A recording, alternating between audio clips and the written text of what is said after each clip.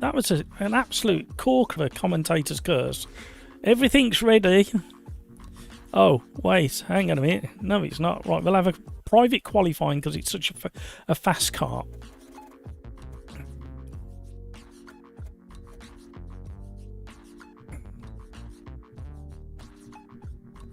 It's alright, I don't know whether you probably won't be able to hear it, but there's a police helicopter been around for probably 35 minutes. It's been floating around.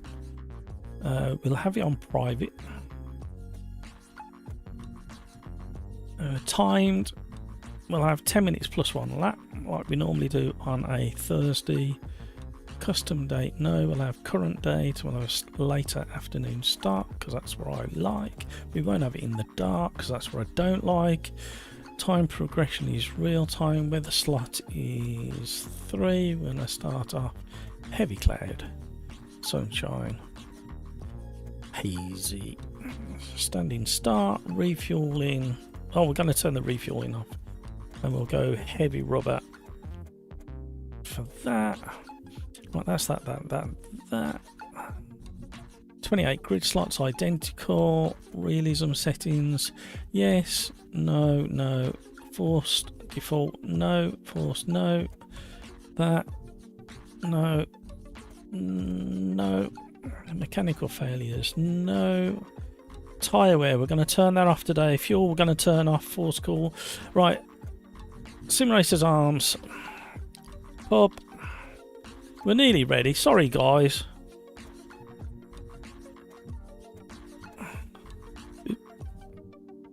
In 3, 2, 1. Here we go. Who's going to be first in with the gold virtual medallion for being first into the lobby? Martin, can we do GTE cars and Adelaide track later? Yeah, remind me a couple of remind me 2 races in because we'll have to set up a new lobby. Peter, how was GB4 GB3 test match? It was very, very pleasant. However, it was Pills has got the virtual gold, Martin's got the virtual silver. Well done, gang. Hamburger's got virtual bronze. That didn't take long, did it? While we're waiting for a few people to jump in, hi Rafa. Are we open to suggestions? Yes, sorry Rafa, I missed your question. GB4 GB3 was really, really pleasant. It was bitterly cold when I got there. I think it was 1 or 2 degrees. Went up to one of my new favourite places to take photos and video.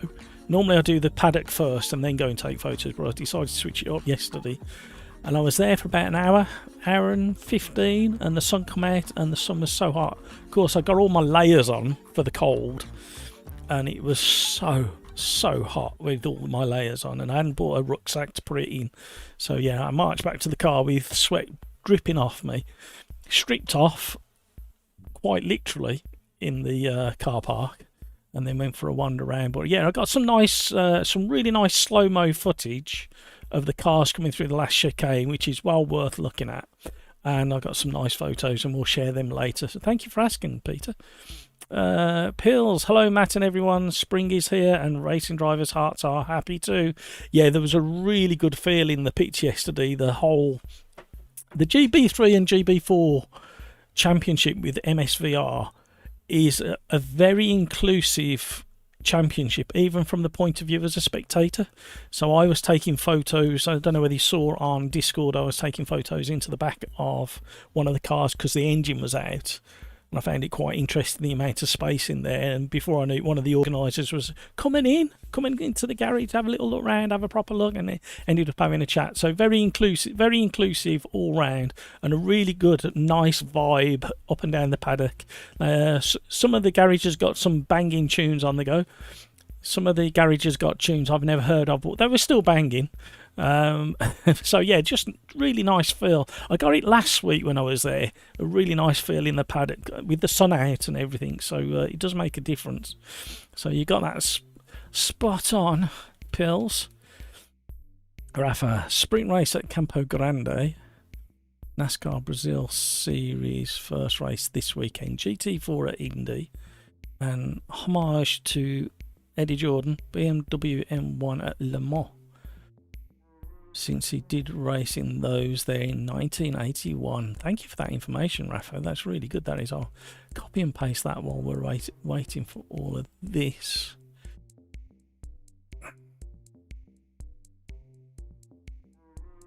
To tick over. I'm hoping we don't have performance issues like we did on Tuesday. I was a bit disappointed by that. Also, Josh Berry, the driver who won last weekend's NASCAR race, is doing a throwback to Jim Clark 1965 Indy 500. He drives for the oldest NASCAR team is the Wood Brother. Oh, you have got some lovely little bits of trivia there. Appreciate that, Rafa. Right, all conversation will be over in the Overdrive voice. If you want to come and have a chat, you're more than welcome to. I'll be over there as soon as I see somebody jump in. It's been very quiet in Overdrive lately. I'm not quite sure whether it's the nice weather. The throwback will be run in the NASCAR Throwback Weekend at Darlington. Peter, it was like that at Alton Park Test. All the teams were very welcoming. Yeah, absolutely. Rafa, Eddie Jordan number for that race was 53. He drove a blue BMW M1. Right, we'll see if we can replicate that a little bit if we can. And was that at, where did you say that was at? Le Mans. Ooh.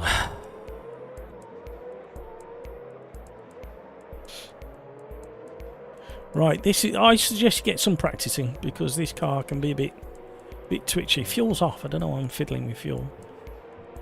Definitely need to reduce that down. Need to open that up because I killed tyres. Famous for it. Suspension I'm not going to mess with. Radiator opening down a bit. Engine braking up a little bit. Done. Save us a test setup. And there we go. Click, click, click, click, and we're done. Right, am I on the right Fanatec profile? I am. Fancy that.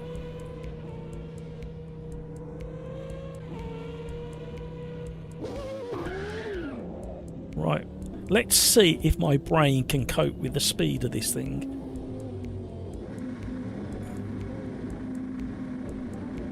I'm sure I upped the speed limit in the pit lane for this. Yeah, very, very sad news this morning. But what fond memories of Eddie. And I know he wasn't everybody's cup of tea. I completely get that. But he played such a great game politically and financially in the Formula One over the years. And of course he could play the drums and guitar as well. Just an absolute character. And that's why I say every paddock around the world, it doesn't matter how big, small the paddock is, what style of racing formula it is, every single paddock around the globe should have one Eddie Jordan. Hi Matt, how you doing? I'm okay. Yeah, I didn't realise how old he was for some reason. I was just as shocked as when I saw his age as hearing that he passed away. I thought he was late 60s for some reason. I thought he was really young when he was in Formula One properly sort of thing as a team manager. But he obviously hid his age well.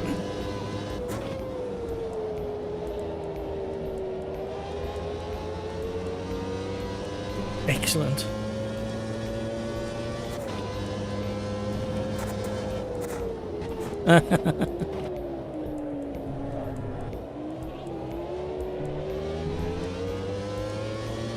Yeah.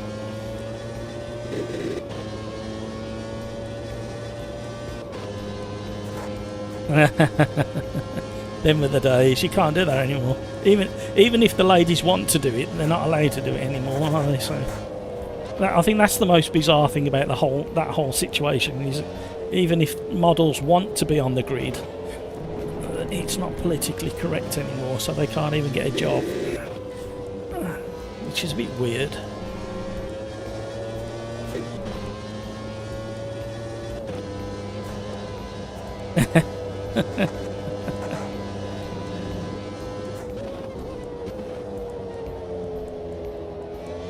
Yeah.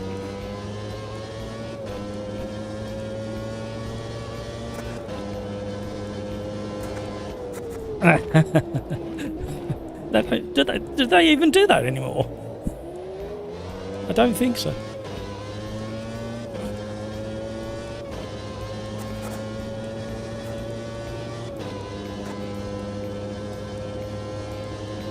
Yeah.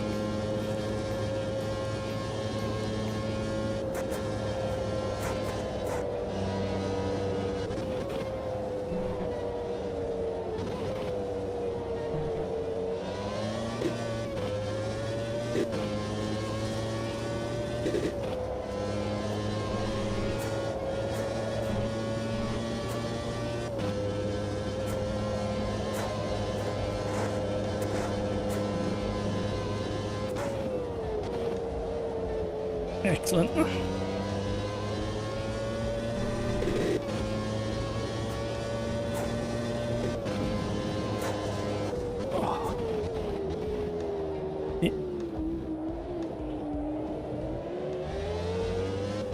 How am I what? Sorry. Apart from desperately needing a bit of TLC and a bit of a dust, they're doing really, really well.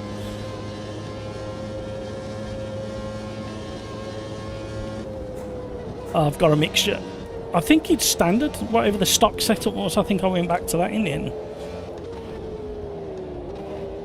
Oh no, stock is the elastomizers, isn't it? Yeah. I did go to spring elastomer mix, but then I went back to the stock setup. I just preferred the amount of travel and the weight of it. Yeah.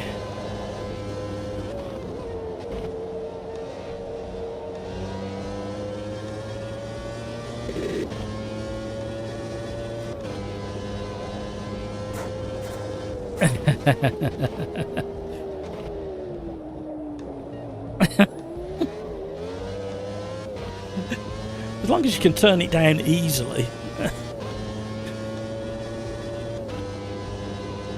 Plus, I think an active pedal might use less energy than a motion rig.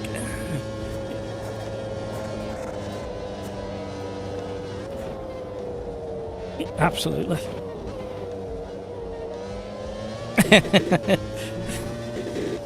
We are. You gotta enjoy it while you can.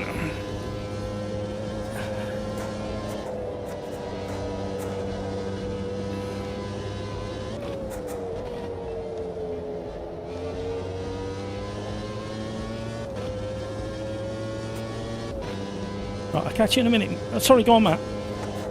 They work really well, don't they? Me and Darren were chatting about it last night, the next championship on a Friday, and we're thinking of doing this car and following the original 1992 calendar as close as we can, but then throw in a couple of joker tracks, and this is one of the options. So just as a fun factor, see how the cars behave around tracks you wouldn't expect.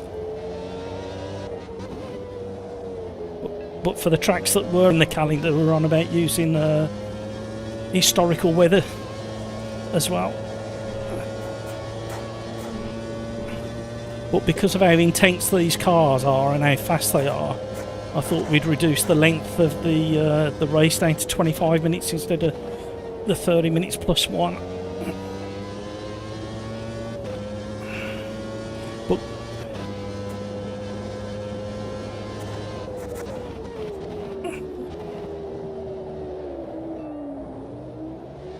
okay, right, catch you in a bit, Matt.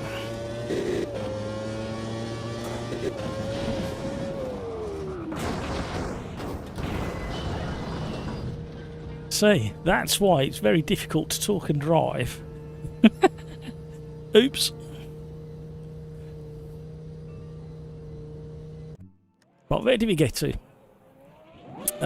Peter, all the drivers loved Eddie. He would negotiate the best contracts with teams, and if I had issues, I know. That's what I mean. He was a disruptor, wasn't he, of his time. Joseph, hello. How are you?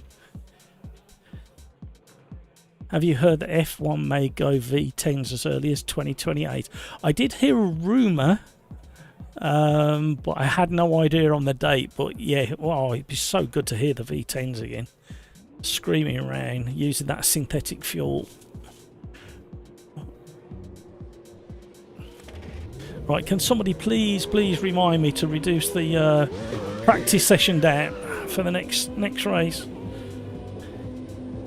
You just yeah, did I didn't get a chance to undo the belt and wriggle out though, did I? Has anybody heard anything of what's happening in China for the Formula One today yet? Because the last thing I heard was one of the Formula One photographers, an Australian guy, I forget his name, I can never remember. He's like an official photographer for Formula One. He reported, I think it was yesterday morning, that a few of the teams were missing cars, and they were either still stuck in Australia or they were stuck in China somewhere. And normally the teams have got their hands on the cars on a Tuesday before a race, just starting to build them and have them built for Thursday. Now, if they hadn't got the cars yesterday, they are way behind. Earth Explorer, is this Brazilian League cars? No, this is 1990s Formula One cars.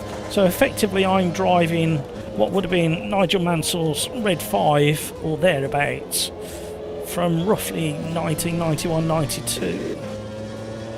And this is Mosport, the Canadian track. I thought we'd give it an unexpected track, a whiz in the Formula One cars.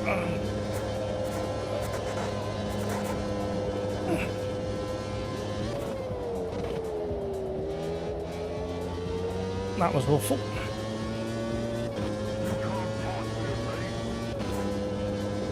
Eddie Jordan flavoured car livery that was pulling across the track in front of us. I should have took that one myself, shouldn't I?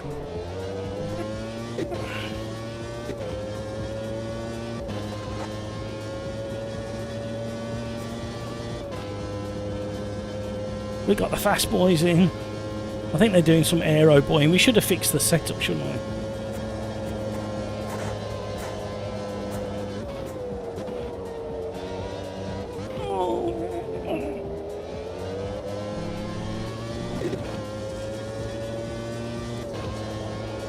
Maximum effort.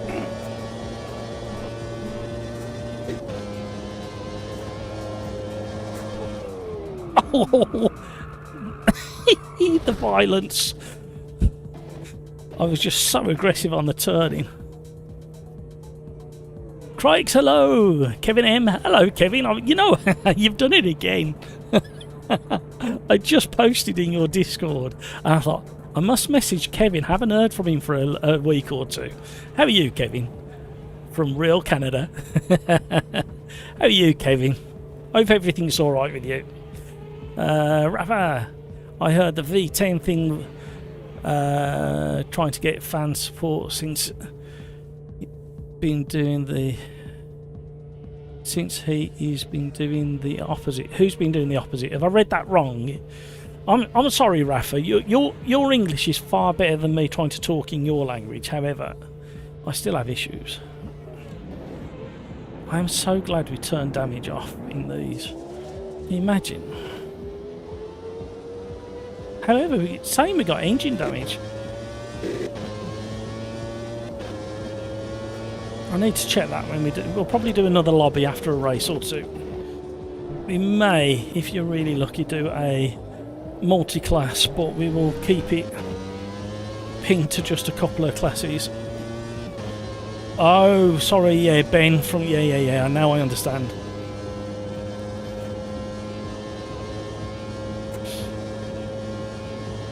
I must say that little rubber aerial in front of my eyes is really distracting.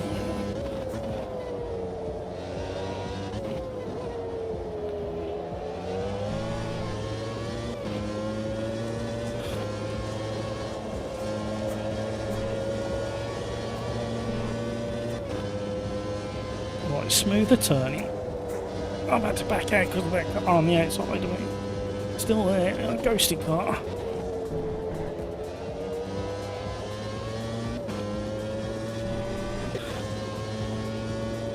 We were up a little bit until the correction mid-corner. This is really tricky through this section.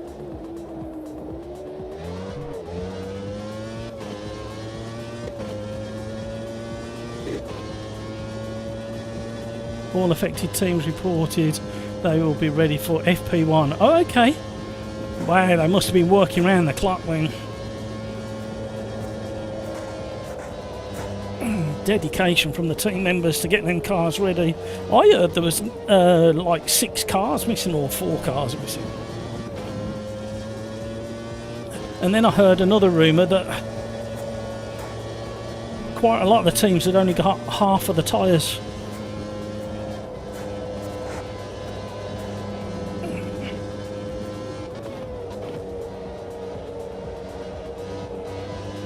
Come on, keep it rolling.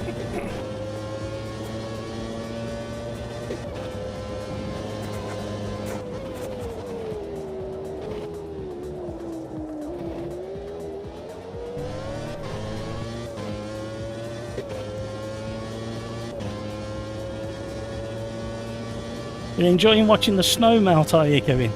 Yesterday I was at Donington for the GB3, GB4, which is effectively a smaller version of the F3, F4 series. Oh. It was 1 or 2 degrees when I got to Donington, and within about an hour and a half I was sweating buckets, and I think we got up to the lofty heights of 14 Celsius when I left in the afternoon. And today here we hit 20 degrees Celsius today in the centre of the UK. Right, we have got time in us. However,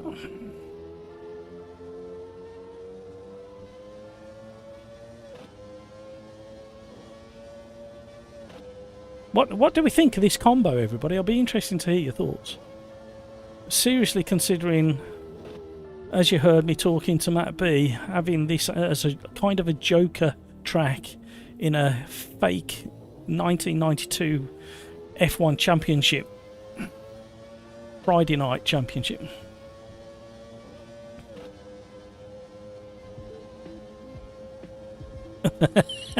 Peter, I was going to comment on the China situation, but won't, because it it will get you into trouble.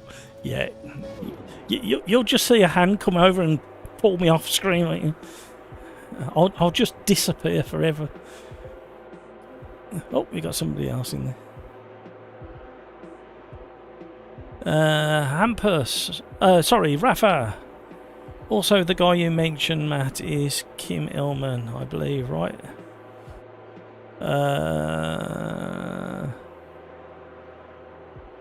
Right, oh, qualifying. I need to concentrate. I'll answer that in a minute, Rafa. Hampus. I just lowered top gear now. Also going to try one more click rear wing. Currently snaps here and there. You should run the open wheels more often, but maybe the slower ones like F3s are better. Wow, funny you should say that. F3s were on the menu at the end of Tuesday's live stream, and they're on the menu today as well. And there's a reason for that. The reason for going with this car and track combo is twofold. One, we normally have slightly lower numbers at the start of a live stream, race 1. And also we are considering doing a Friday championship using this car and following the 1992 championship year as close as we can, but maybe throw 2 tracks in that you wouldn't expect, because don't really want to do Monaco. And there was another track we're prepared to sacrifice. But we're going to do probably a 10 rounder, but only 3 of the rounds count towards the championship, so you can afford to miss a week here or a week there. Yeah, Average Mike, hello, how are you, Average Mike?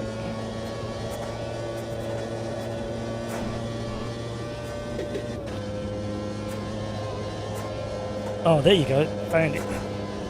You know when I crashed on the previous lap?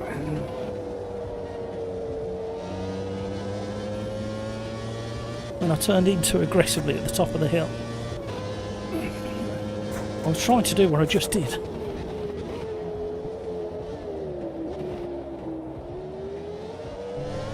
Lost loads of time through understeer.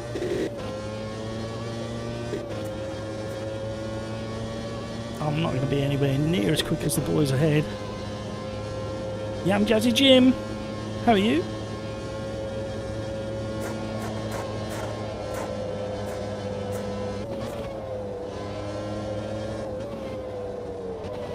Oh, understeer galore.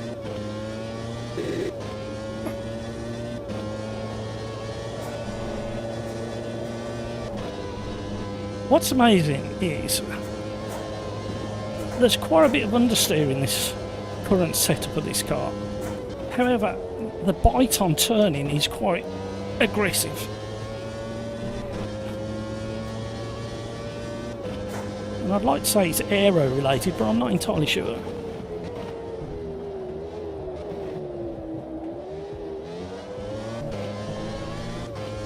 Tank slapper. All the old open wheelers, oh my word. All the old open wheelers in this game are great for quick lobbies. Yeah, I'm going to be very controversial. Well, I don't think it's that controversial anymore. I think AMS2 does the best Formula cars of pretty much any other game, especially like classic or vintage Formula 1.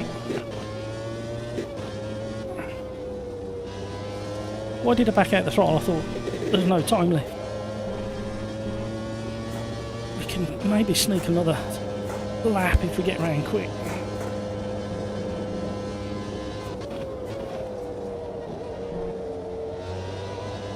No, I haven't got confidence through that one. So we've got Matt B over in Overdrive Discord chat. I can't even reach and press a button at the moment. I'm so busy with this car.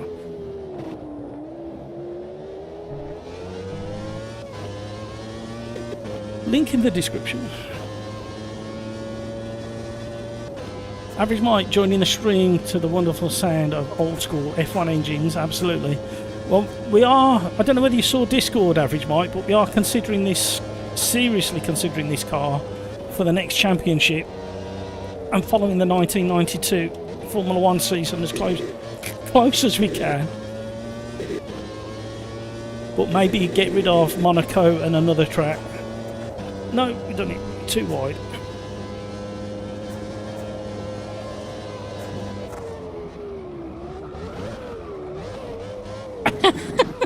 Well, I didn't hit the wall. I'm still crashing. Still didn't hit the wall. There we go. That's how you survive. I don't even know how fast we were going over that, bro. Pretty quick, I think. Tyres are a bit toasty. First race, Montreal in 78.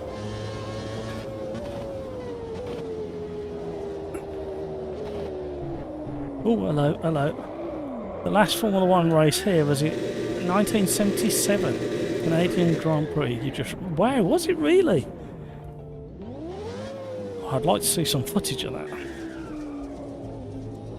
I'll have to go digging around YouTube later. Peter. VRC and RSS do excellent vintage F1 cars for AC. Yeah, they do. But as an overall experience, just jump in. I want to do a 1978 Canadian Grand Prix.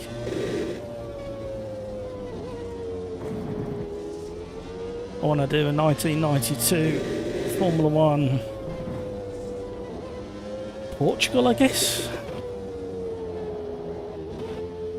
And the handling on these is spot on. Crikes, I think before get rid of Monaco, we should try it. No. Kevin A. Mike, 67 Montreal after for Expo, so it was mixed. Okay, cool. I usually crash after about 10 laps in these cars, so easily to do.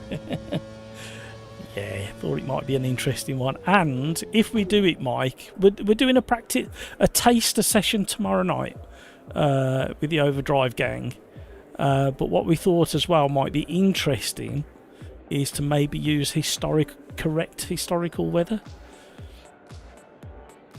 for the tracks that appeared on that calendar. Right. Fuel should be off. Tyre wear should be off. So it's more a case of managing your tyre temps than anything else. There's one, maybe two places available in the lobby ready for the next race. I'm not quite sure where we're going yet. We may drop down to F3s and then jump into Rafa's suggestions. We might do that.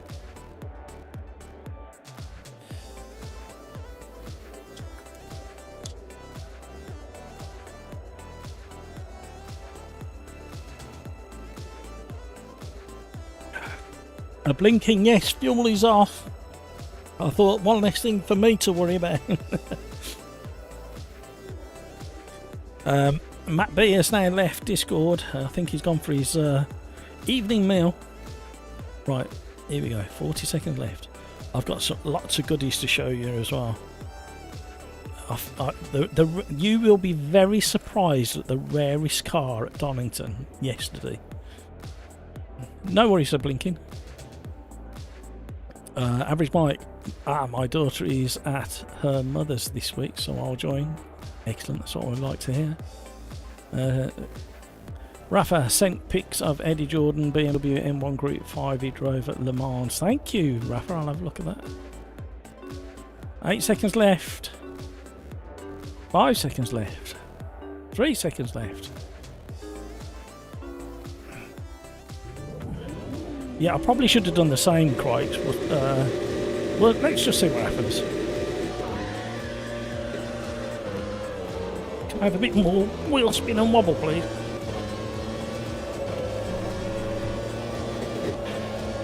Trying to leave space for the Jordan on the outside of us.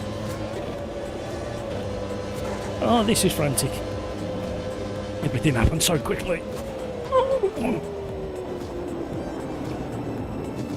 That lockup cost me a trip to the grass.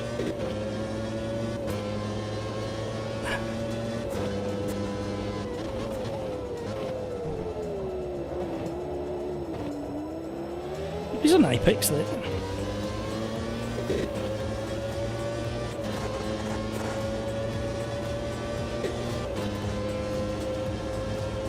The slipstream's working.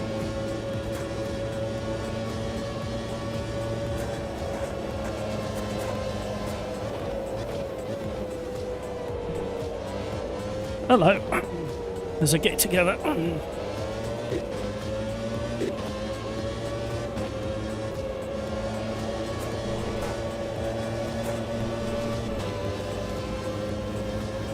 I still don't know how they do it in real life. They race so close together.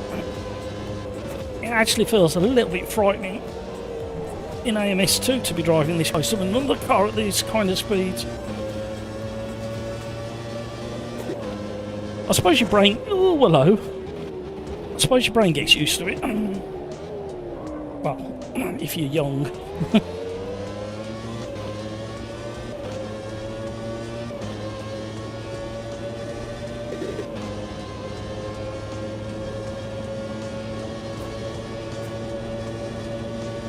Oh, the buffeting. Oh, another car upside down.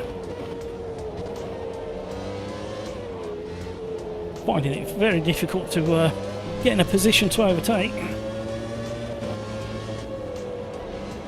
That's back out of that one.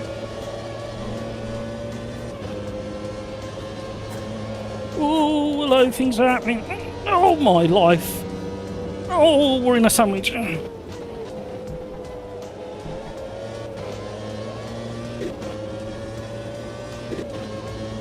Seat coolers on.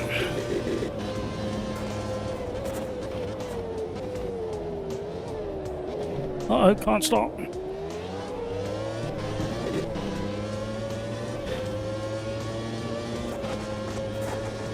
Sparking.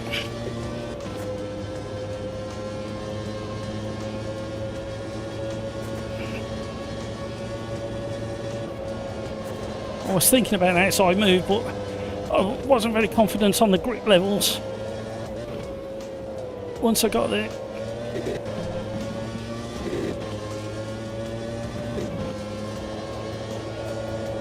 I am concentrating so hard. I need to relax a little bit. I can feel the tension in my shoulder. Wow, we had a massive wobble on the way in. The back tyres must be getting a little bit. No, they should be alright at that temperature. I thought the tyres were heating up.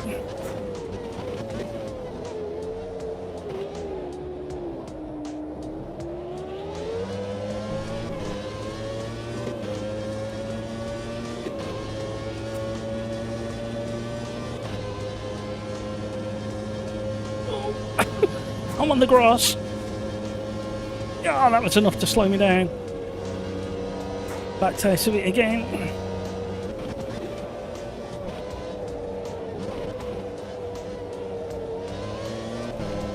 Oh, mega understeer through there.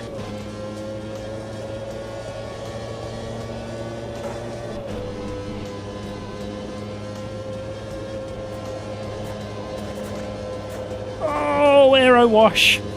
Into massive understeer. I just cut across the back of him.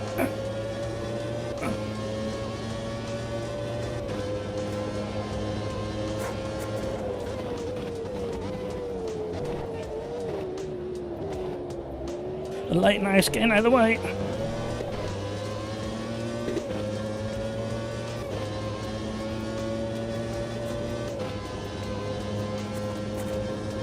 Every time you get close to the back of the car, you think you're in with a chance, and then something happens like the aero wash, or you make a tiny mistake.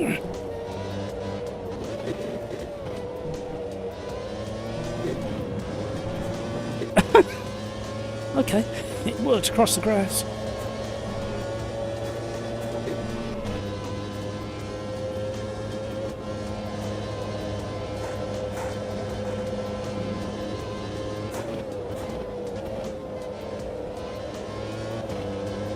Oh, mid-corner correction there.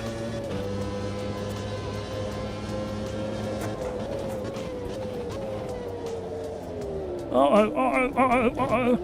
Four-wheel drift. Nostalgia went really wobbly and wide. And then I got into that four-wheel slither on the entrance to that final section of the double right-hander.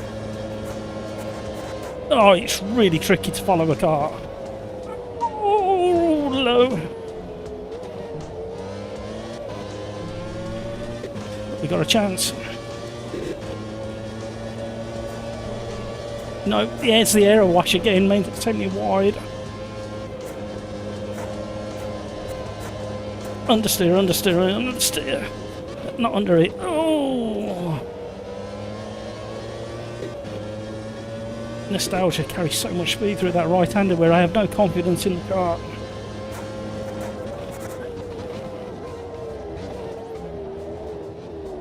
Oh! Oh, now we got it. Apart from the misgear. He knows it.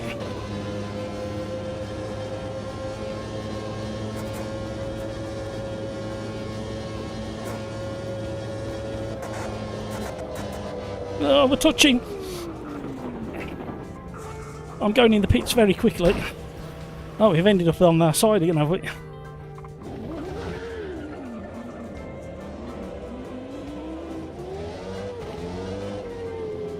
Oh, it was a lot of fun up until that point.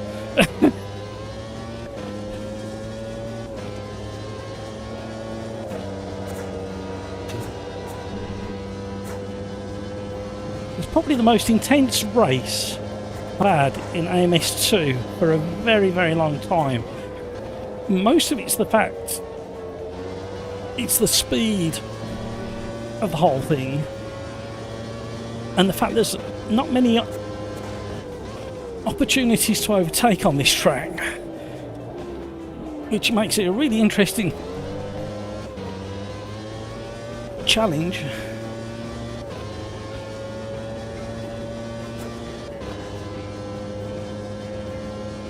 Skeets, this is pure madness. Look at me, this is frantic. Yeah, but even now, you got to have a bit of frantic action.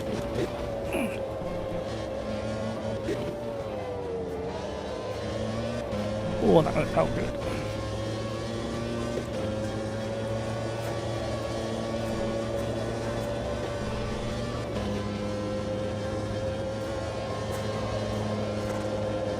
Uh-oh.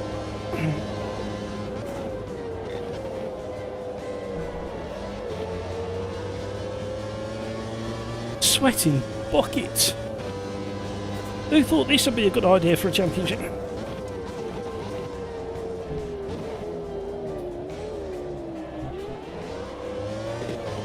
Should have been in second. Should have, would have, could have. Finally started to get it on my Moser. GT3 is much easier to drive with the round wheel versus LMDH. Yeah. Right. 50 seconds plus 1 lap. So this lap and another one. Oh no, stop, please stop.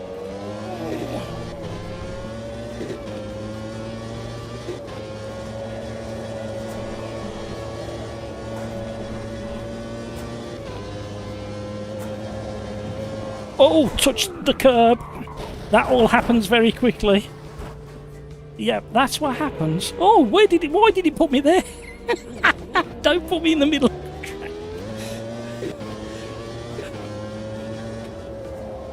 I'm sorry, everybody, for the shock of a car landing in the middle of the track.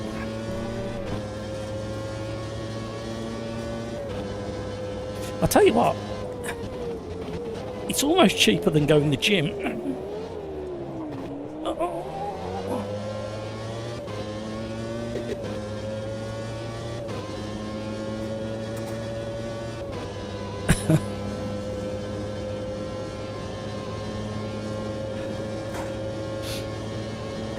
I think as well, Average Mike, I think it's practice. If I had more confidence through a couple of these corners, I'd probably be prepared to stick it down the inside or outside. So I think with practice, I think I'll probably attempt a bit more.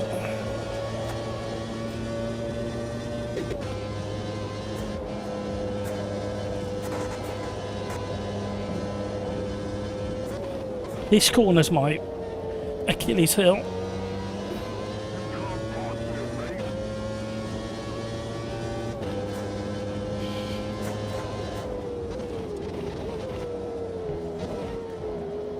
I'm fascinated to watch the Formula One cars going around here back in the day now, because it would have been at the era of the turbo era, I think, from what Kevin was saying.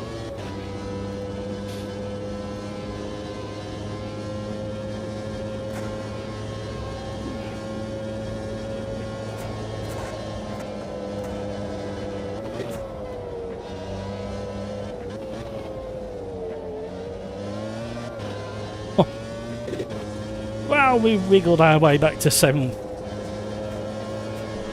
Oh, everything's happening very fast.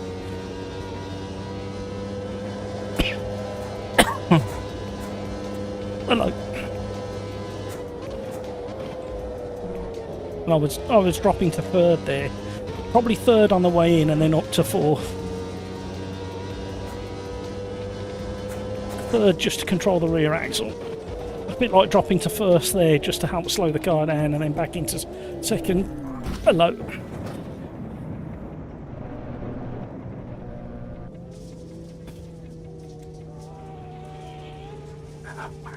Okay.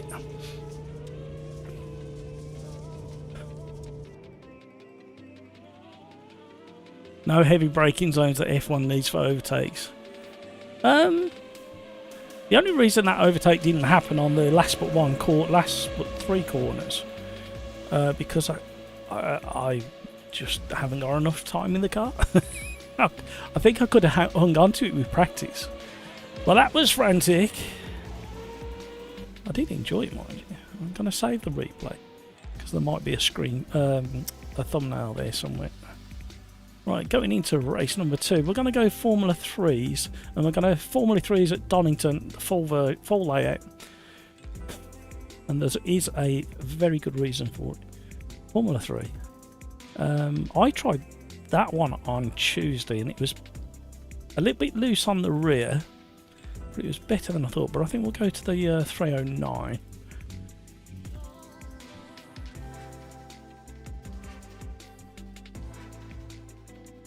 Skeets, average Mike. This exact track was part of F1 throughout a period of the 60s.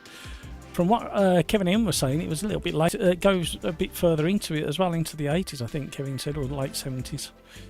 Average Mike, hey Joseph, Skeets, I mean F1 had that mean banking at Monza one time too, yeah. Average Mike, racing in 60s it was different from the 80s and 90s, certainly was. Average Mike, yes, but much less safe, but in some cases just as fast or faster. On the straights they were sometimes quicker than the modern stuff. Crikes, that didn't go well. What happened, Crikes? Come and tell me. Tell me what happened. What did the naughty car do to you, Crikes? Skeets, this is the fastest I've ever seen AMS2. Yeah. Well, this is it. It's really comfortably running at 120 frames per second, and you saw how fast everything was happening. Oh, thank you very much for the reminder on the practice. Thank you, Martin.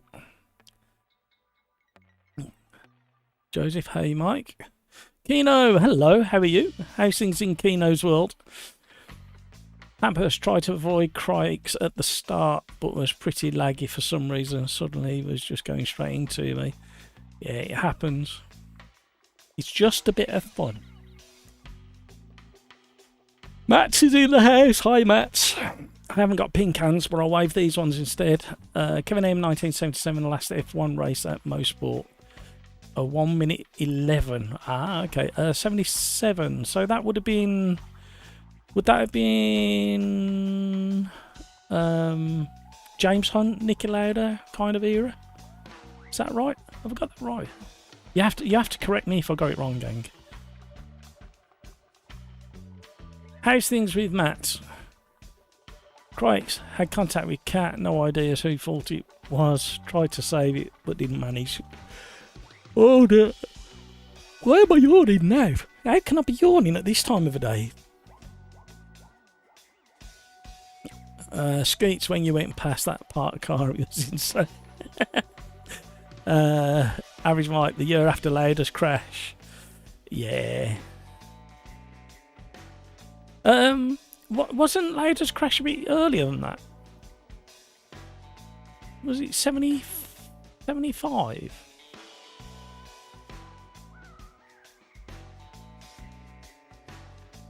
Jody Scheckter won it. Ah, okay. So it was 77 was the start of the turbo era, weren't it? I can't remember. Somebody help me. Or was it 78? Hampus, I need to make better starts. Yeah, I've always made a habit of practicing starts. If you watch that one back, I made an awful start. I didn't practice that one, but I do try and make it a habit. Can you believe F1 used to do the green hell? I know. Lauda crash 76. Oh, okay. I remember being very little and very upset. Joseph, Ronnie Peterson era, you mean? No. I know what I mean. Average Mike, Lotus 79. Oh, come on. I have no clue why I'm yawning, and it's what, 26 minutes past 5 here in the UK. I just need to go and have a nap in the afternoon. What the?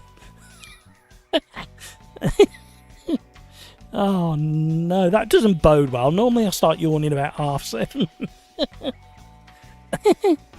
Oh dear. Oh, I've got the giggles now. I was a kid, but Fanjo, Stewart, and Foy are names I remember. Absolutely. Fanjo, Stuart as well. Hampus, well, I guess when on pole it's more fun having to battle instead of just driving away, but it usually ends with me being taken out, even when being very aware and cautious. Yeah, sometimes, I mean, how often do we do these, the Formula 1 on the stream? Keno, Eddie Jordan passed away, R.I.P. Irish legend of the... Not just... I know he's Irish, but not just an Irish legend of the sport, Keno.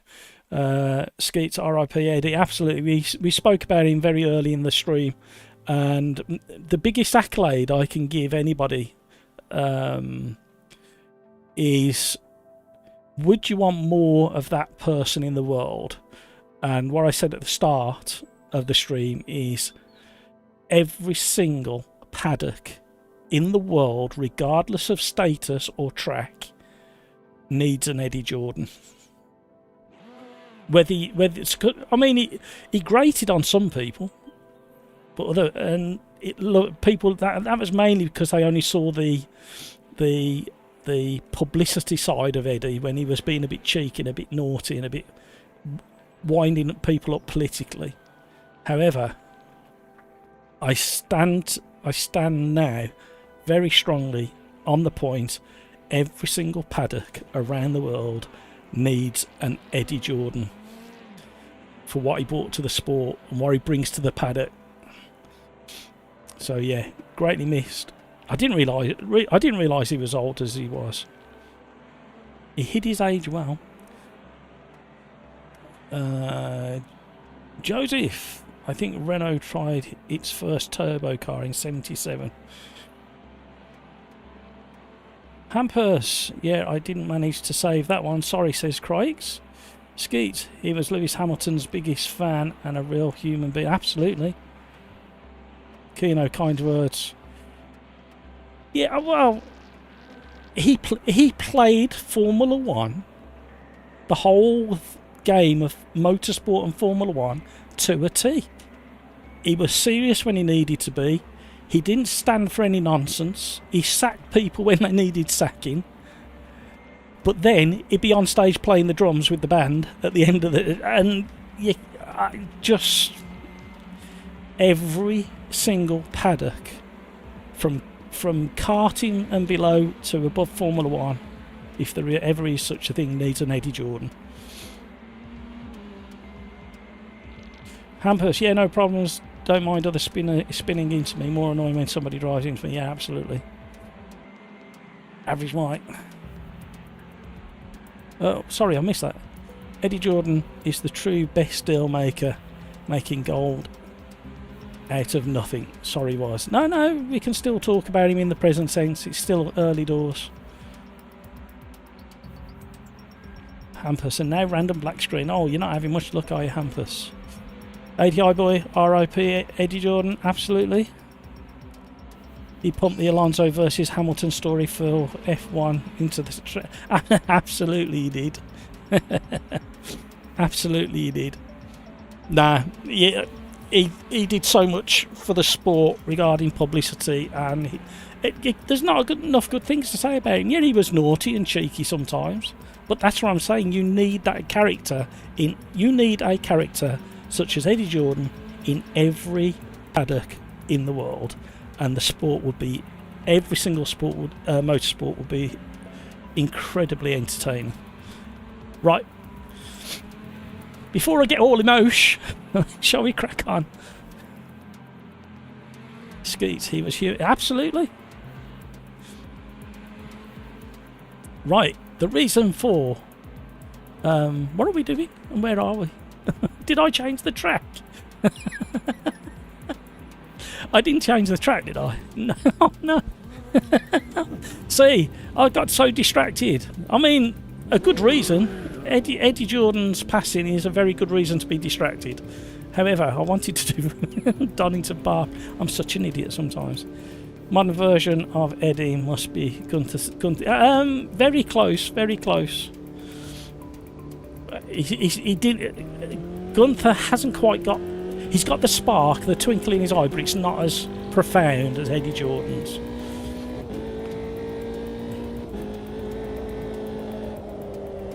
I don't want to do this. I wanted to do Donington Park. I'm tempted to abandon this and set up a new lobby. That'll upset loads of people, won't it? How many's in there? Oh no, we've got a full grid. Right, what we'll do is we'll do this one. We'll stick with this one, even though I've just put it in the wall. And then we'll do a new lobby after this one. And we'll do the other F3. And then we'll go into the reason why. And then we'll drop into Rafa's suggestions. Right, these just don't feel quite right. When you come from the Formula 1 into the Formula 3s, you suddenly realise that these aren't quite... They're not quite right on the rear axle.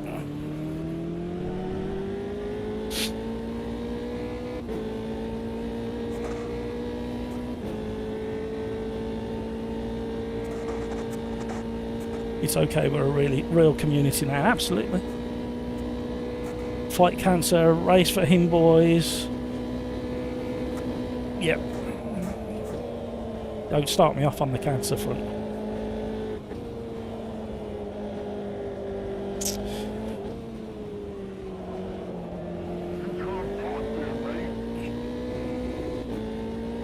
Abandon. Yeah, I want to... Oh, I'm sorry, gang. My brain's not into this because I was wanting to do... Oh. How are we going to let everybody know? Because not everybody's on this... You know this lobby tab that I said from the very start of 1.6 should be over here, so everybody sees it.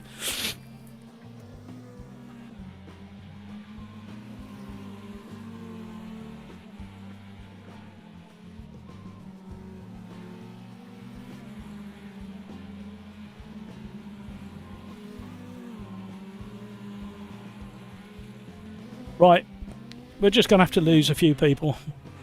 If everybody starts leaving, maybe they'll get the gist. Sorry, gang. I'm abandoning that one.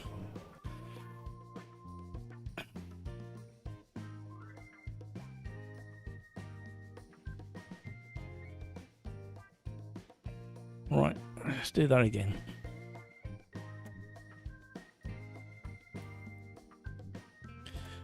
What an idiot. Donington Park, GP. Everything else can stay the same apart from we seem to have some mechanical failures.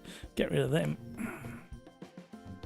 Don't want any of that nonsense. Change this to at Sim Racers Arms Hub 2.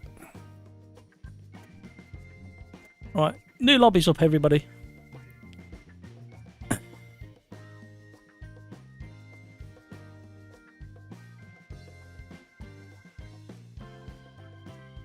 Abandon. Skeets. AMS2 really needs private online championship. There are enough tracks we could do a dedicated season. We do run... not through the Sim Racers Arms, but through Overdrive. We run a Friday championship, and that's private and passworded. We have anywhere between, on a regular basis, anywhere between 7 and 12 people.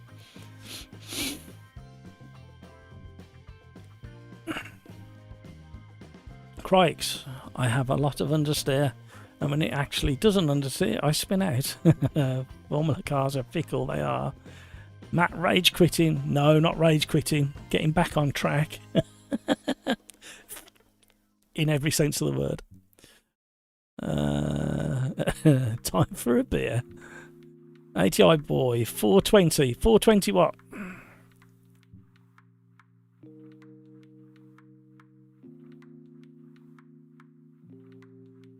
Oh, man. Had the biggest bumblebee in here today. About 20 minutes before the live stream, and he went down there. He's hovering around behind the pedal set at the back of the rig there, and then started floating around. So I had to kind of get a big box and just ease him towards the door. He got the gist of it in the end, but the great big fat thing he was floating around. Right, the reason for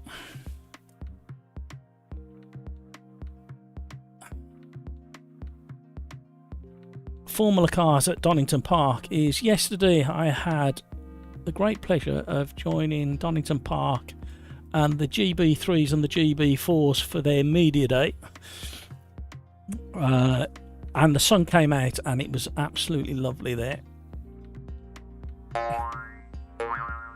And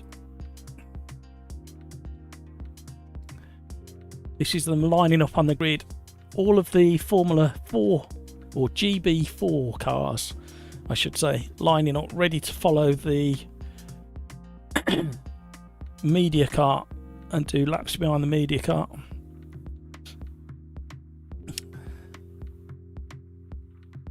And I tell you what, I'm not sure which one of these, I'll have to look back at the photos, but one of these drivers was coming through the final chicane at Donington, inch perfect on the curbs on the exit, lap after lap after lap. I was really impressed. I don't know which one it was, but I was like, wow, he's done it again. Okay, he's done it again. Oh, and it literally the outside of his back tyre there was level with the very edge of the curb. So very impressive driving by that youngster, because these are really young in the GB4s. The Fox Motorsport coming through, a nice panning shot there. That's the dead centre of the chicane, that is.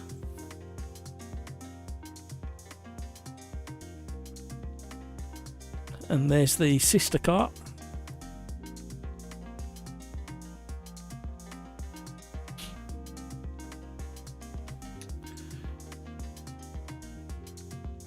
That was quite a striking looking car, that one, but I think it's an older livery if I remember, but there is a bit of a maple leaf on the back there for our Canadian viewers. I have got a photo, I don't know whether did I not have it on there? Whereas they're coming through the chicane, the dip in the middle of the chicane means that as they come off the first curb, as they enter the chicane, the front left wheel comes off the ground. Somebody getting a little bit hot, missed the braking point all the way through into the chicane. Oh, there you go. There's one wheel off the ground. That's come out quite good. You can see the carbon fibre there. There was a few incidents yesterday as well.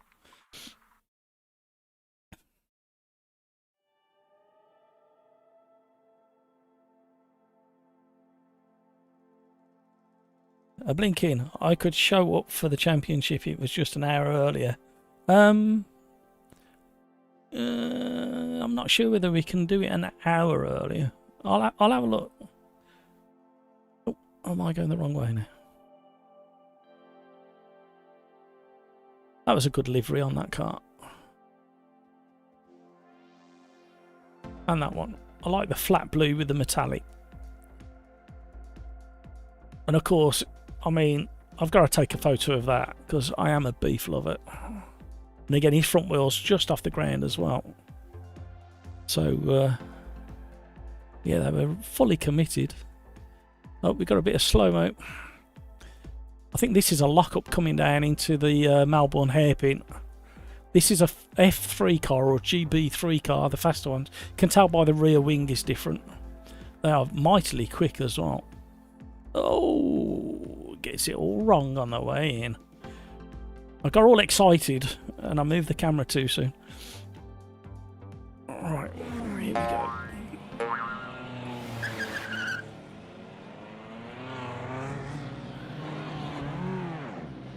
.420 is code word for the Halfig's herb from... Oh, okay. Average like illegal where I live. Didn't like it when I tried it 20 years ago. Wouldn't mind a beer though.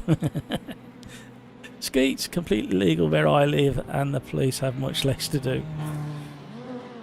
Peter, no stress, Matt. We're here for the cock-ups and mishaps. If it ran smooth and professional, it wouldn't be the Sim Racers.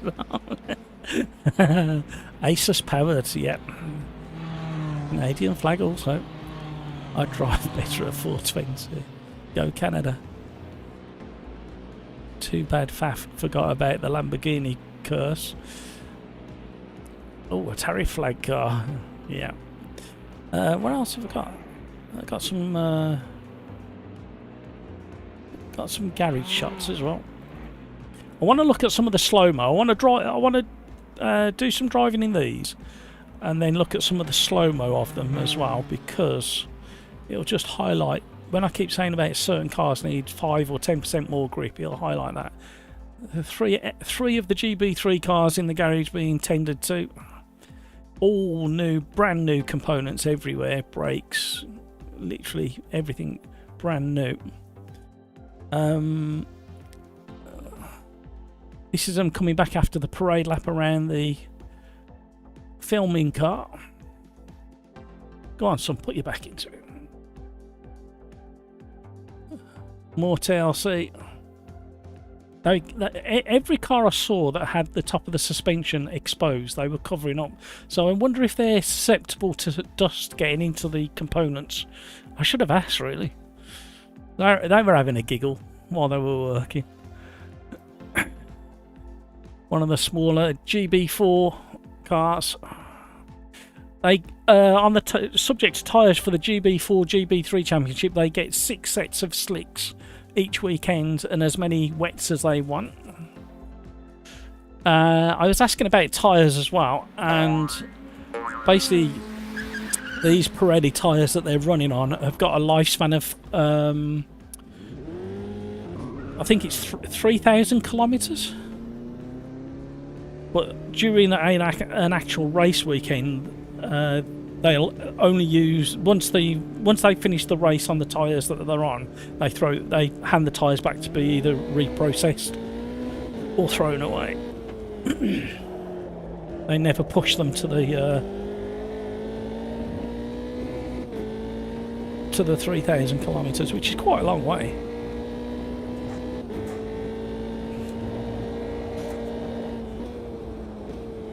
Right. Even though we're on cold tyres, we should warm up really, but even though we're on cold tyres,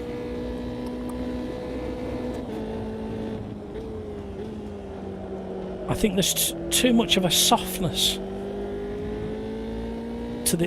from the car. These should be quite kind of in your face regarding feedback. Hello.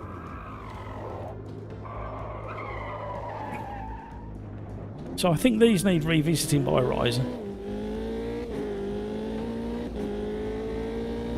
Happened to Iron Dames last year. So through here there's a dip just there. Hello. And none of them did that.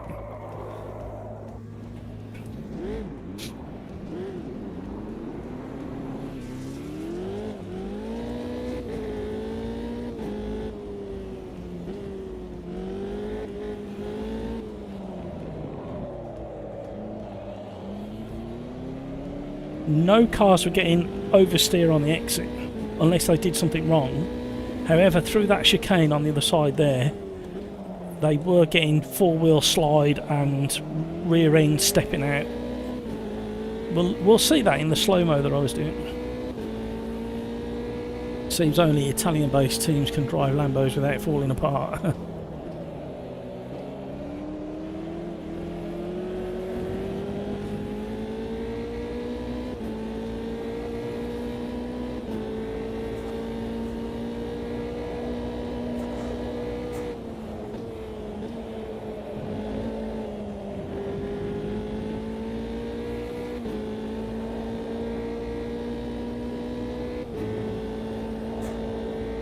There's a couple of cars that went off and caused a bit of damage to bodywork and underfloor planking. And the planking on these cars is nothing special, it's just a bit of sheet ply. It's not that thick either. I was looking at one that had been taken off a car that got damage. And interestingly, there's no, on the one I saw, there was no marking in the centre of the plank. It was all on the edges of the plank, which I was really fascinated by. They do look at me, some of the mechanics and pit crew look at me a bit funny because I look at pieces for quite a just standing there studying a piece deep in thought, and you see them walk past looking at you, you say, what are you doing? Snetterton GP is the track for these double hairpins.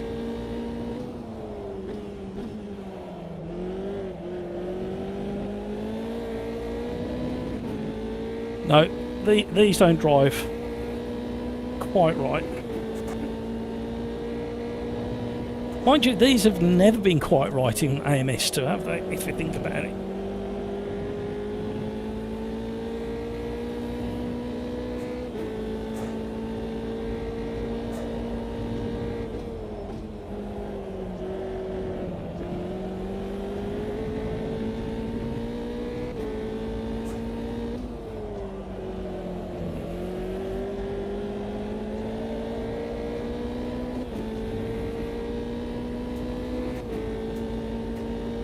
Let's see what we can do through the chicane.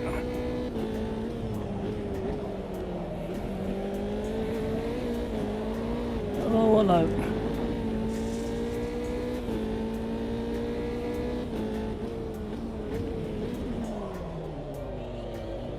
No, I don't do that either. It's like a pendulum effect on the rear end that you understand a little bit from the placement of the engine, but in all fairness, I think the weight distribution's far better than these kind of portray.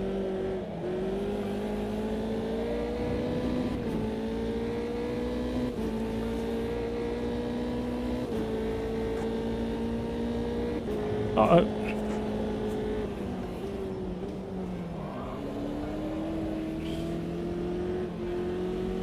Trying to get out of the way. Woof woof, Necro's in the house. Hello Necro dogs, how are you? Hope everybody's doing well. We are, thank you very much for joining and saying hi. Don't forget to smash that like button.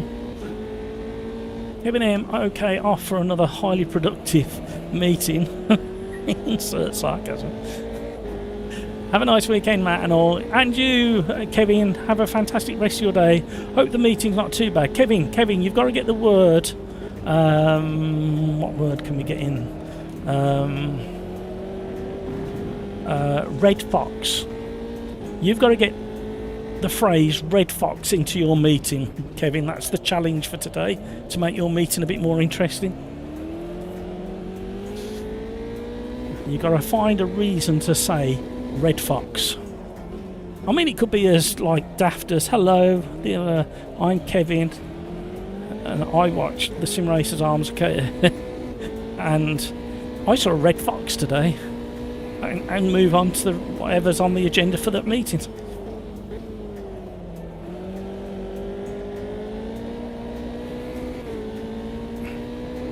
Don't shut the door on me when I'm clearly going to come past you.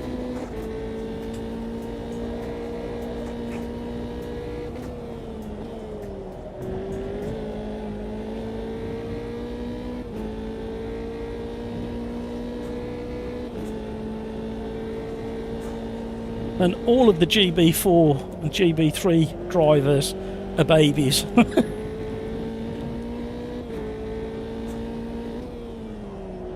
It must be, I was thinking about it, because the one lad got out of the car, stood up, and he was so tall. And I was thinking to myself, well, you can't be much more than 15 years old. Can you imagine if you've just been suited and booted for your first year in GB4, and over the winter you've grown a foot and you've got to be rebooted and suited? No, they don't drive like that.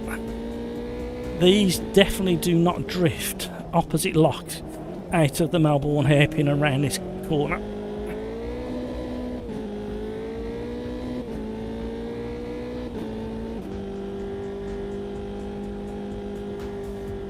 Red Fox on it. Well done, Kevin. Average Mike, who let the dogs out? Hello. Always leaving a like. Thank you very much. Your streams make me smile every time. I'm sorry. Is that grimace or smile?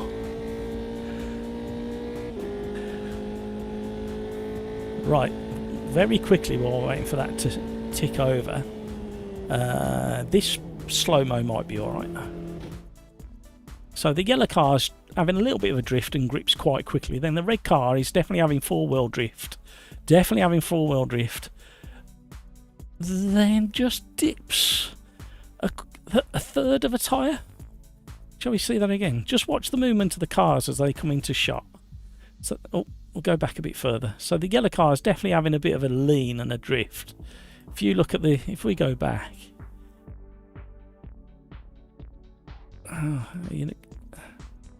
see how much the tyre wall is pulling. And then it goes into drift. Then the red car comes in full four-wheel slide. Then the tyre starts shaking over the... But look at the camber on the inside rear wheel. Extreme camber. Because it's being dragged by the inside edge. He rescued it pretty well. So they do move around, but not the way these are moving around. It's another reason why I wanted to get to a lot of track days this year. I want to gather a lot more evidence regarding slow motion.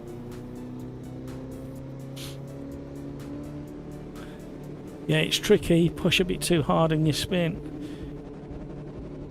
There's probably a bit of a setup to be had as well, if the truth be known.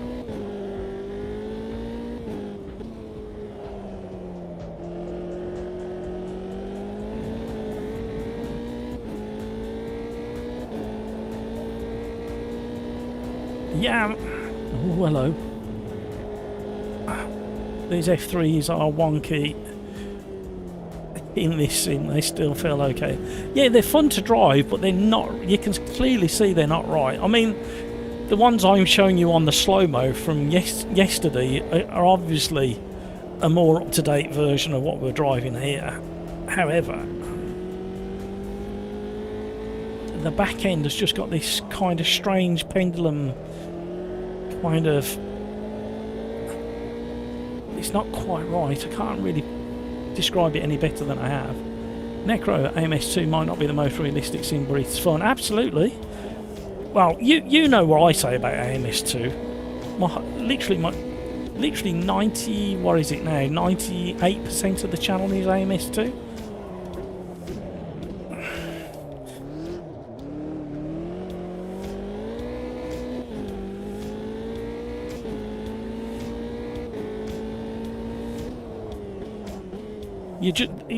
The only reason I'm highlighting these things now is because we're at a stage of development with AMS2 where they could be really fine-tuning some of these things. And I know they have been in other areas, but there's certain cars that I think you'd admit, if we had a really good Formula 3 car in AMS2, it would make a big difference. And like I say, this isn't bad, it just does these funny little things that you think, well, that doesn't feel quite right. And again, it comes down to expectations, doesn't it, I think? But that's why I like to see real footage and slow motion footage, so you can just appreciate what's going on in real life.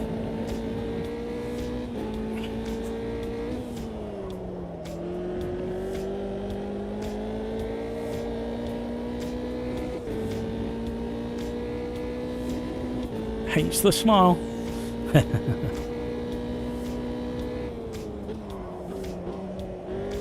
Oh.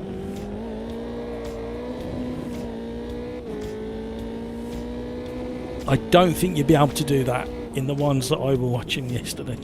I don't think you could hold a slide and keep it going.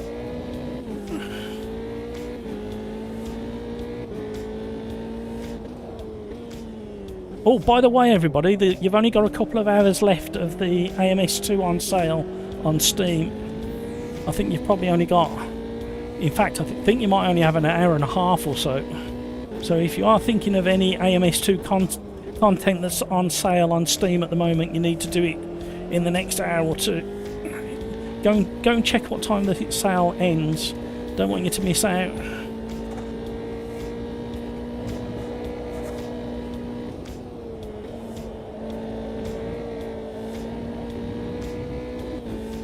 too much hesitation on throttle on the exit of the old hairpin.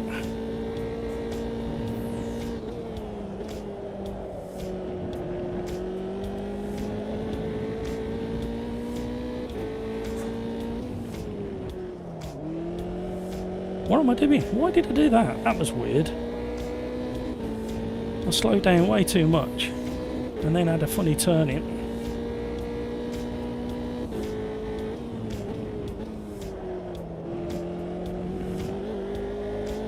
Right, that weren't bad. That was quite realistic through there then. And the line was quite realistic as well. It's tricky to find.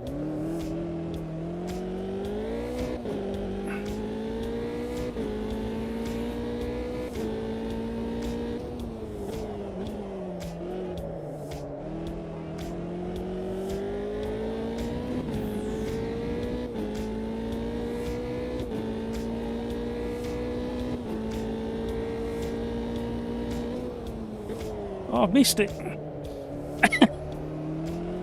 I mean, we saved it, but completely missed the turning. I don't know what my brain was doing. It was on a lag.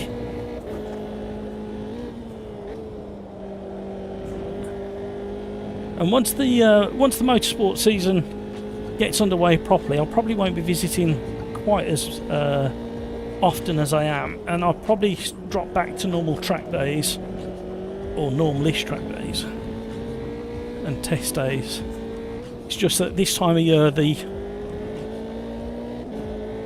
testing ramps up just before the start of the season. The GB3 GB4 Championship run by MSVR starts in about 2 weeks' time for the first round. As we throw that one away. Not many crash there. So, looking ahead, the building on the right in front of us is the Donington headquarters, and the building on the left is the Radical headquarters, and the building on the left before Radical moved in used to be the Formula E headquarters. But strangely, Formula E very rarely use Donington as a test track. Don't you find that strange? They got a full track literally in the back garden, and they never used it, or hardly ever used it, as a test facility.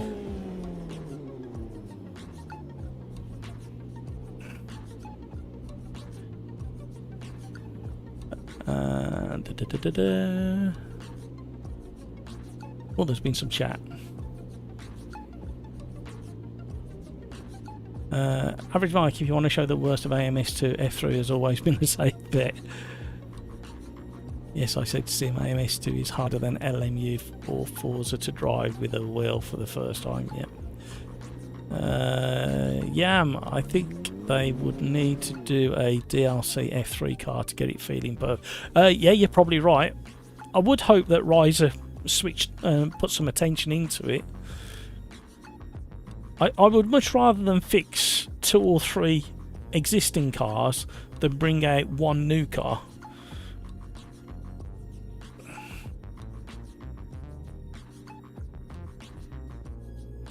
One of the best cars in AMS2, funnily enough, is the Chevy Cruze. Yeah, especially now since the update. The grip levels are fantastic in the stock cars now. Average Mike, every update Riser done I have seen Gamer Muscle pick these and say they haven't improved. Don't start me off, Average Mike. Don't start me off. Right, here we go. Right in the danger zone, 8th place. Skeets, there are lots of racing games on sale right now. NFS Most Wanted is $3, excellent. Average Mike, are the STTs on sale? I don't think they are. I might be wrong. At the moment they're still free, Average Mike, as far as I'm aware. Skeets ACC is also priced aggressively. If you like a racing game, getting the season pass makes sense. Yep. What does that mean, Matt? Are you an actual driver Not anymore. Not anymore. I'm too old, too fat, and too broken. It might be too big for Formula E. Well, when how many years ago? Probably 4 years ago. It was their headquarters, and 3 or 4 years ago, wasn't that the period when they were having to use 2 cars per driver per race because the batteries didn't go far enough? So you're probably right. Are you a marshal? No, I very nearly did become a marshal, but then realised I wouldn't be able to take photos or video. And that'd be my problem. I'd want to take photos and video, and I don't think my brain could cope with just sitting in one spot for the whole day. I'd have to have a fairly active role where I'm involved. So it'd have to be like in the pit lane or in, like, I don't know, on a recovery or something like that.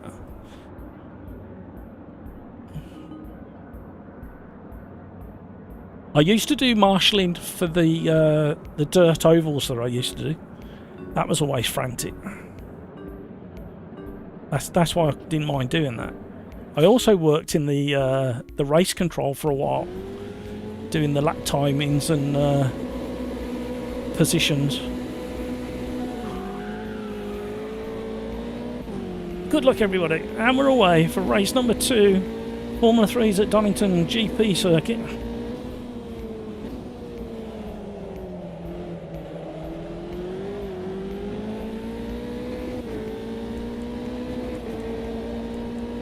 Somebody's on a controller to the right of me.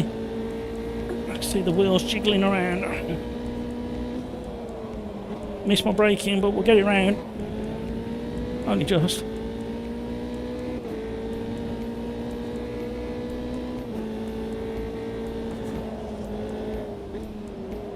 Kim Hillman, that's the guy I was thinking about. I do watch him every now and again on the old tube. He has a good insight. He seems a very jolly chap as well. He was the one who I saw on the video I saw yesterday about the missing Formula 1 cars. Well, it's more a case, Mike, that you know when you have an idea of how you think something should be, a bit like these going through the chicane there, and then you're just not quite sure that you've got it right, that your criticism is correct. So then I'm the kind of person who goes out and gets evidence to support why I think something isn't quite right or is right. And they definitely don't do that behaviour around the last corner. It's very difficult to get video from slow-mo video of the final corner, regardless of whether it's the national or the GP track. Oh, we've got that Craigs behind us again.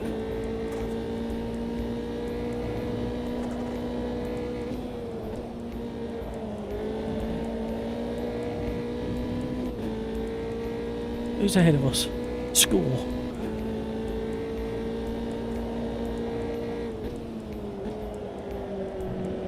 Oh my word, the understeer then. Go on, Craigs, you've got it.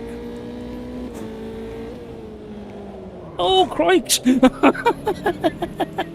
Oh, Craigs!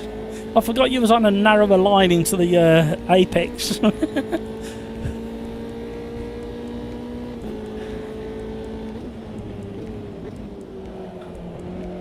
Oh. Yep, it's bumpy through there.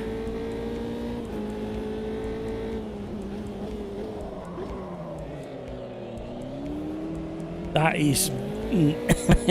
yeah, this car's broken on the rear axle. Yeah, if you're going to show somebody what AMS2's like, don't let them drive this one.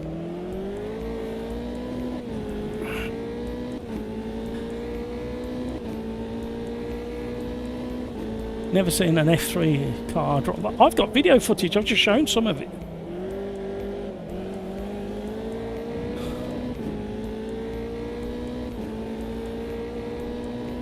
You can still tell they're way off. Yeah, absolutely.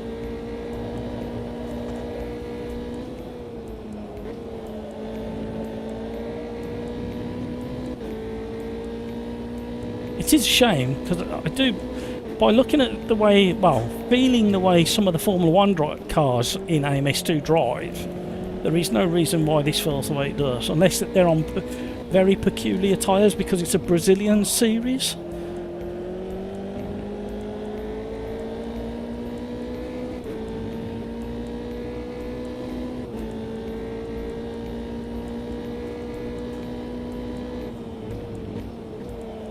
Oh,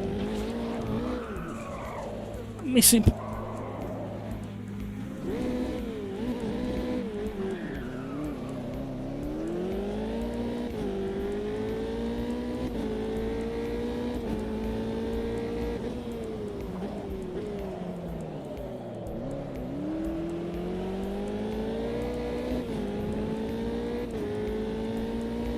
Before, you seriously average, Mike? You never watched any Formula 3 before?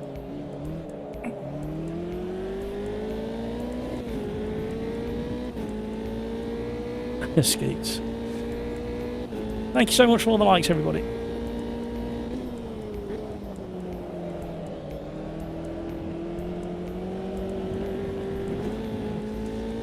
See, the puff of dirt's really sticking.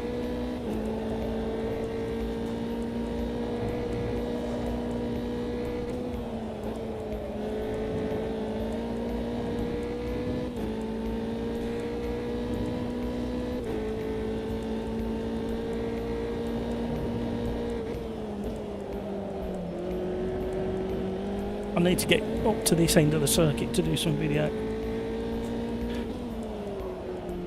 It's a long walk.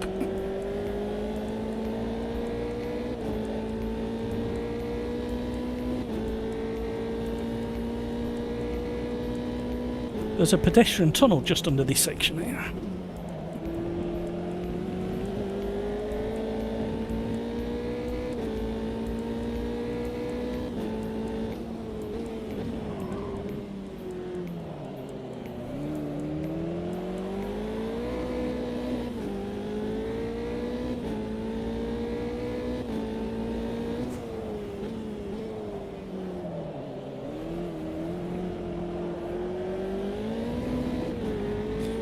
Coming under threat.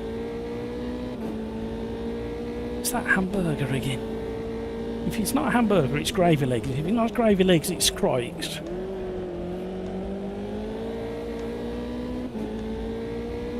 If it's not crikes, it's Josie. Oh. They don't normally end upside down there. They normally end up upside down in the gravel pit there.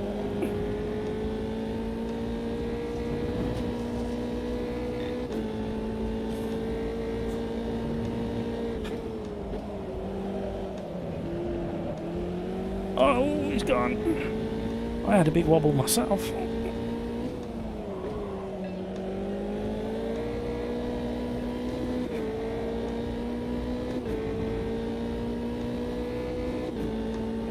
Not a bad combo, just a little bit tricky with this rear end on this car, and the other one's worse. Oh my life, where am I going? There were several of those in real life yesterday. Gathering gravel and taking it back to the pits. It's quite remarkable how much gravel they can scoop up. There's probably a couple of bags full. Oh no. I'm sorry, hamburger. My driving has gone completely to pot.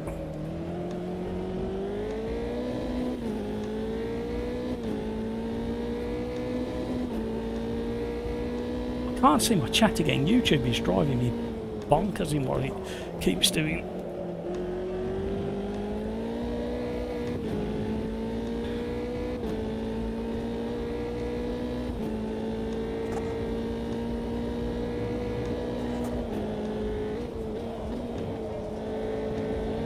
Right, okay. I'm remembering how to drive it a little bit better through the old hairpin. Not much better, but a bit better. I need to do the same for the rest of the circuit now.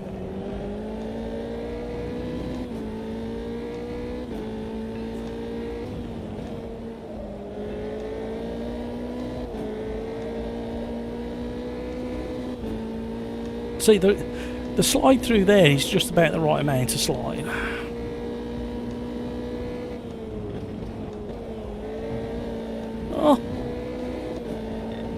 We can gather then, can't we? What do points make?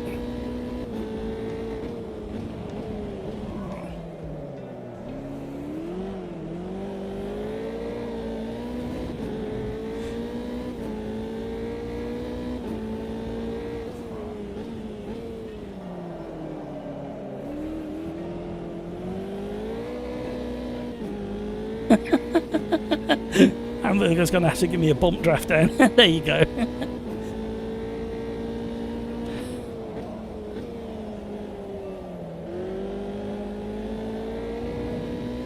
He's just waiting for the last lap. He'll make mincemeat of me at the end of this lap.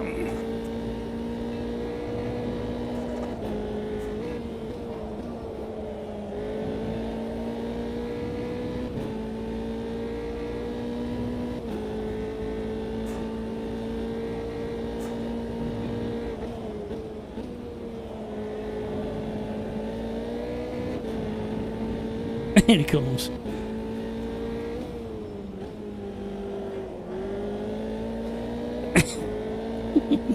He's just teasing that.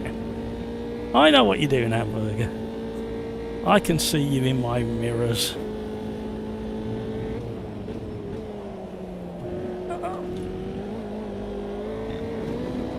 We're gone.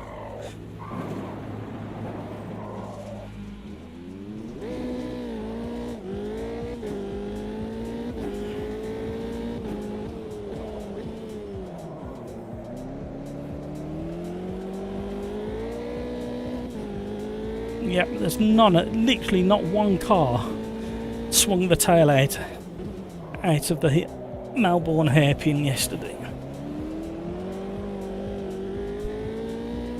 And they were trying. In fact, on I think it's on Instagram, if you look up GB4 Championship, GB3 Championship, I think they've put the times up from yesterday, and they were there again today. So they were doing timed runs, getting ready for the championship opener in a couple of weeks' time. And you could definitely hear from the way the brakes were being applied and the tyre squeal and the lockups. They were definitely trying.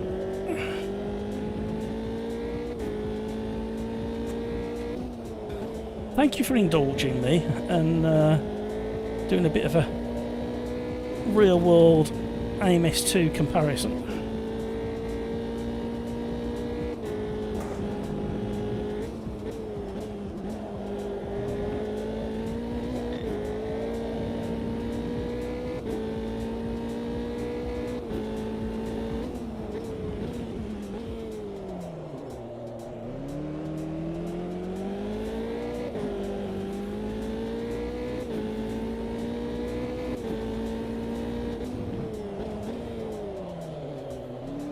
There is one more video, well, there's several videos I want to show you, but there's one particular I want to show you,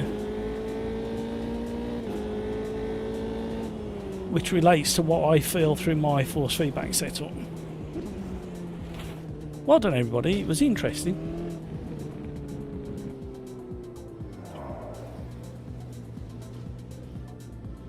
Gonna need a BRB in a minute as well.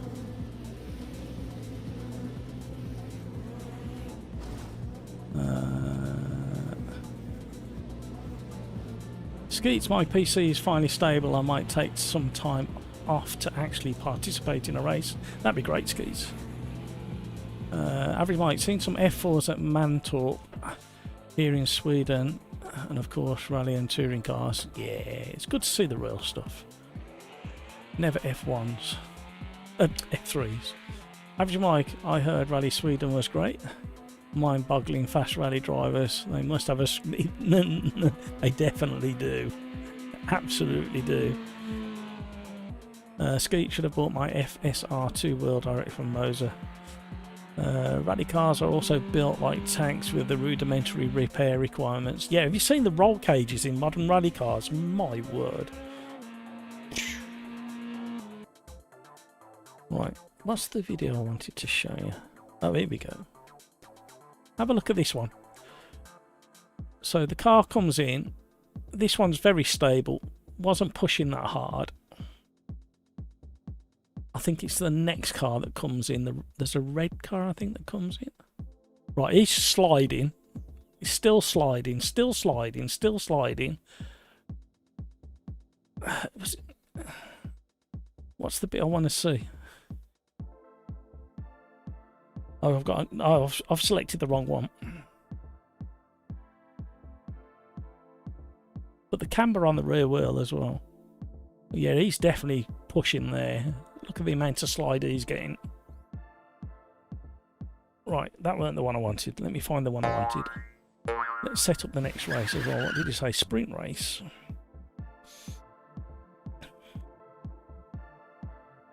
Sprint race. At Campo Grande. Campo Grande. Oh, there we go. Right, where's the one I wanted? Let me check. Ah, this is the one.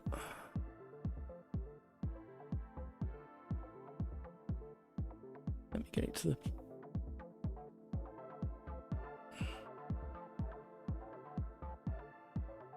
Yep, that's it there. Okay. Right. Watch closely on the back axle on this Asus F4 car. Coming into shot now. Gets a bounce there and starts sliding. The back end's coming through. He's on opposite lock.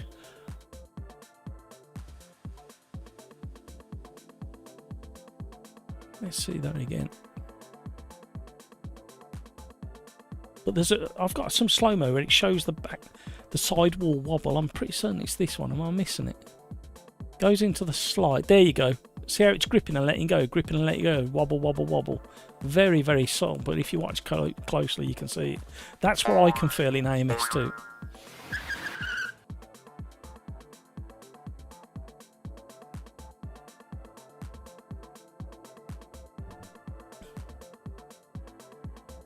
Skeets, not tried any rally in AMS2. The rallycross cars are not bad, actually. They kind of do all the things you expect them to do. Rafa was in fourth and some idiot quitting decided to just wreck me, then quit. No. Also the guy on control on lap one. Oh, was it you, Rafa, when I come around the outside of you down the crane of curves? I only mention it so other people can recognise a controller when they're racing against them. Some of the sliding at Sebring was great, even in GTP. Yeah. Broke too late. Kino, can we do an RX race? The problem is it's DLC and you can only have, I think, most tracks are only 7 cars, I think. The one track's got 15 car slots. This game doesn't have the RX-7. No, it doesn't.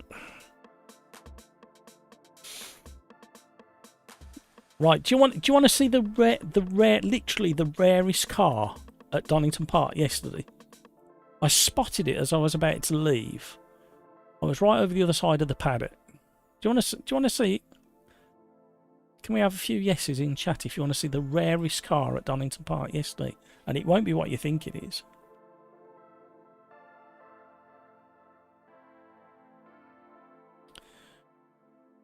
Yeah, we can have a look.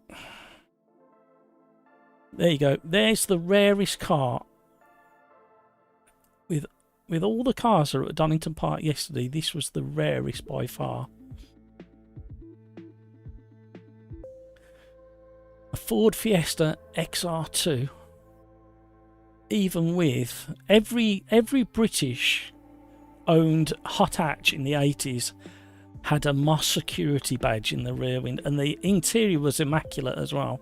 It was a really good example of a restored. I'm pretty convinced it was restored. There's no sign of it being original because all the wheels are too good as well, apart from the centre caps. Ford Fiesta XR2, how's that? What a beauty. Yeah, I bet you I can't even put a figure on that. exceptional quality Mark 1 Ford Fiesta XR2. What, 1980, 82, something like that? No, it's later than 83, is it? Very nice. Right, let's do some racing. Right, no, before we do any racing, we're going to go to monitor view. We're going to watch somebody else go around for a bit. Oh, Joseph's in with us. Joseph is pretty consistent, so we'll stick with Joseph for a while. And we're going to have a BRB just as we're going into race number 3. Campo Grande in the sprint race cars. Effectively, these are a Brazilian, from what Rafa was saying, these are Brazilian touring car. One of the few not trashed by the kid in the 8. Yeah, I guarantee that one was stolen at some point. Right, BRB.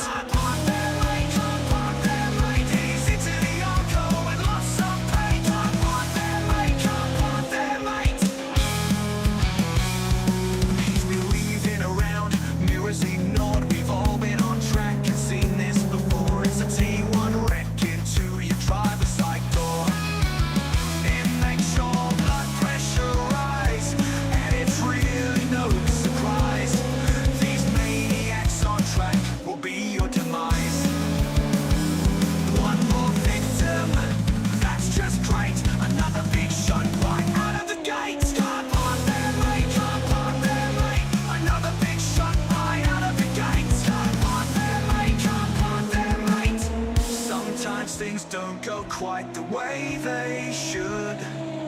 Sometimes things don't turn out so good. Sometimes you get wrecked, but what can you do when the punter's on track? Get downright rude. Hey!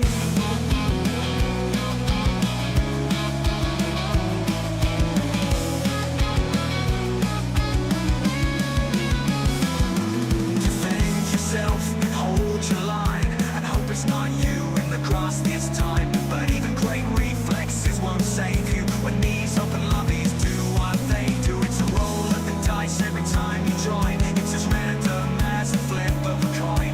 It takes thick skin and you can't always win. The Sim Racing's the game you chose to be in. It's full gas into an apex light. Doesn't even know he has brakes. Come on there, mate, come on there, mate. Doesn't even know he has brakes. Come on there, mate, come on there, mate. Sometimes things don't go quite the way they should. Sometimes things don't turn out so good. Sometimes you get wrecked, but what can you do when the punter... There's no music playing, I'm just dancing. Right, here we go. Oh, by the way, the GB3, GB4 series is actually a feeder series all the way to Formula 1. A lot of the youngsters are driving for Mercedes Academy, Williams Academy, Red Bull Academy. So those are the kind of drivers that you get to see. Names and faces that may become famous one day in the future. I must remember at events like that to take photos of more of the drivers. And there's a good mix of young ladies and young gentlemen as well in the series, so really nice to see. Right, they make me feel very old when I see who's getting out of the car and taking the race helmet off. Right, where are we? Skeet's average mic. Blame Miami voice. Necro, I need this song. I will try and make it available on Discord if I can remember. The trouble is after a live stream, I'm really hungry, so I'm going to have something to eat. Then it takes me a while to calm down, and then I go to bed, and then I completely forget what I did the day before, so the price of being holiday.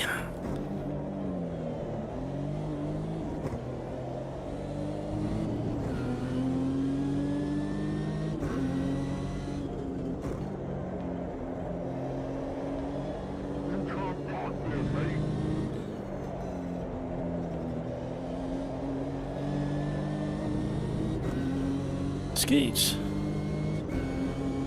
No slight against Matt, but the music is one of my favourite parts of the stream. How rude.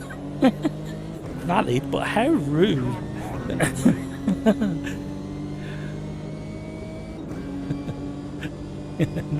this challenge is unabashed as Sim Zen. I can remind you on Discord if you don't mind. No, of course I don't. Oh my life. Of course I don't mind. Can you remind me to press the brake at the right moment as well? That'd be really useful.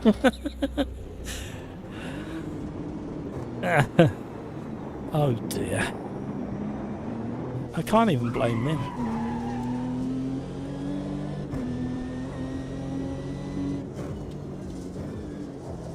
Oh, hello.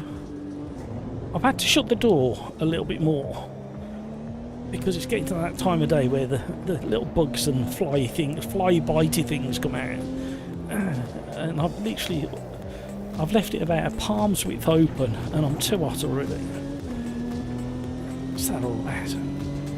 I did reinstate my fan, groin fan, hanging below this wheelbase, pointing you know where.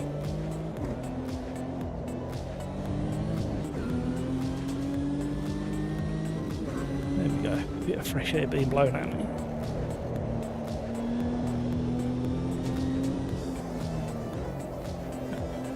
Right, just as a reminder that I do every time we drive these cars, these are a Formula car with a saloon shell on top of it.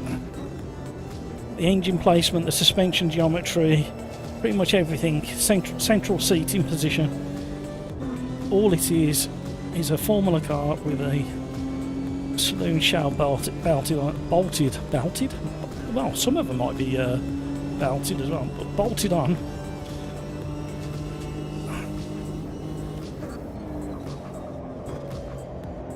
Oh, I thought he was coming up the inside of me.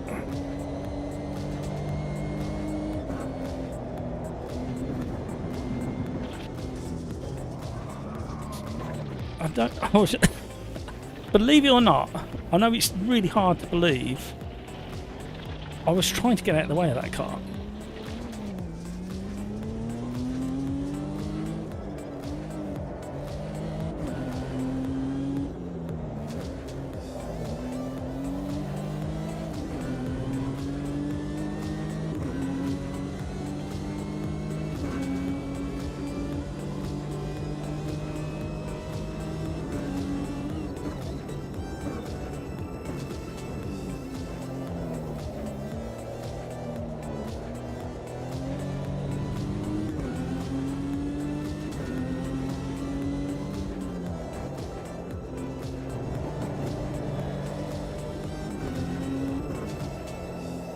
So what do we think is the prediction for the Formula 1 the weekend? I've got a feeling the McLaren boys are going to do it again, even though I haven't got the t-shirt on today. It needs a wash. It would be fascinating to see who fills the next 5 spots. I really think if we have a dry race, it'll start actually showing who's where on the grid at the start of the season regarding lap times. I think, barring anything stupid, one of the McLaren boys should be on the top step.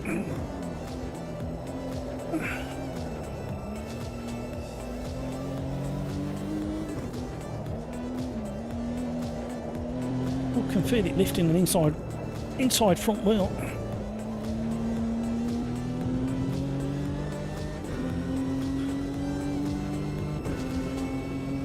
Average Mike, I'm off. Test round tomorrow at 7 UK time. Indeed, indeed. Yes, thank you, Mike. Have a brilliant rest of your day, Mike. And hopefully have a nice chat with you tomorrow. Rafa, I am curious if any team will be caught with a new flex wing restriction.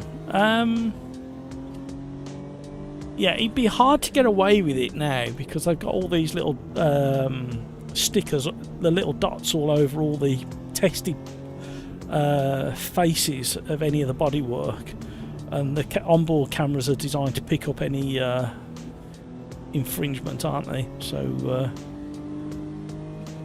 but yeah, there should be no excuse at this stage of this particular car's development to fall foul of that. Cheers, Mike. But yeah, you're absolutely right. It's really interesting.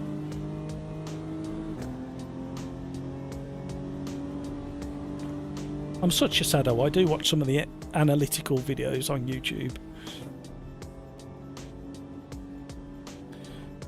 on the changes to the cars. Right, we're going into private quali, 5 minutes. Joseph, you're saying see ya. Are you saying see you to Average Mike, or are you saying see you to us, Joseph? Oh, Joseph's still in there, so Joseph's saying bye to Average Mike. I've worked it out, Joseph, look at that. I've worked it out. Craigs, I hate the sprint quali. Is tomorrow morning, I will be at work. Yeah, quite early again, isn't it? Is it like 4 o'clock in the morning again or something? I did see the time schedule, but...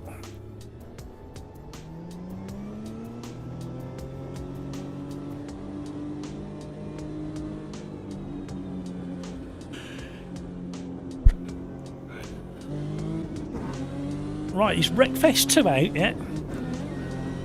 I am interested, but like I say, I saw those live streams earlier today and thought, I'm not doing a live stream and not being able to work anything or having random intermittent faults. It does look very interesting though. I did really enjoy the first one when it came out. It starts almost exactly when I start work. Oh no. Oh wow, you came down with a bug during the night. You've been sick as a dog. You've had diarrhea and sickness. And you can't possibly bring it into work and spread it around. You have to put on your... there was a thing in the UK where people used to have to phone in work before emails and text messages and WhatsApps and all the rest of it. And you'd phone up and you go, oh, I'm not feeling very well today. I can't come in. I've been up all night. You don't want to know what the state of my bathroom looks like. I can't come in. And then put the telly on and watch Formula 1 for 4 hours. Not that I ever did that. In fact, I don't think I did. No, I don't think I did. Not for Formula 1 anyway. I don't feel very well today. I can't come in.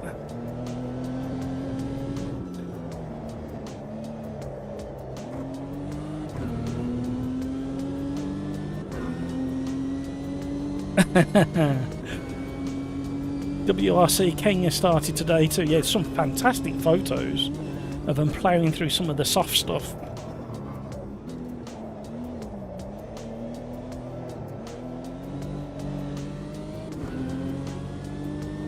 Skis, I remember those days. Especially when Total War Games would launch.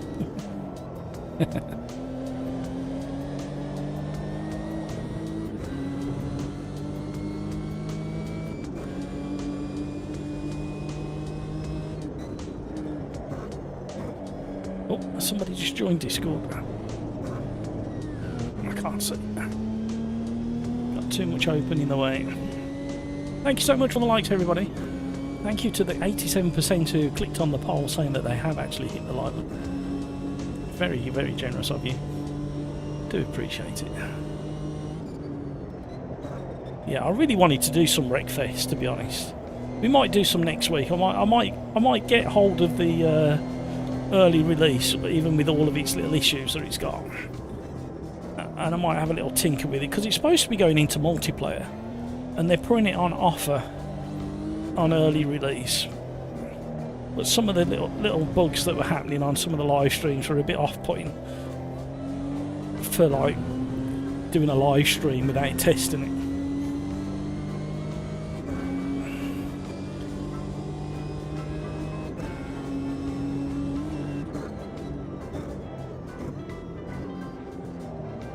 It would be rude not to, wouldn't it, at the end of the day?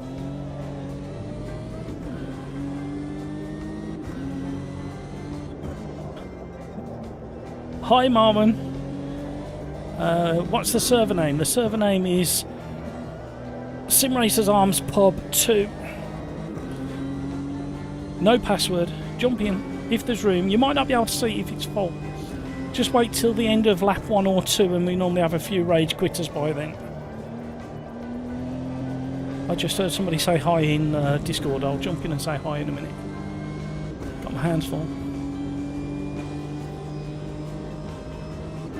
You have to walk me through setting up a championship. Well, the ones we run are manually done at the moment, or we use Just Race.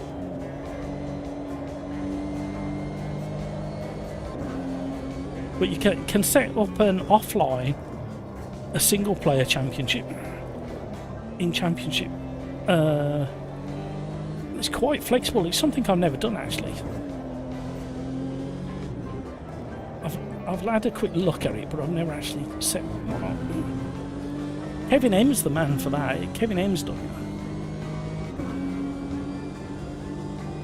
Right, I need to jump over into Discord because somebody's just... Oh, it's Mike.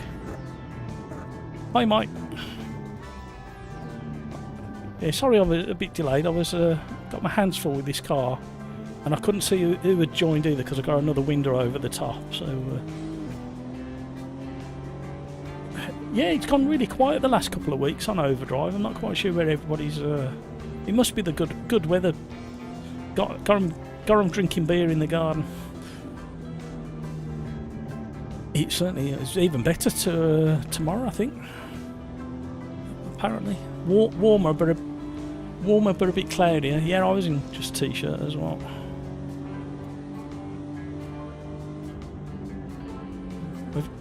Have you managed to find the server? Are you in? Yeah, excellent. We just finished Quali, so we're just about to start a 10-minute plus one in the sprint race. And we're at Campo Grande. I always figure out about this one. It's not a bad circuit, actually. There's a couple of tight bits that kind of get frustrating, but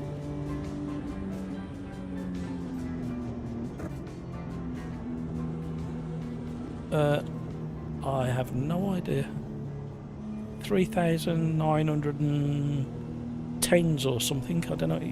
The trouble is, it doesn't give you. It only gives you the first two numbers after the decimal now. So I know it's 3,900 something. But yeah, it's picking up. On the app, it's saying 3,915. That's picked up nicely. That is. Right, let's get this race undergo. Right, I'll catch up with you in a minute, Mike. Can't find my mouse. Where's my mouse gone? There it is.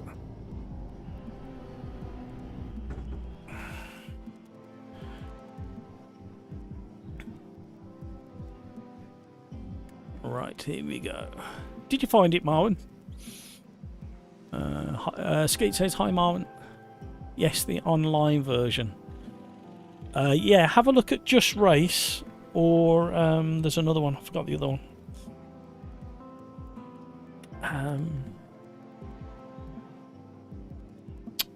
Oh my word, what's happened to my brain?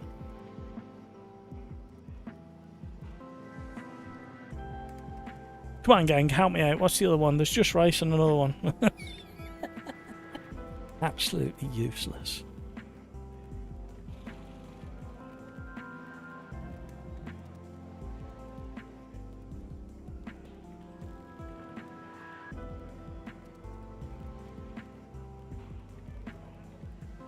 It'll come to me. I can't think at the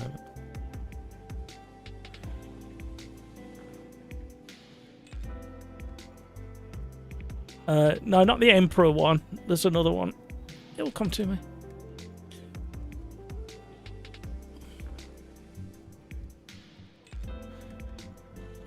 Hello. What's happening? Don't you be a broken lobby.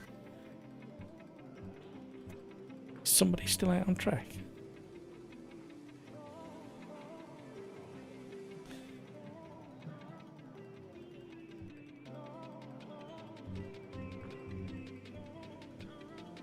Hello.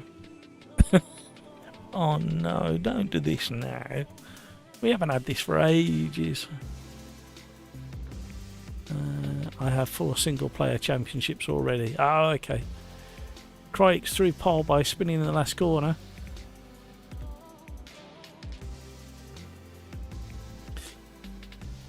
I think there is an AMS2 one you can use in Emperor servers.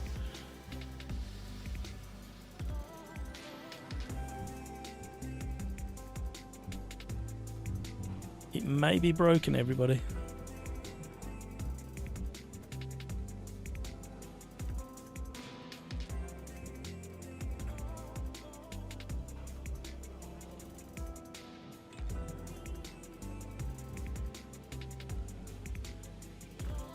Oh, hello. Max length driving aim 1, 2, 3. Well, I've never seen that. Oh, hello. Oh, we got 2 cats now. Hello. Oh, yeah. New lobby, everybody.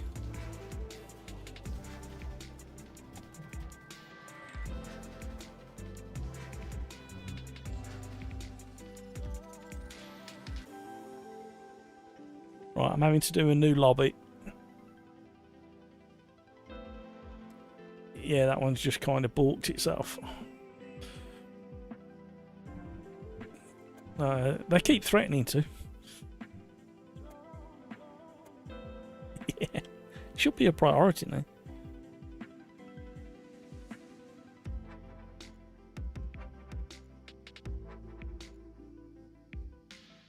Sim Racers Arms Pub 3.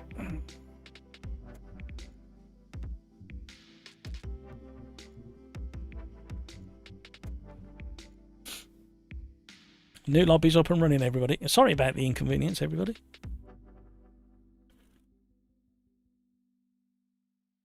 I was going to ask you out there in YouTube land a question. I forgot what it is now. I normally make a note of it.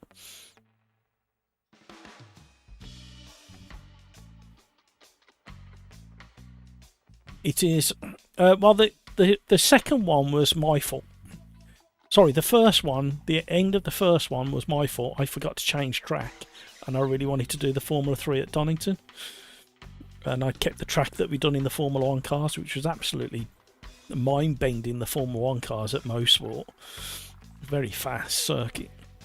It was a sub 1 minute at Mosport in the 1992 Formula 1 cars.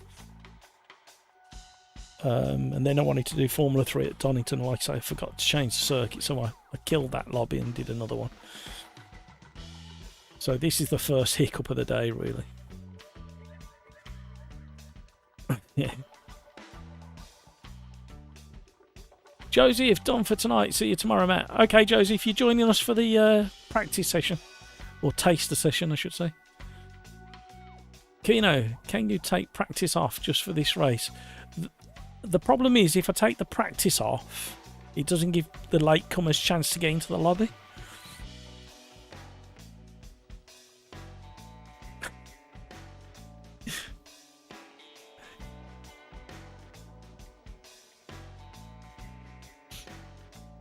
Hampus, regarding the F3 being a bit broken, I remember it in AMS1 actually driving somewhat similar, so I guess it's just something about how Ryzen models the car, I say.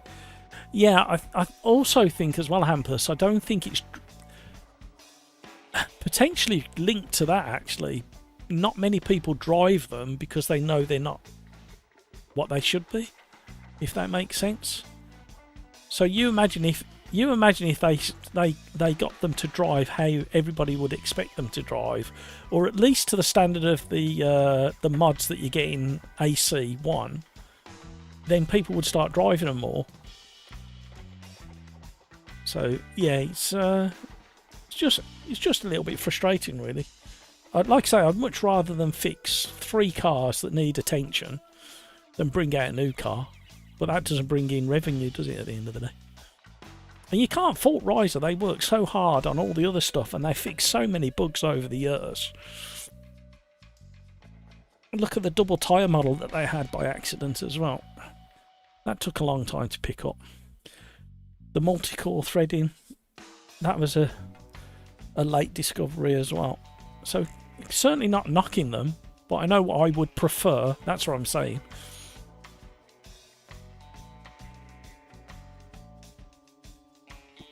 Who let coronavirus in? I thought we'd seen the back of that. Is that to keep people away from you? Is that a psychological name so people won't crash into you? Yeah, got to remember they're a relatively small team. Yeah, and they're so dedicated. Like I say, I'm not knocking them. I'm just saying what my preference is. But we got another. What have they kind of promised? They've promised another 2 years of development. I think that's the what they said out loud just before 1.6 came out, or when 1.6 came out, and it's roadmapped as well. And we got a lot of exciting things coming up, like the new manufacturer coming to the title.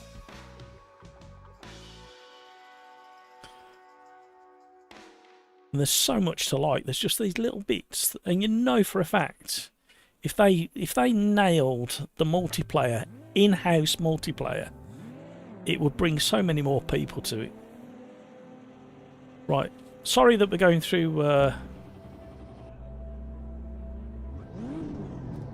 We're going through practice again. Just give people a chance to join, the latecomers.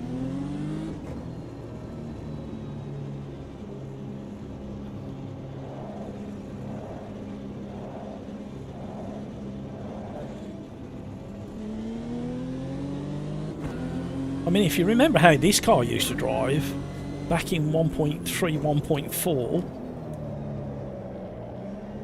on cold tyres, you would be full opposite lock all the way around that hairpin.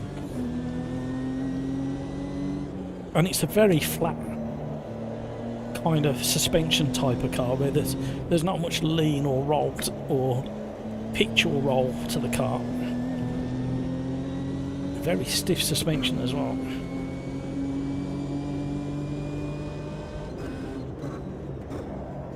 Oh my, why am I following him? Well, hello daisies. I need to get the machine out that side. I need the track. I think they need a tractor with the lawnmower on the back on that section.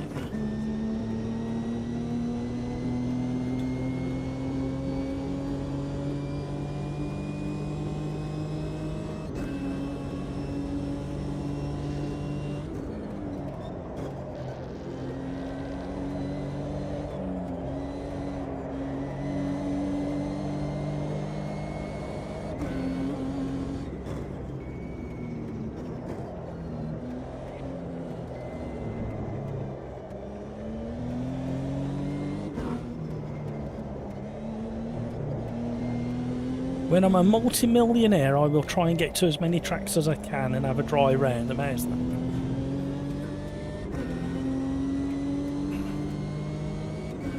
And that's what it's going to take.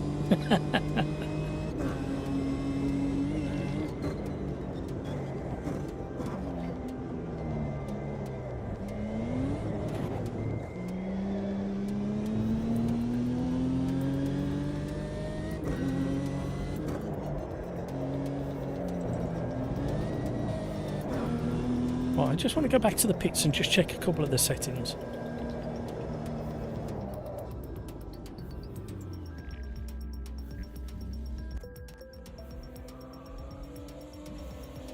That's interesting.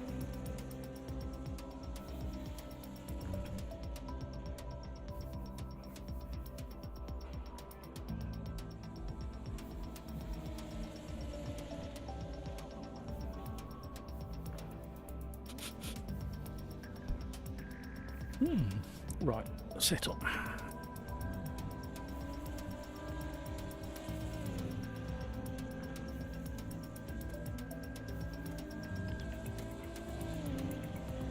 Ah.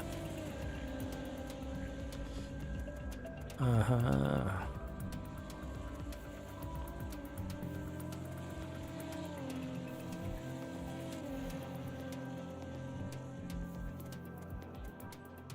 I didn't think you could change that. I was hoping I could change that, but never mind. We'll just save that as a temporary.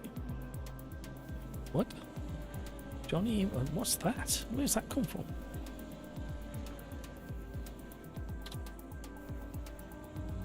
Oh, it was from Rafa, wasn't it, that one?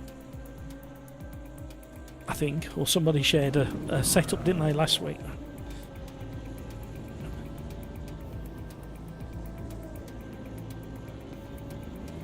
Crike's never tried AMS1, don't even know how the game looks.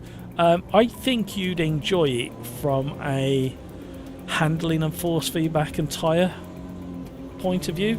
It does feel a bit dated now in the physics and the force feedback, but it's still very good.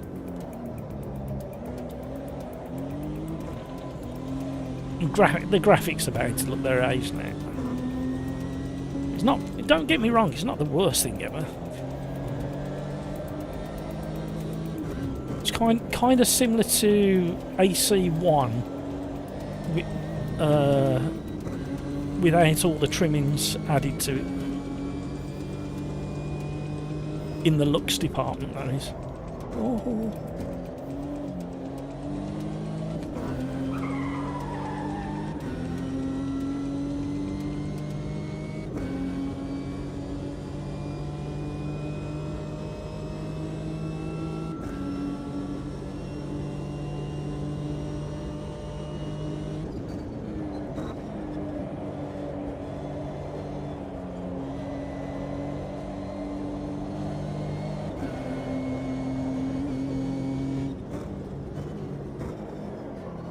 What a difference those little changes made.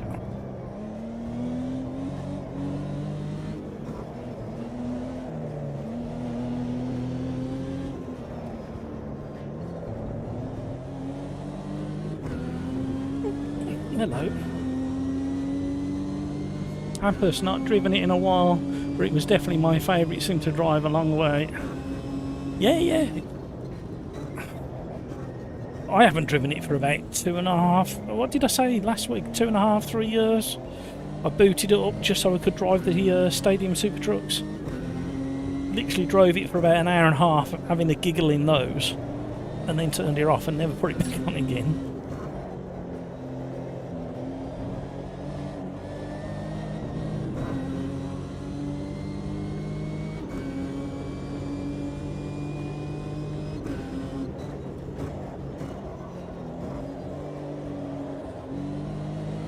The thing is, Crix, I don't know whether you... It's not like AC1 because the modding that they... Like the favouritism in the modding side of things. And with what we've got coming out this year... as a nostalgia thing, you might want it in your library, just in case they take it off Steam at some point.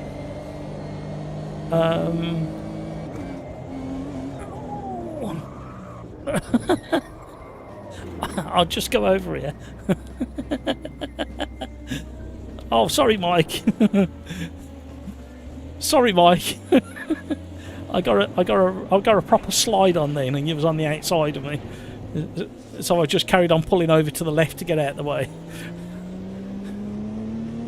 Just going into that final hairpin.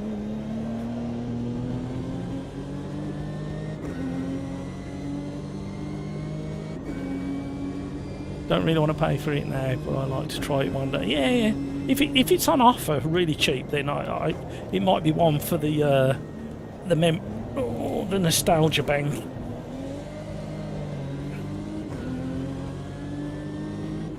It's gone very, very quiet on the Assetto Corsa front, hasn't it, everybody? What's happening there? Anybody got any updates on Assetto Corsa Evo? Evo. gone very, very quiet. What are they up to? Are they going to shock everybody with the next update?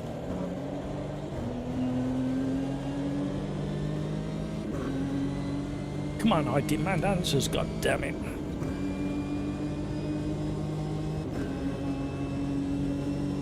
LMU had a little patch update waiting for me this morning on the download section of Steam. I haven't tried it yet. I drove Spa in the GT3s for a good couple of hours yesterday. When I got back, I quite enjoyed it actually.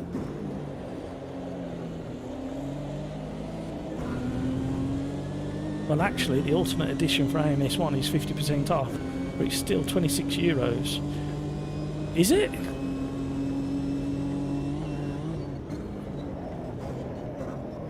I'm not sure what the cheapest it's ever been. I think it's been slightly cheaper than that. The trouble is when you look at what the original I can't speak. What the original Assetto Corsa goes on sale for, which is like €5 or something stupid, it does kind of make you question €26. You might find it on like Humble Bumble or one of the other CD keys or something. You might find it there for cheaper.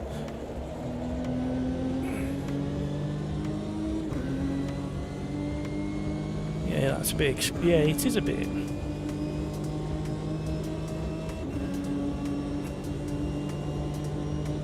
Slipstream works in these. Oh my life. How I missed that car, I have no idea.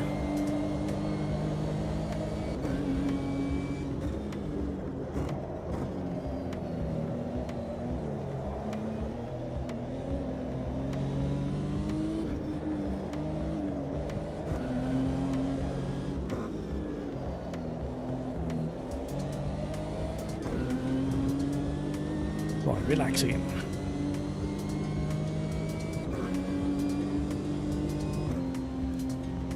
Right, that was practice. Going into Quali now. Can't believe we're still stuck on race number 3. Unbelievable. But normally on race number 4 by now. We've had a couple of little hiccups along the way today.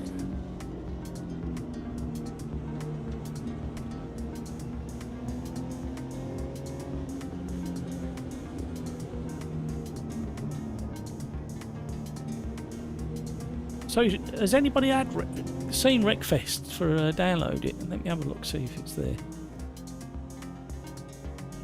I really do like the look of it. I love the damage model. It looks superbly detailed. Where's it gone? Where's it gone? Huh?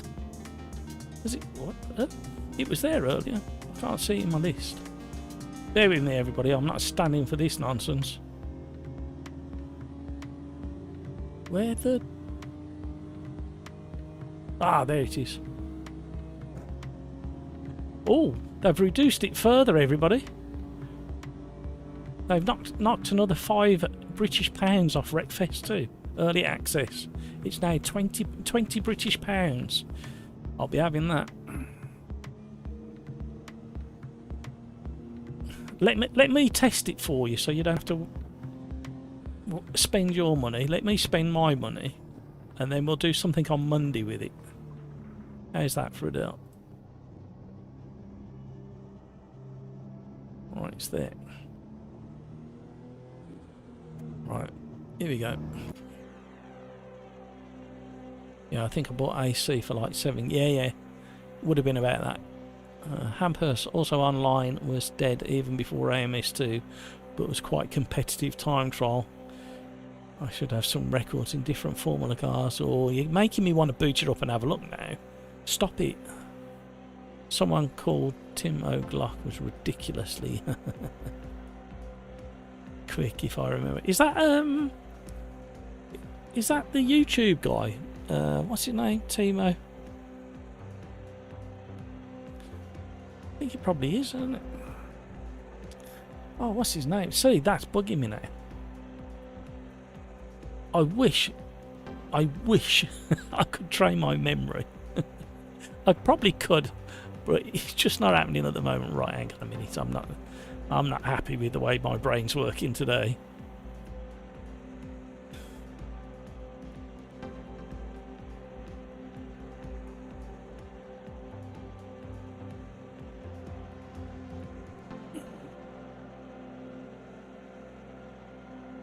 Timo Dick's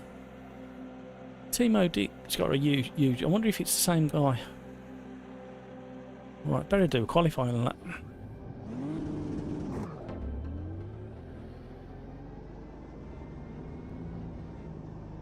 Gotta boot it myself someday. Yeah, you do start thinking about it when somebody puts it in your brain. Go, oh, I wonder what it's like. Wonder what it's like now. Necro, I bought Wreckfest 2 just now. Saw a couple of preview vids.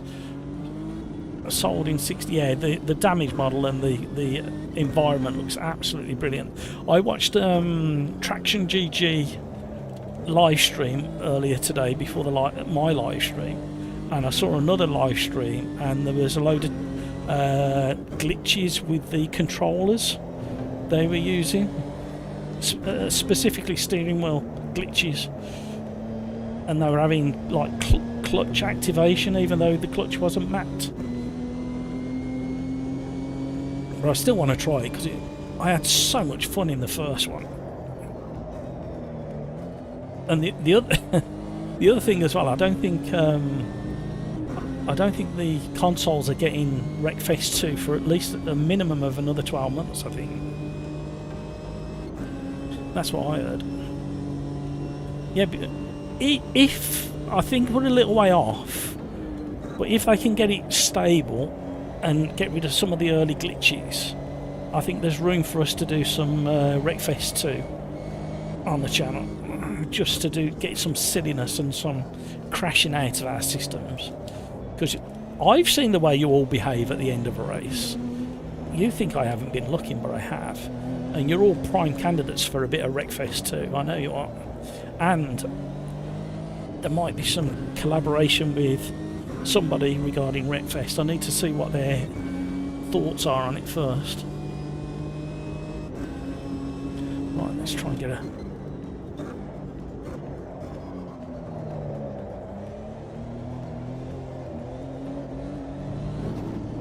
Yep. That's not conducive to a quick lap time. Who said you could use big words at the end of a week? No, I can't believe it's nearly April already. What's happening to this year? We're at the end of March nearly. We're at the spring solstice tomorrow, the 21st. Uh-oh. I think the problem for, and anybody UK based will understand, the problem for us in the UK, we've had the most miserable start to the year regarding the weather and the cloud and the rain. That all of a sudden, with a couple of warm days like we've had, it's suddenly like spring has sprung upon you with no warning, and literally, quite literally, gone from 3 or 4 layers and a coat to down to a t-shirt today. It's a bit of a shock to the system, if I'm honest.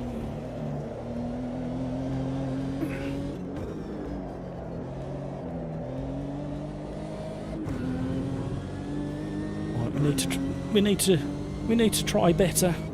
Always try better, not harder. You try harder, you make mistakes. If you try better, hopefully you'll improve.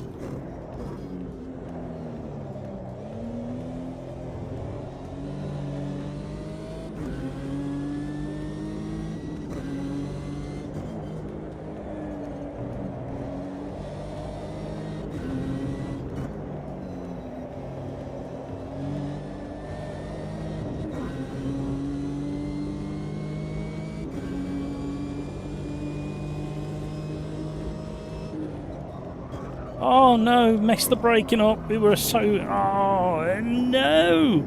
Shoulda, woulda, coulda. I'm going to sound like Crikes now, even though I was only destined for about 6th place. I was 7/10 up. When Crikes complains about it like that, he's still got it sitting on pole. We messed it up.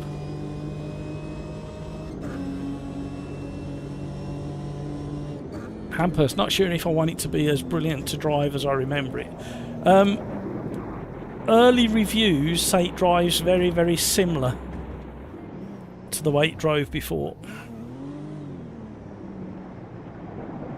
But the biggest, from the reviews I've seen, the biggest improvements are the graphics, the crash model, or damage model, I should say.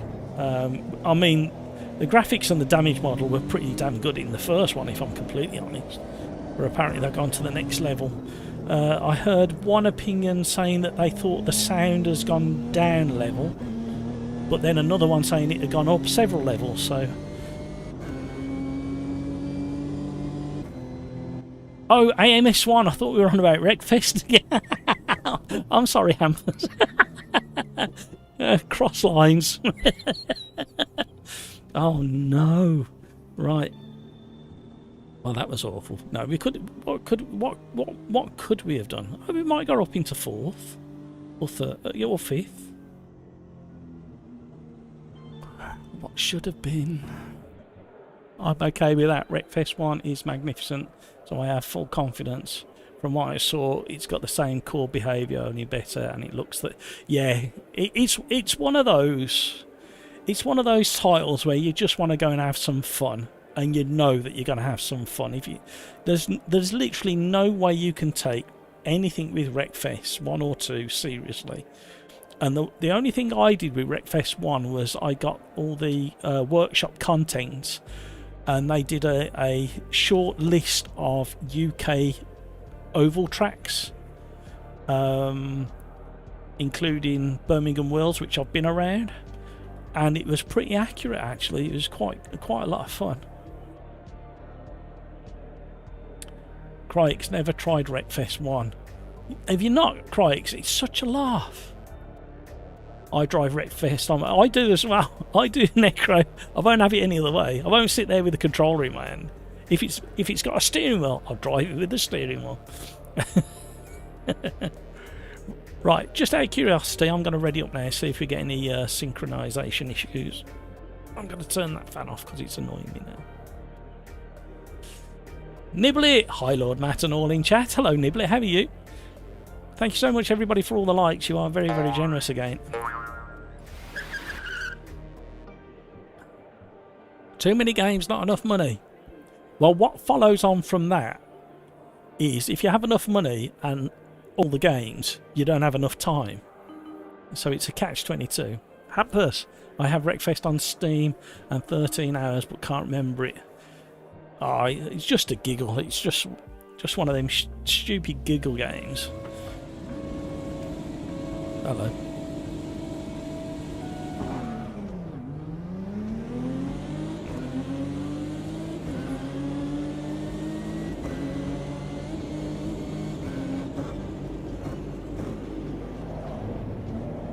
Keep it nice and tight to the curb.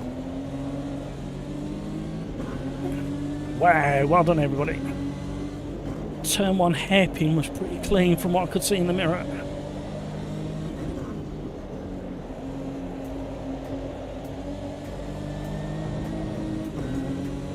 Cold ties everybody, cold ties.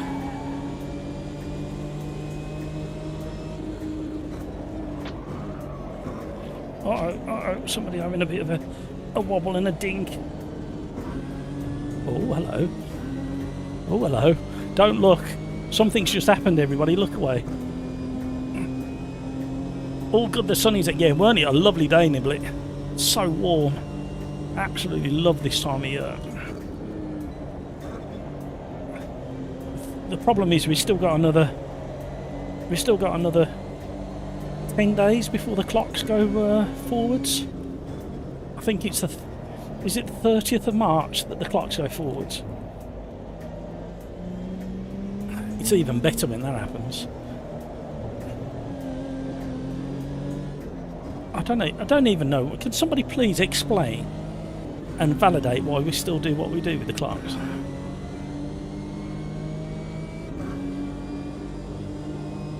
Literally forget everything that happened as to the reason why we mess with the clocks in the first place. Pretend it never happened. Now explain and validate why we still do it.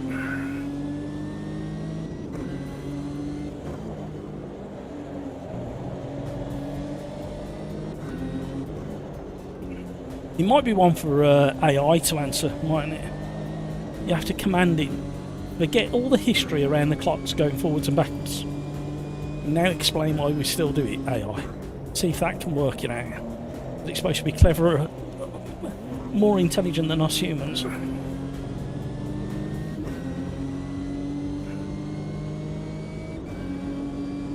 We got Mike Whiting in the lobby and over in Discord. Great to have somebody from Overdrive being represented in the chat. You want to go and join Mike for a little voice natter, a real one-to-one human chat, you're more than welcome to. There's a link in the description down below to that Discord.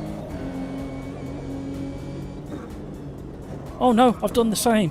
Oh, how on earth did we rescue that? Oh, oh, hello. Don't look, something's happened. Something else has happened, don't look.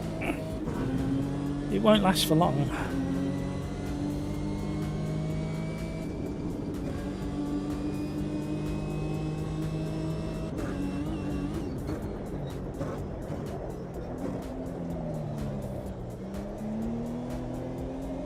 Right. It's nice when you're gifted stuff.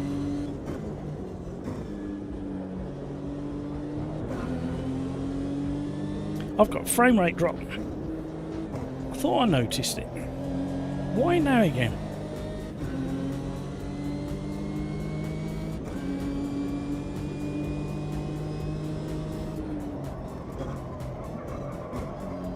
Oh, it's really bad. Got something to got something to do. Had to retire. No worries, Crikes.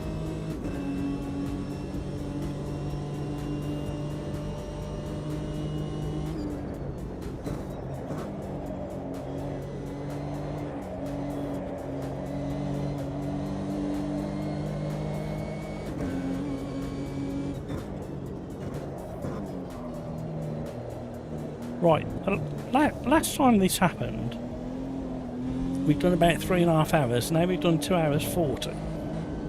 And we've restarted the lobby. So why is it doing it now? Is there a load of LFMs being loaded up? That's the other one that does online races, LFM. Told you to come to.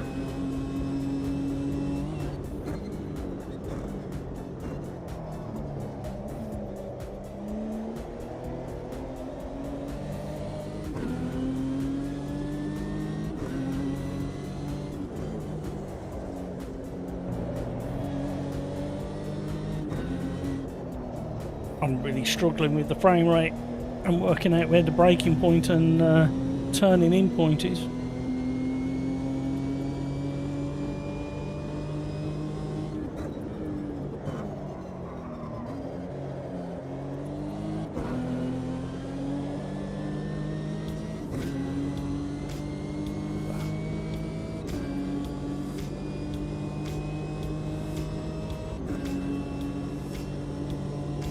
Not sure.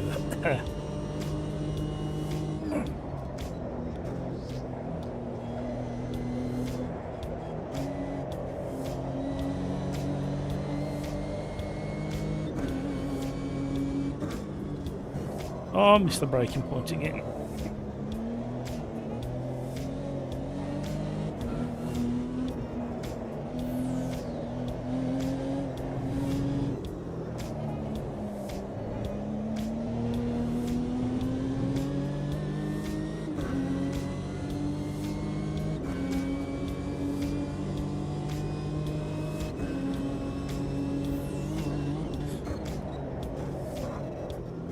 I can't see chat again.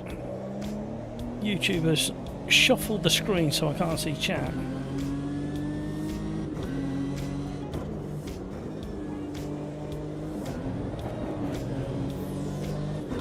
They're gaining because I can't drive consistently at the moment. I'm going to try for the next race. I'm going to turn off the haze and see if that makes a difference. In fact, I'll switch all of the weather settings to vanilla sunshine.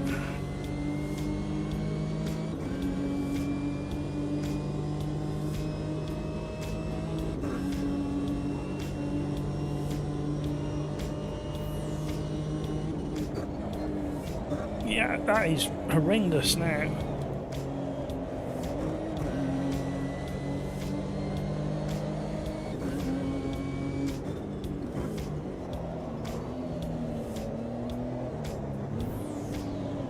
No, he's gone. We're down to 55 frames per second. 48 frames per second. Oh no. Back to 57.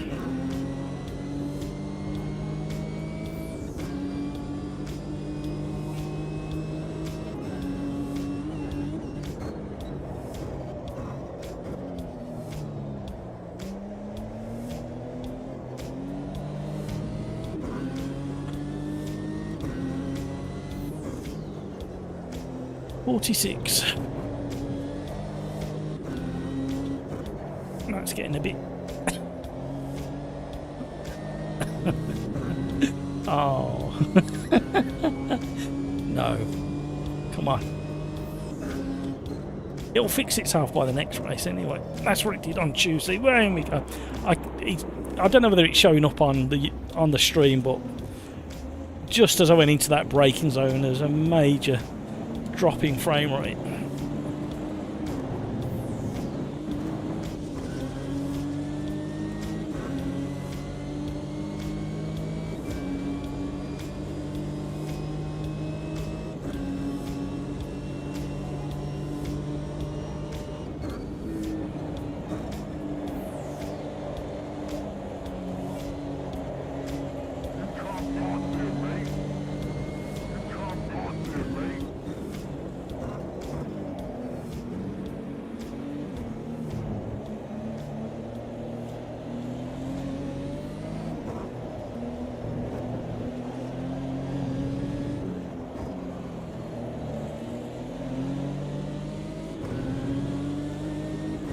Temperature all fine, RAM was fine, CPU, GPU, internet, everything's fine. So it's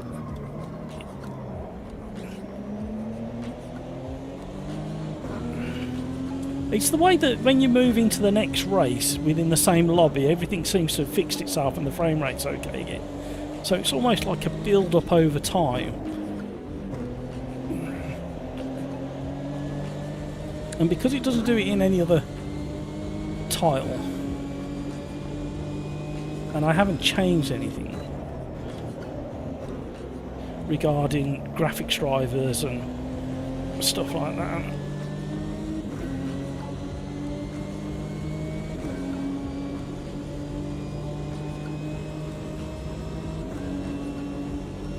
Well, this might get a bit interesting. Side by side ahead.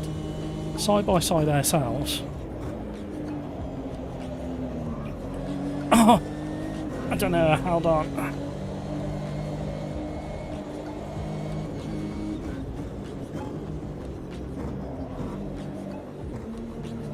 Wow, okay, I said it was going to get interesting.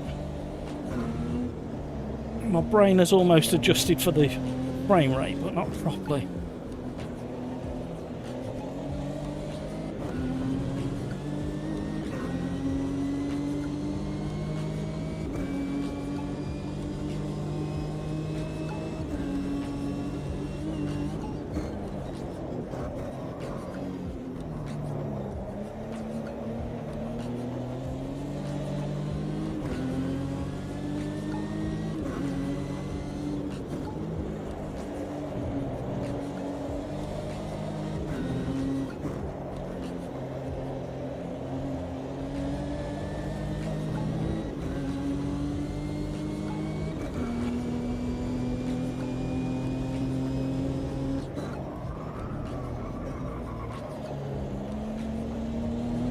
Big lock-up on the way in.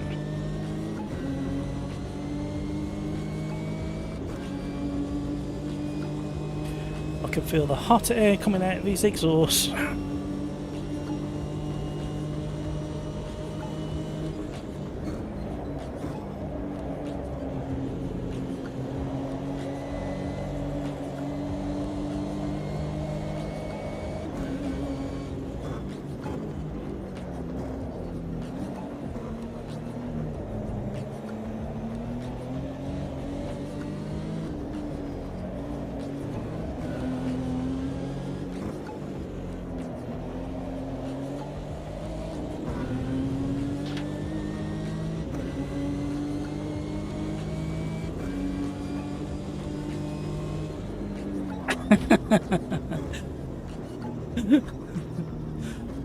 Thank you, Martin. Well, that was okay considering the frame rate. It'll be fine for the rest of the day now. It's just so annoying when it goes.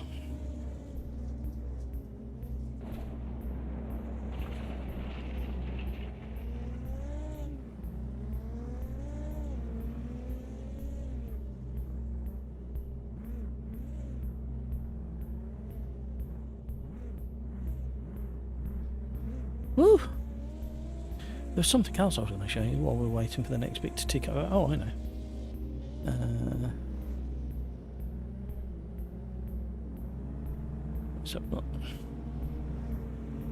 So this was the GB3s, sorry, 4s, waiting to go out behind the camera car, which is over there.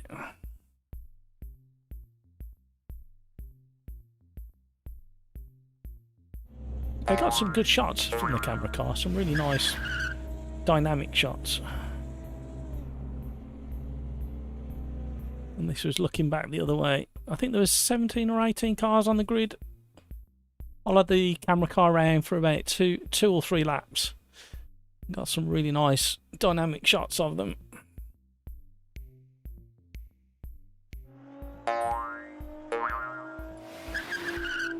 And this is a very quick paddock walk, sticking the camera into the garages, just see what everybody was up to. These are the F3s or the GB3s. Right, what were we doing next? Oh, that sounded like a good one.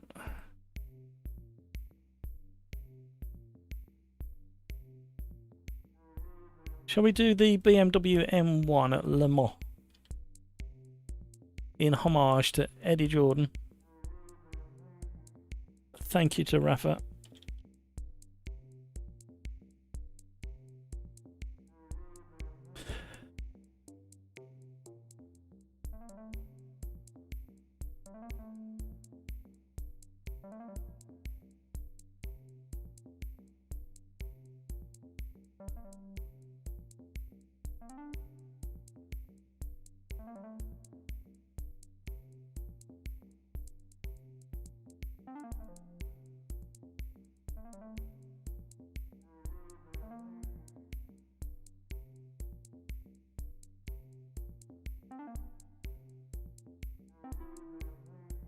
Oh, I know my camera control needs a bit easily.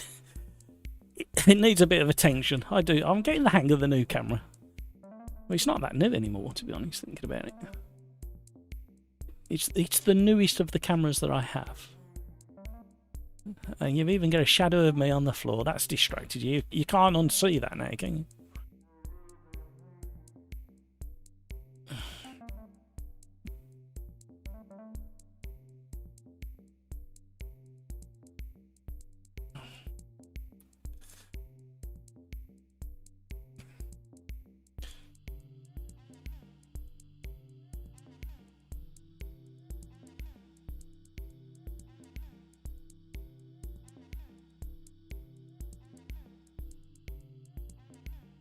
Tinkering and fettling and tall, young, skinny drivers getting out of the car, making me feel old.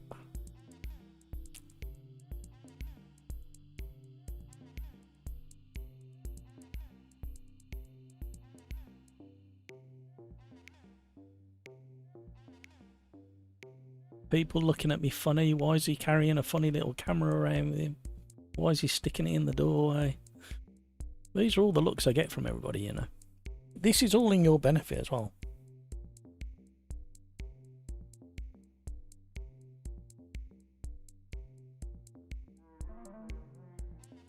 Serious bits of kit. Tyres and wheels getting washed down, ready for the media parade lap. This was a pro setup. They don't want you poking your nose where it doesn't belong. They don't want you looking at the cars.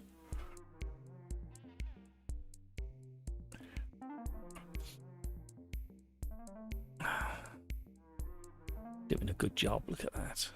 I'm not sure what these were. These were like, I think, dust cowlings that sit on the inside of the wheel somewhere. That's what I'm guessing they are.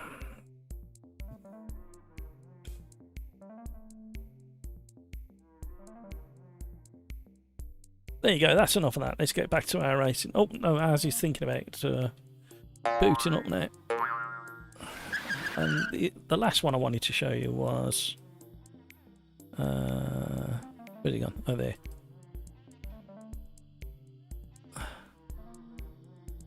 And this is the grid coming down the start-finish line straight at Dono. Following the media car. Getting video and quite dynamic photos. They're getting ready for 2 weeks' time when they go full-blown racing. GB4s, those ones are. That's enough of the holiday pictures.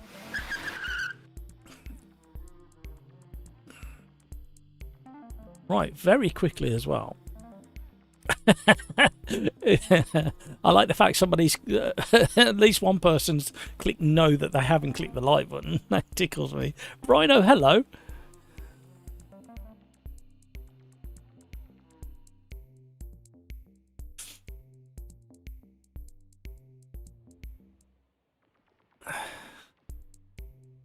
Gotta love being taken out whilst in the lead. R.I.P. Eddie Jordan, absolutely. Sad news about Eddie. Absolutely. Why are you then, apart from our benefit, of course? It's something I've started doing when I go to these like track days and test days, just so you can have a little look at the back of the paddock and see what's going on and the work going on. Brino, good evening, Matt and chat. I'm back. I'm gonna try default plus. Ooh. Rave agent, guilty, but I have done it now. Right. Let's have a reminder of what this feels like, especially on this track. Never driven this car on this track before. That's a fact. There's a slight theory in my head that the braking zones will be tricky, because I think the tyres will have a chance to cool down on the long straights. Right, we need to talk about something else as well. So double check Steam if you are thinking of buying anything AMS2 related, because I think the time may have run up on the deals they've got on. I might be wrong. Just keep an eye on the sale. If there's anything in the Steam sales that you was interested in, I'm not sure when it ends.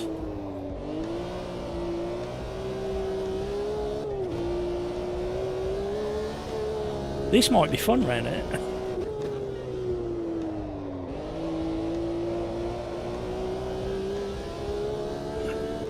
Chris Pope's in the house. Evening, Matt and crew. Hope all are well.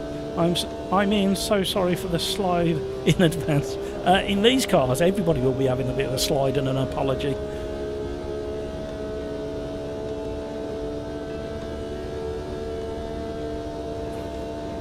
I hope they build these engines strong. Needs a bit slightly longer. Oh my word. Please stop. Please stop. I couldn't fade out of the brakes any more than I did. It was so gentle.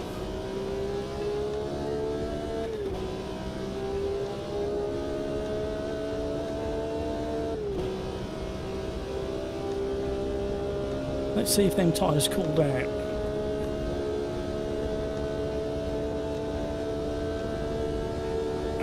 Oh, they're not cooling as quick as I thought they would.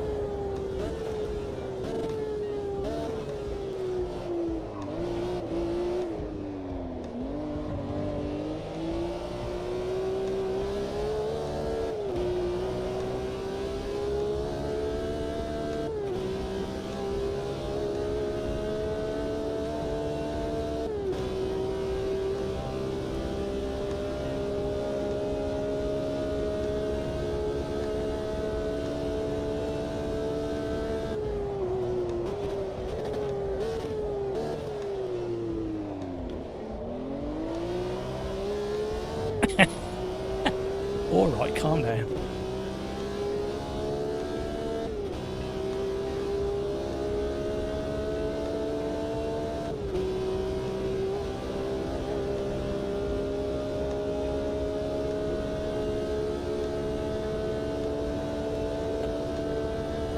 Maybe 170, oh it is, maybe 190 mile an hour.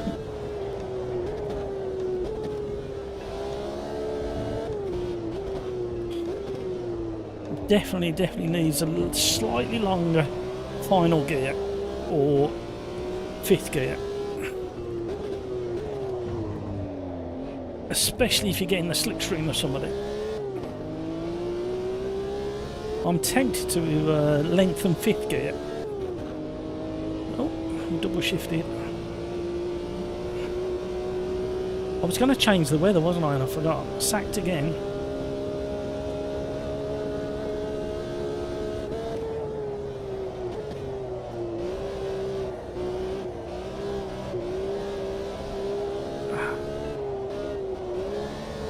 Quite a nice balance on the throttle through there.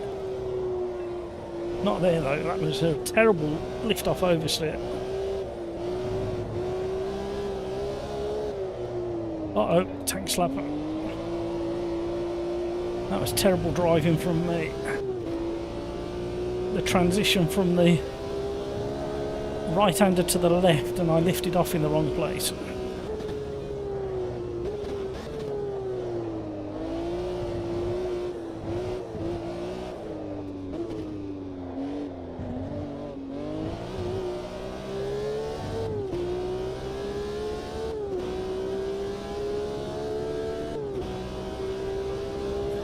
Revving to 9,000 revs.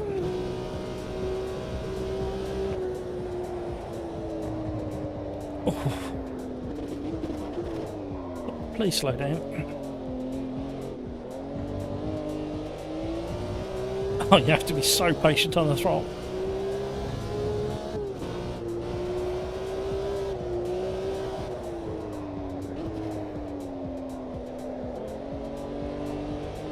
Come on now.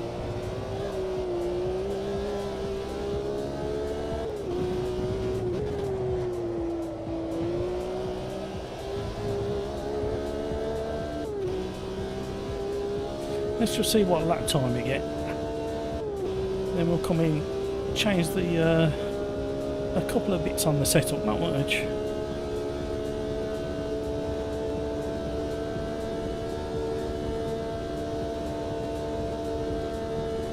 Then see if we can squeeze another lap in just to test it before Quali.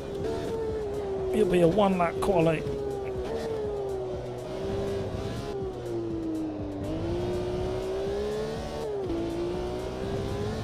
I think the problem as well is through the S's then, or the chicane I should say, because the rest of the track is so fast, you think you should be doing a relatively high speed through the technical section, and really you've got to get it slowed down. So 176, 177. So we're still doing 70 mile an hour into the braking zone.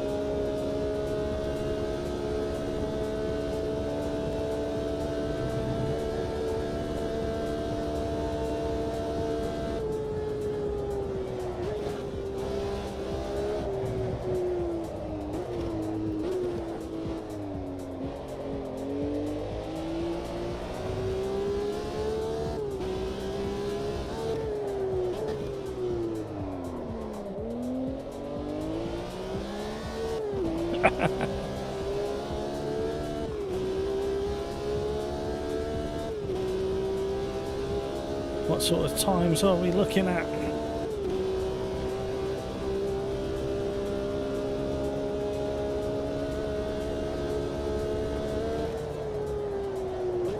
Uh-oh. Dear.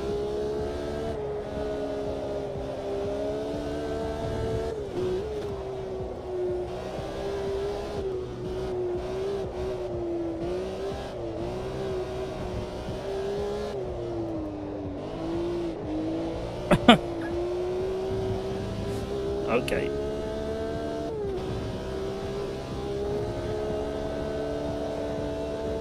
Don't disqualify. Invalidate.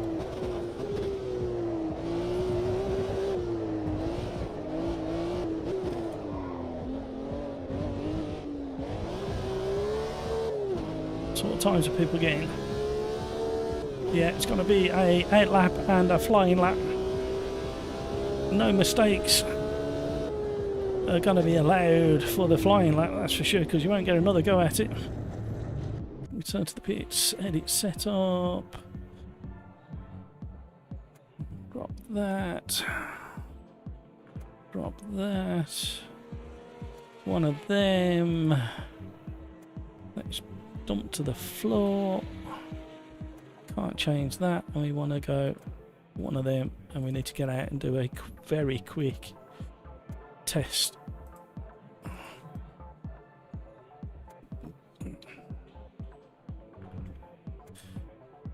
Is it going to let us out? Please let me out. Please let me out. Please let me out. Not going to let me out. We'll find out in Quali. I think that's all I needed to do anyway.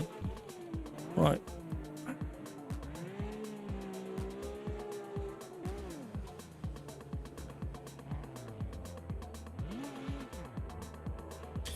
Race number 4.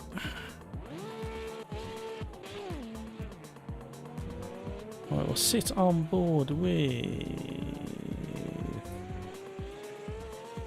Sit on board with Marwan, and we'll have a very quick BRB.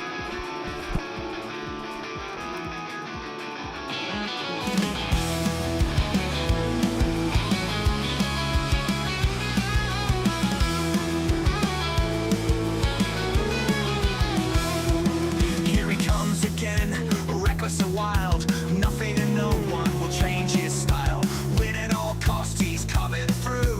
Vote to kick is all you can do. Bobby goes for a gap, but Jimmy says no. When you get collected, it's the way it goes. Look around at your car to see what's left. A first lap mess, who could have guessed? Another mistake, he brakes too late. He's into the arco and lost some paint. Come on there, mate, come on there, mate. He's into the arco and lost some paint. Come on there, mate, come on there, mate. He's been weaving around, mirrors ignored. We've all been on track and seen this before. It's a T1 wreck into your driver's side door. It makes your blood pressure rise, and it's really no surprise. These maniacs on track will be your demise. One more victim, that's just great. Another big shot right out of the gates. Come on there, mate, come on there, mate. Another big shot right out of the gates. Come on there, mate, come on there, mate. Sometimes things don't go quite the way they should. Sometimes things don't turn out so good. Sometimes you get wrecked, but what can you do when the punter's on track? Get downright rude. Hey!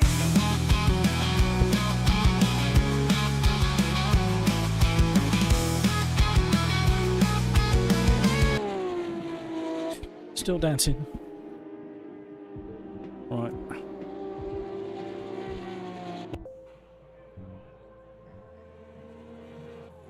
Right, whilst we wait for this session to run to an end, what have we got?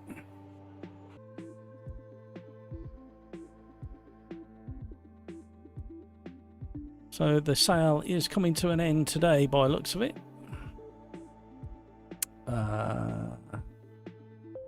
Hadron is the tyre model being developed by Project Motorsport, or GT Revival as we used to know it as, and this is some of the data calibration that they've got on the go.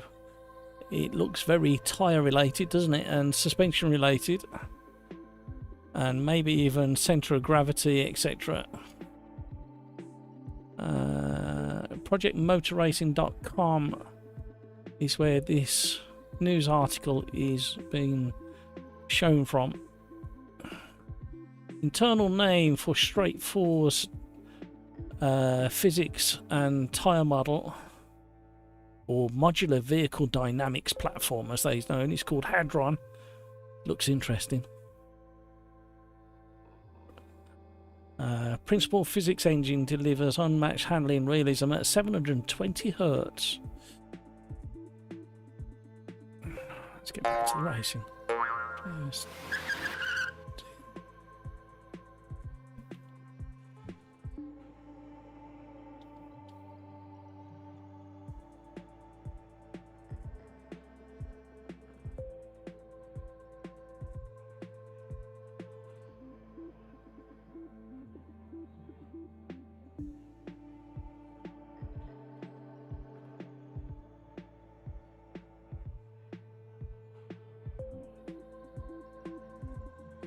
Right, where are we?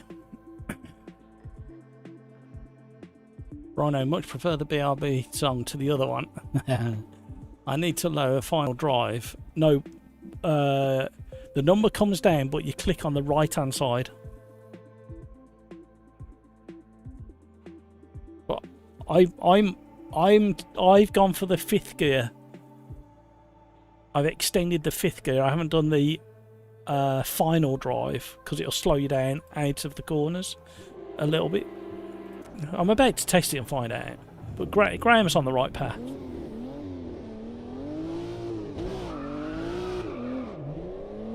No better way to exit the pit garage than sideways. How are you, Graham?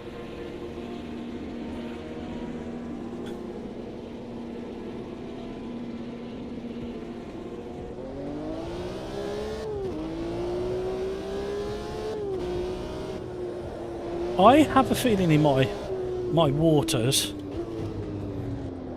that GT Revival, aka Project Motorsport, may prove to be interesting. I'm not quite sure. There's something about the way they're going about it at the moment. Forget who's involved, other than Ben Collins, ex-Steve. However, there's something about it makes me think that it might turn out alright.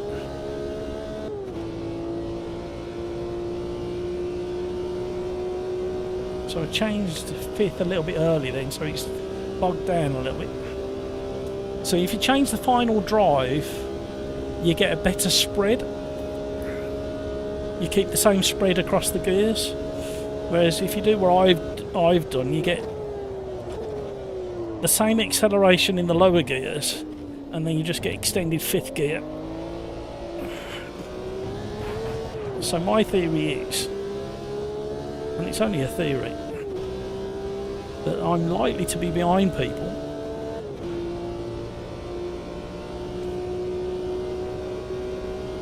Therefore, I'm likely to be seeking out some slipstream.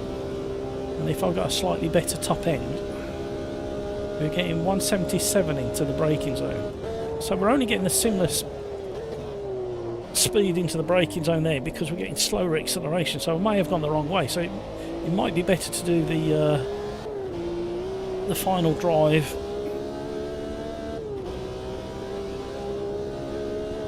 It wasn't this straight, it was the next straight that we got max speed as well, wasn't it? So interesting.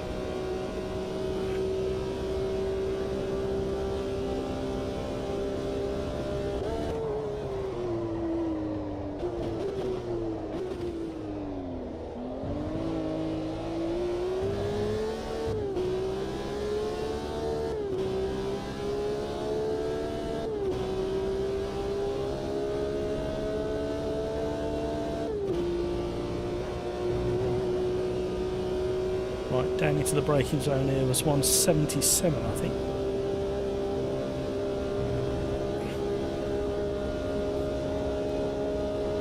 So we're actually slower. So I've gone the wrong way with it. But we're committed now. We haven't got time to go back to the pits.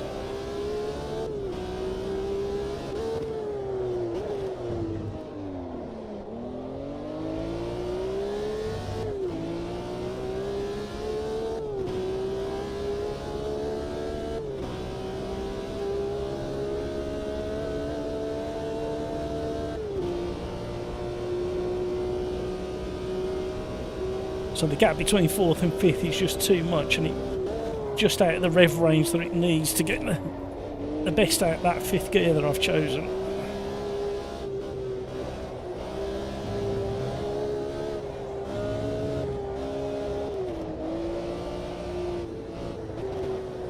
Oh, hello.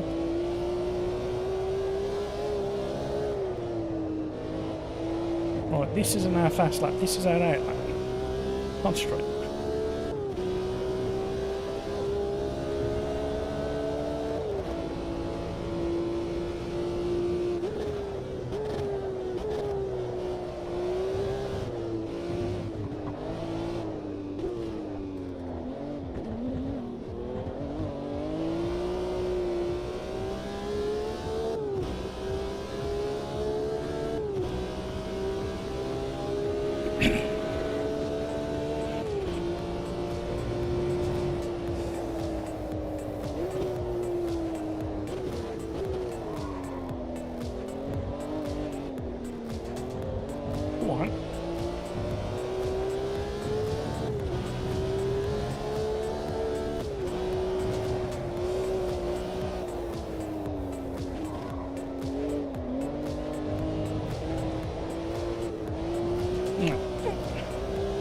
That's trying to concentrate.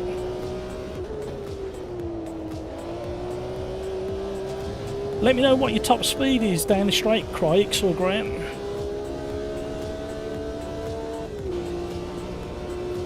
I was getting 177 before, where I was topping out down this straight, down this part of the straight, I should say.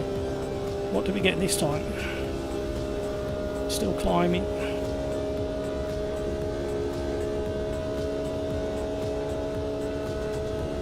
181. Oh, I'm on the wrong side of the track. I forgot which corner I was coming up to.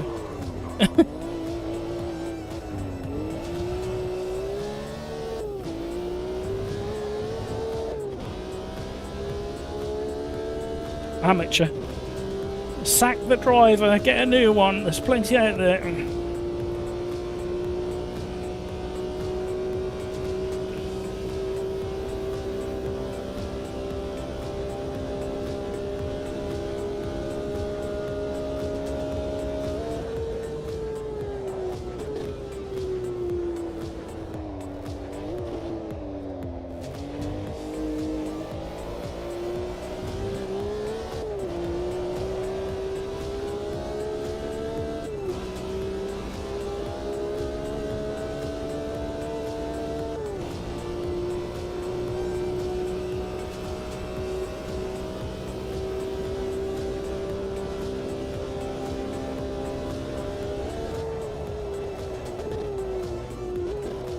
There's going to be some carnage in this one.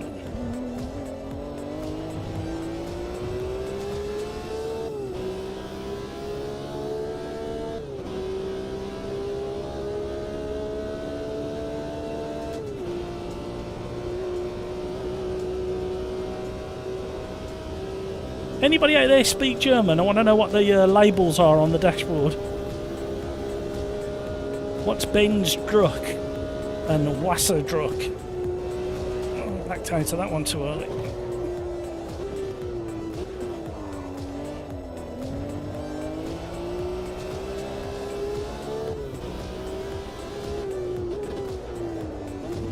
I'm underestimating the brakes at the moment, I think.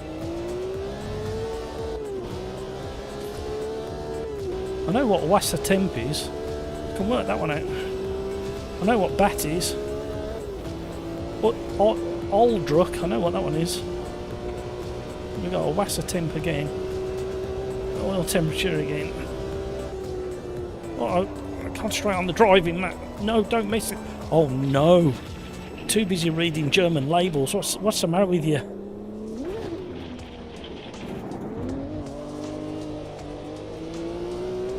Sack the driver. Get another one.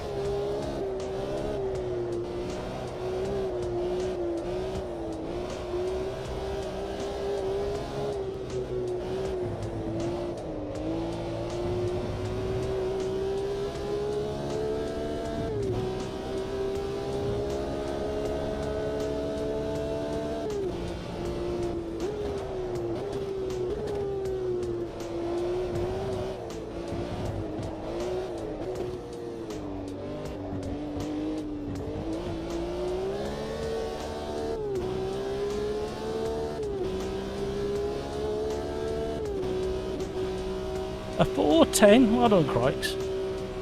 I would have been okay if it weren't for that pesky little trip across the gravel. You think it was very underneath?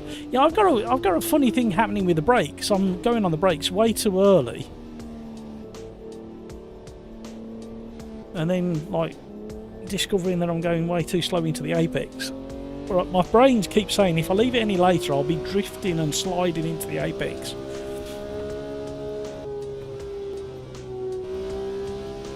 $284. What's that in proper money? In MPH. Old money. I think I'm not braking hard enough, like too scared to. Yeah. I'm being very conservative on the brakes as I enter the braking zone. I don't know why. And they seem really good, the brakes do. And no idea I got 8th.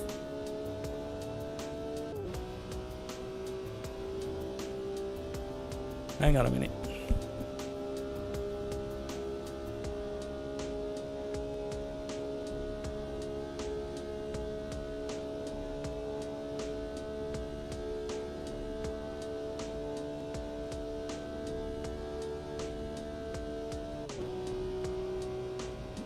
Right, according to you know who, 176 miles an hour.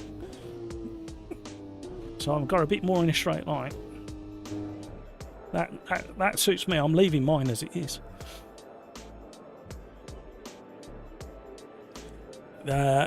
If you're of a nervous disposition, you probably might not want to look for the first half a lap. Because there's going to be carnage. What are we doing next as well? Oh, we'll do the GT4s at Indy. That might be a good one. What car shall we do at Indy? GT4, because we're all on the same car.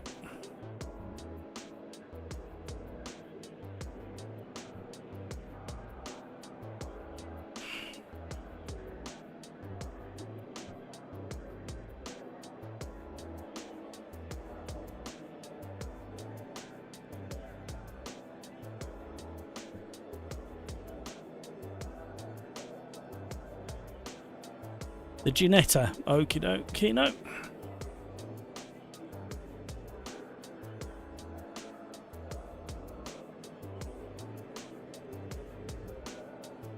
I haven't drove the GT4 Ginetta for a long time. I tend to go for the Porsche or the new Audi. Or even the Camaro's pretty tasty in it as well. Right, shall I ready up now? I think most people have readied up, haven't they? Yeah, we'll see if it causes any sync issue. There was no sync issue in the last race, so we should be okay. Thank you for all the likes, everybody. You are very, very generous indeed.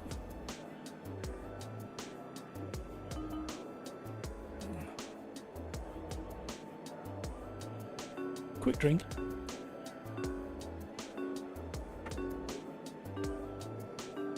Just to wet the whistle, as I say.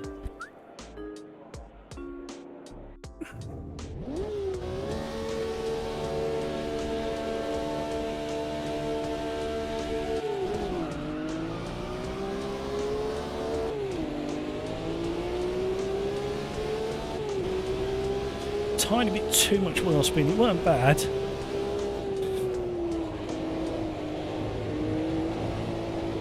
It's going to get a bit... Look in the mirror. Watch out for the bowling balls coming through. And the corner cutters.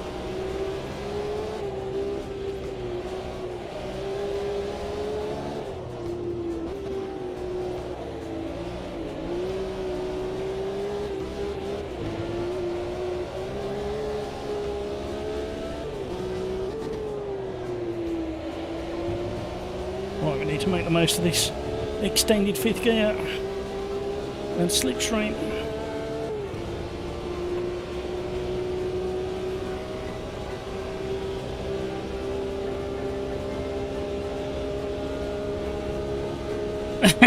Come on, car.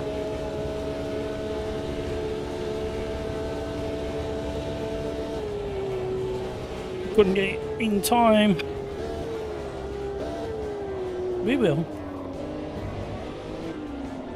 They're having a moment together.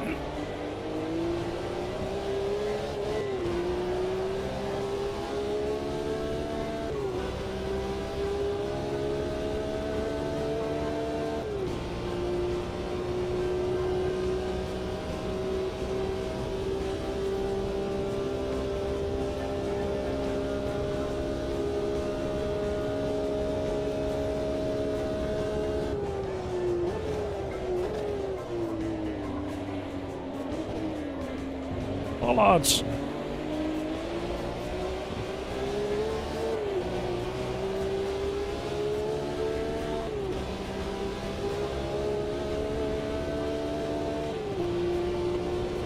Kino's deployed. Oh, but I think he's got. I thought he deployed his pop-up headlights. Maybe he has.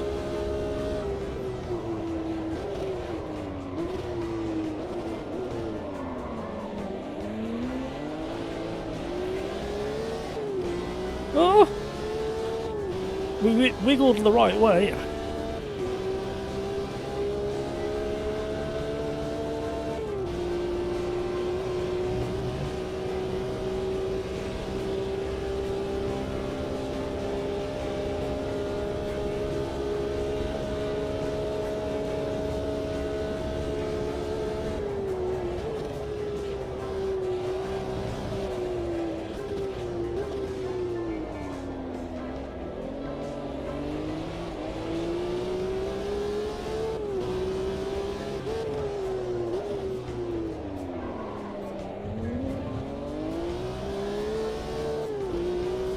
Come on.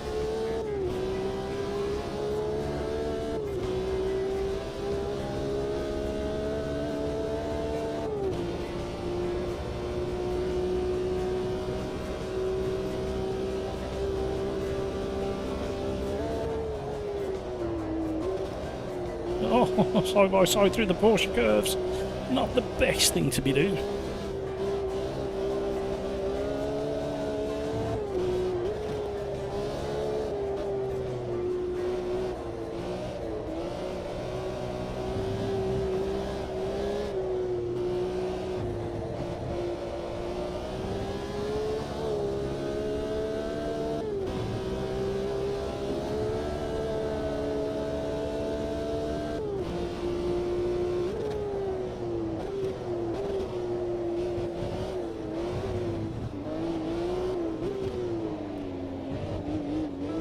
Oh my word, more like a rally stage.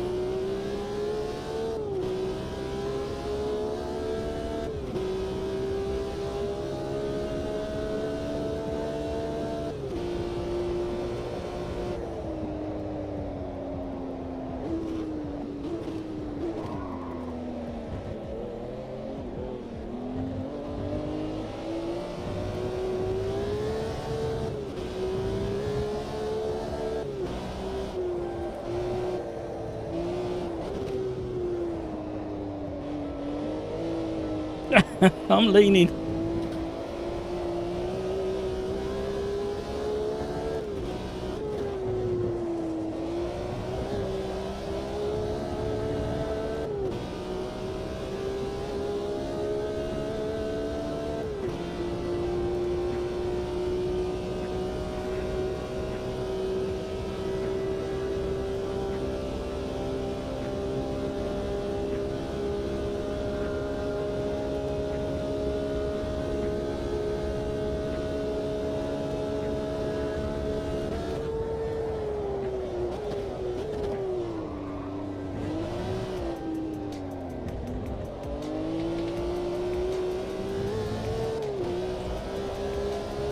He's got some speed behind.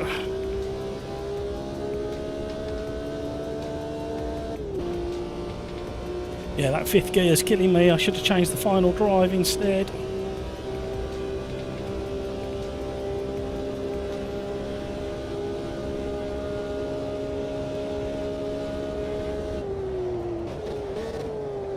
Oh no, no, no, no, no, no, no, no, no.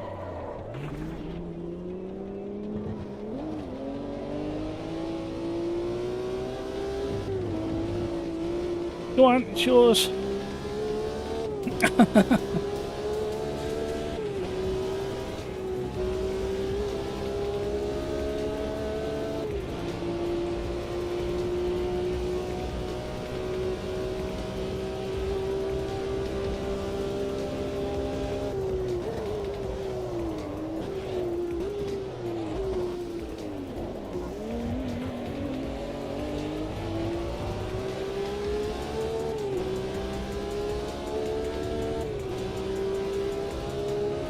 Go on now.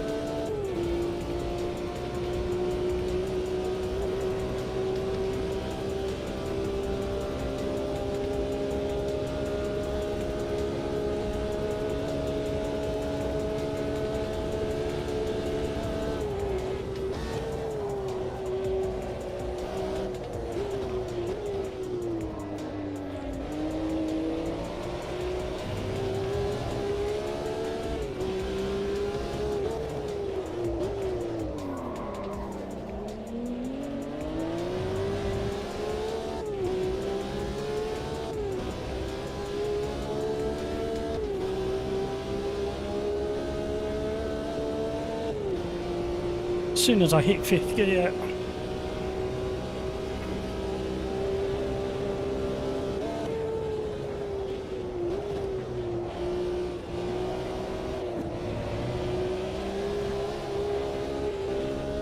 Oh, what a place to overtake.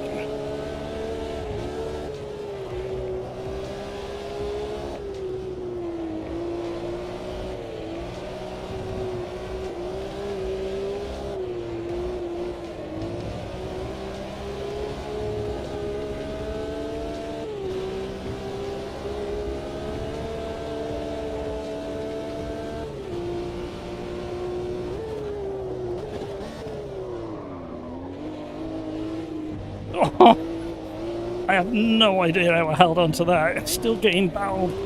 Oh! Oh! Oh!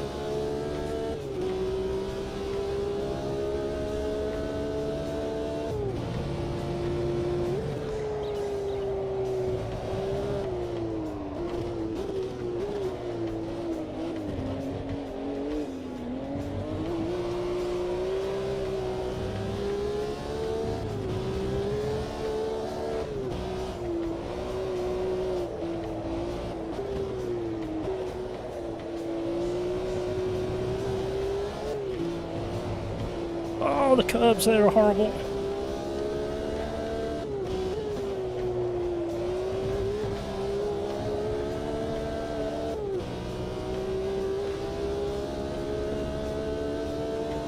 At least getting over ahead has got such good technique through these corners.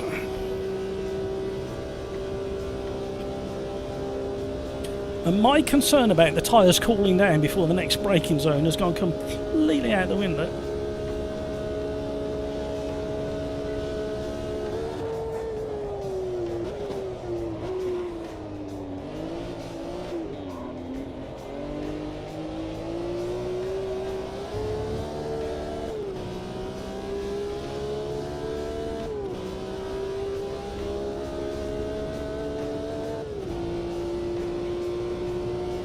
Come on then.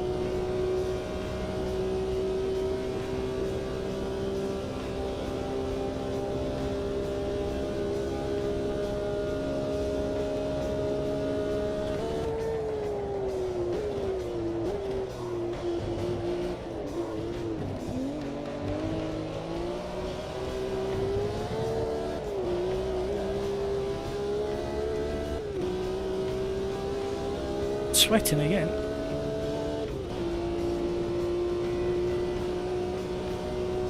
You wouldn't think you'd sweat so much going in a straight line.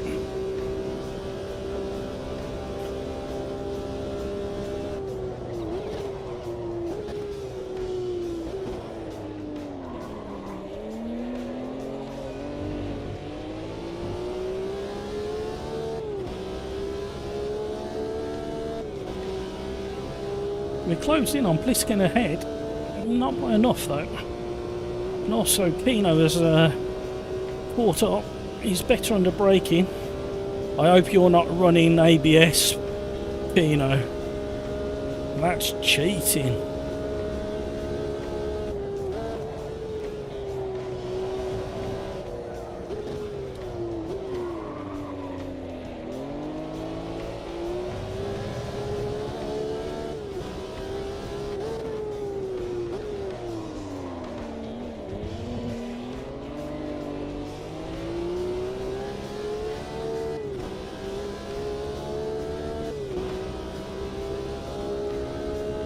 Only joking, Keno. You can run what you want, really.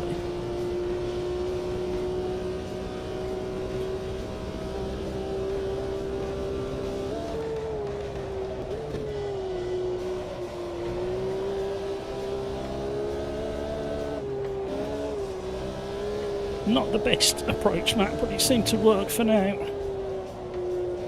Ooh.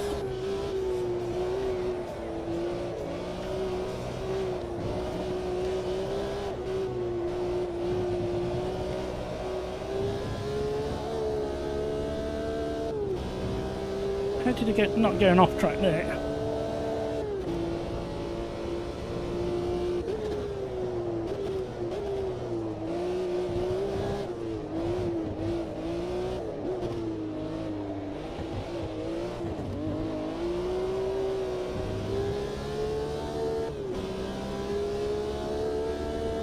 Meanwhile, Crikes and Hamburger. Well done, guys. Oh no! He's gone. I think he just rubbed the curb and it dragged him into a tank slapper.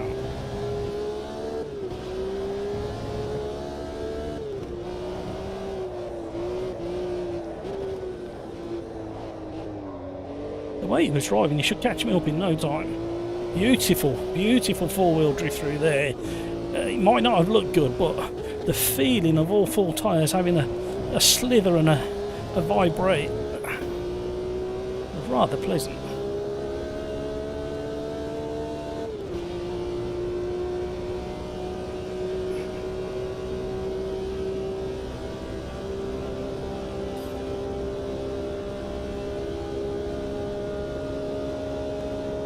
I can see a car in the distance. It's Hamburger. Please slow down. Oh, oh no. Oh no.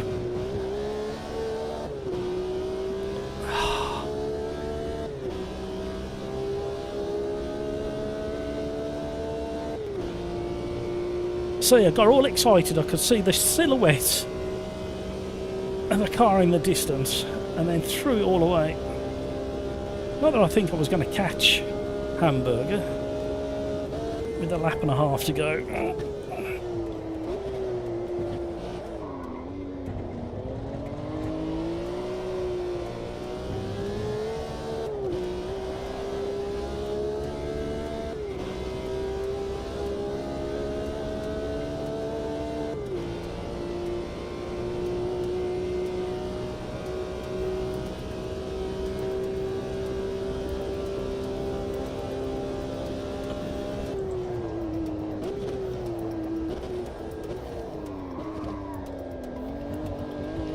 I'm locking up so much.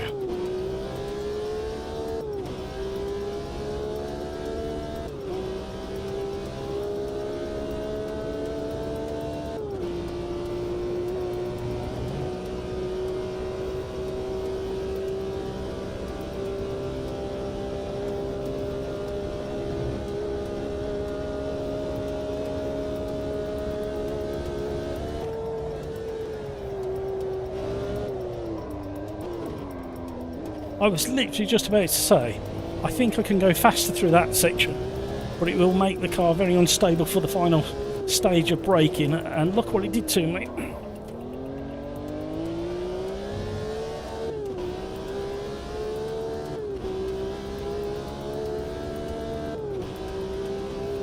Woo!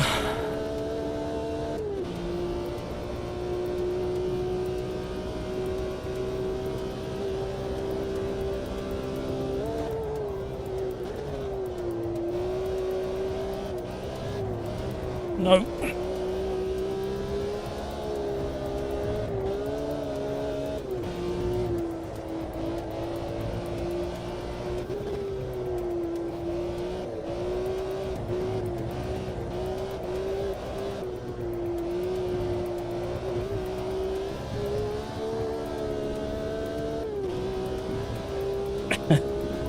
Oh, my frame rate's just started going again.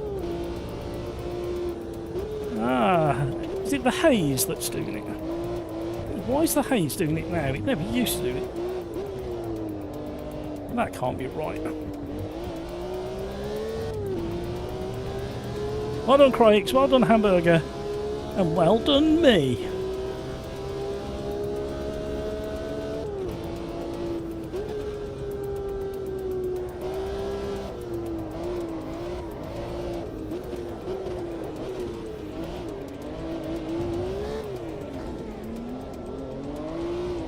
Oh, snappy.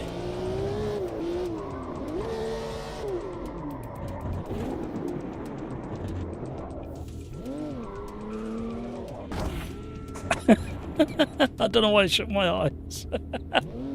Oh no, I'm such a child. Ah, that's what my wife says anyway. Actually, she stopped saying that recently. I must have grown up in the last few months. Bonk.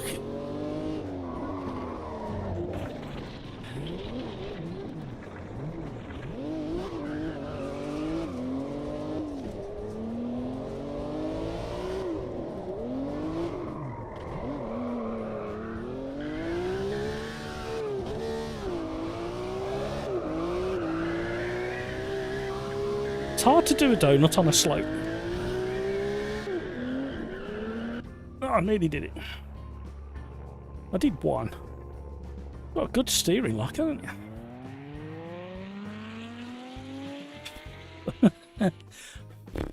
Out of breath. Right, we are going to go Ginettas at GT4s at where was it? Forgot what we said. Indy. But I need to change the weather. I want to test a theory. We're going to change. We're going to be really vanilla. We're going to change practice, quali, and the race to just one weather slot, sunny.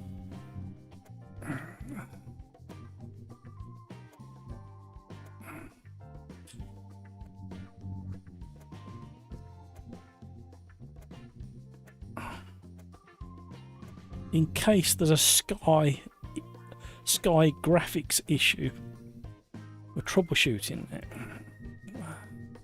I always fall into the troubleshooting, don't I? GT4s. Can't find my alphabet. GT4s. Ginetta.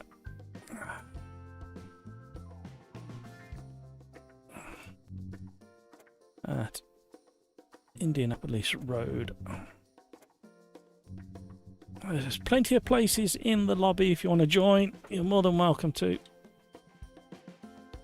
Thank you for the reminder, Crikes. Woo!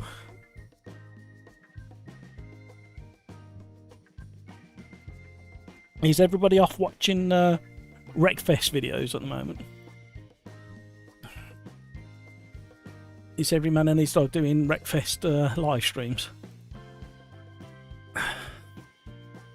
Oh no, I thought there'd be more than that. Okay.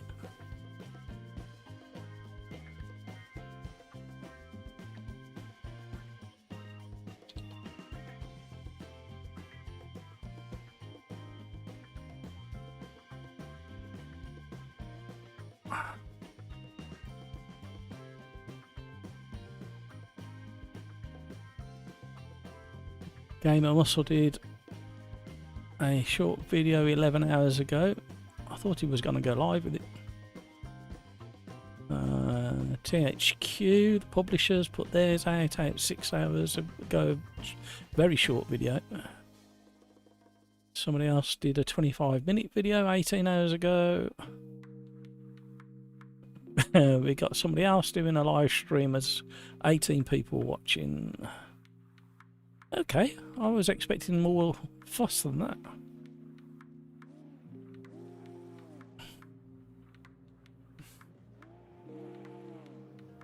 Right, what are we doing?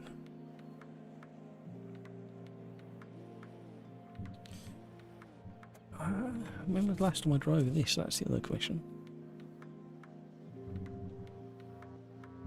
Got ABS and traction control. Don't forget to switch them on.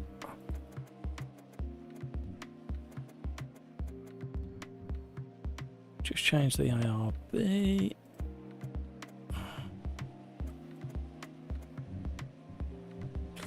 Engine braking. I thought you could change it on this car. Alright, let's give that a go. I haven't driven this for a very long time. Its BOP wasn't as good against the other cars in the class, was it, if I remember? Top speed, I think. Be interested to drive against everybody else driving the same one.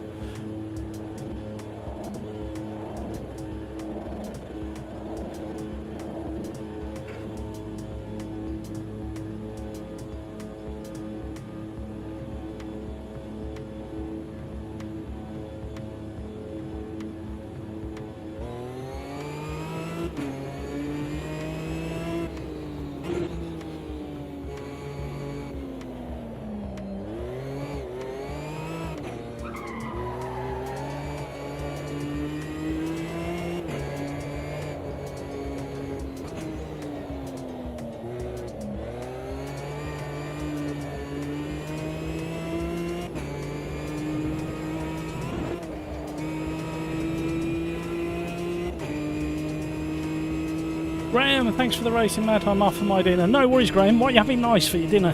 That's the most important question before you go. Because I'm just starting to get hungry now.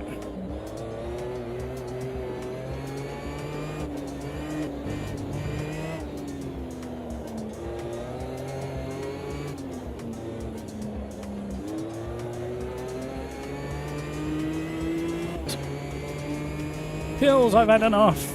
Somehow I'm missing any feeling for the cars today. You know what? It's really weird you say that. A couple of the cars, well, since the F3s, it's almost like the tyre model's gone back to the previous version. Does that make any sense? There's a bit of a slide to everything.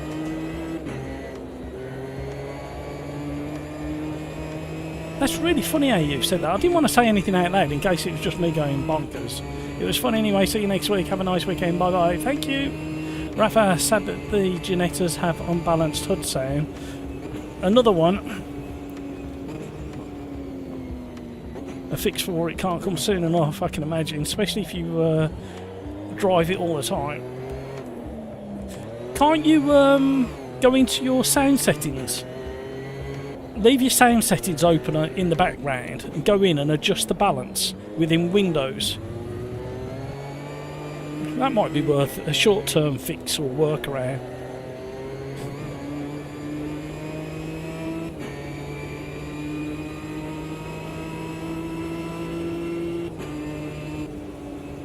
Uh-oh.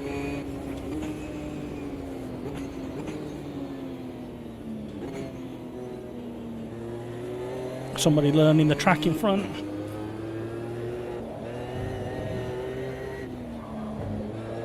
Good awareness, he got out of the way. Oh, I haven't got my traction control on. Or ABS. Oh no, that'll change the way the car drives.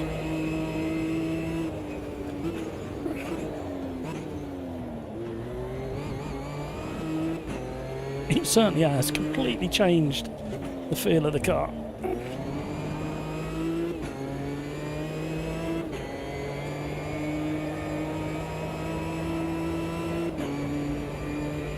I left the cone where it was.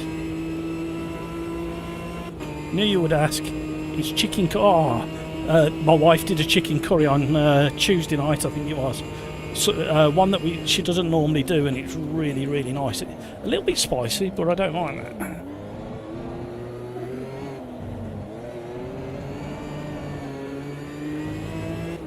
It was really, really good. She cooked the chicken to perfection.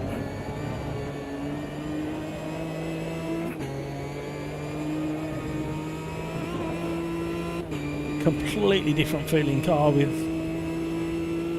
ABS and traction control and the tyres up to 10. Too early on the brakes, mind you.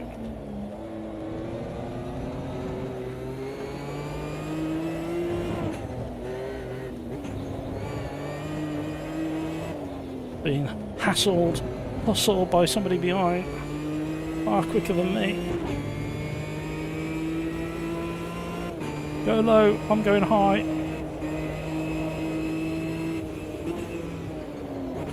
I got penalised for it, and I'm letting some faster car through. That's not nice. Never used to be able to touch that curb previously.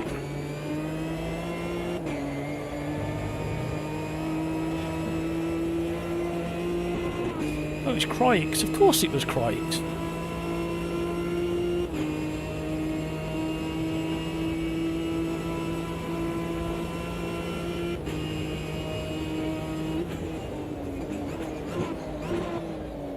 Oh, nearly at the back.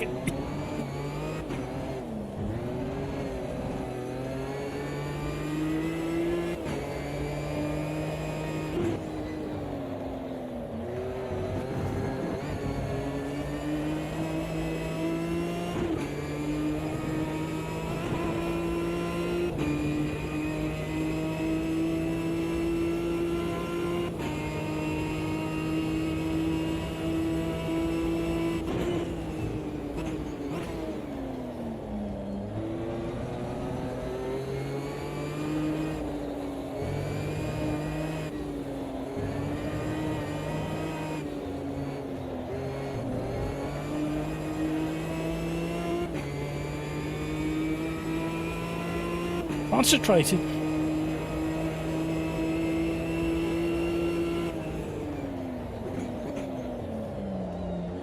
Bit deep.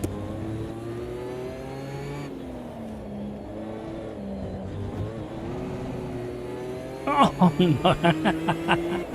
Invalidated.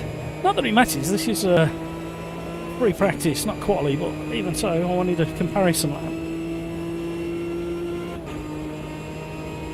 130. I did a 130.9. Invalidated, mind you.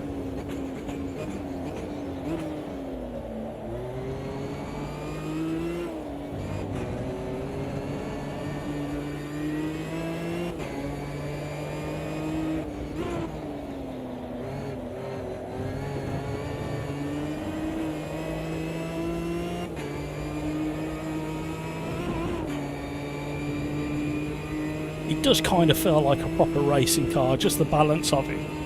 Still think it's sliding around a little bit too much.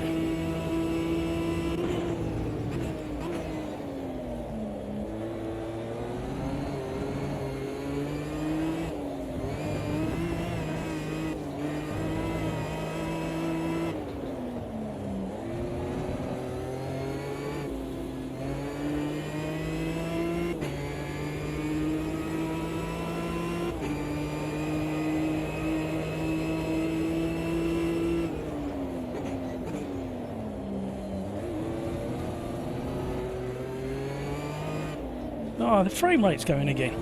Changing the weather didn't make a scrap of difference. Why is it doing that? What time is it?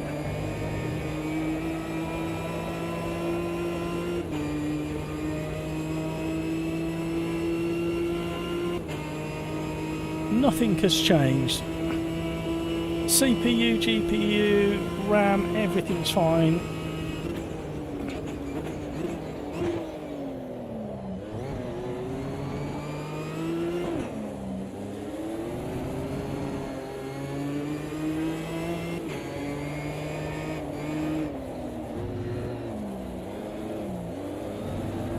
this car responds so good to trail braking and mid-corner left foot braking.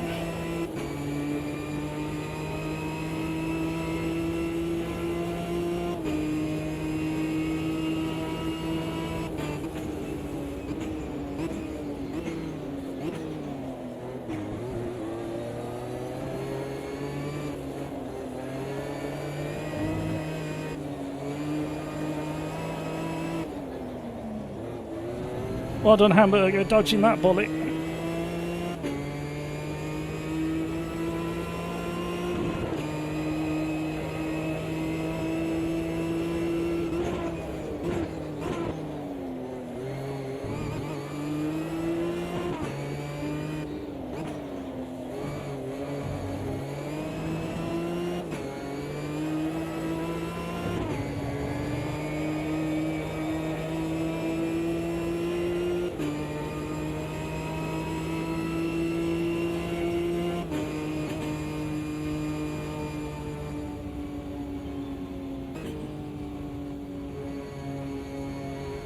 Rafa, I have no idea if that would work. I didn't even know that was a thing. Yeah, go in Windows, and in one of the sound settings, depending which version of Windows, it's slightly different. In the sound settings, you can change the balance, and if you keep it open and tab to it for the cars that you know have got the imbalance, it might just work. One strange thing I noticed on Riser Forum is that my soundboard report was at the page 311, now it's at 310. Okay. Some stuff might have been cleared out. They do have a little clear out every now and again, or people clear their own stuff out. Are we on race number 5 and I haven't changed the number? Sacked again. GT4 Ginetta at Indy. Oh my word. Still not got used to this keyboard. Here we go, into Quali. I'm going to change couple of things. Don't tell anybody. Don't show anybody what I'm doing. They don't need to see. I probably made it 10 times worse, but we'll give it a go. What's the time? 8:30 already. This could well be last orders, I'm not sure yet. I will set up another race at the end of this where I may only take part in the practice, depending on the time.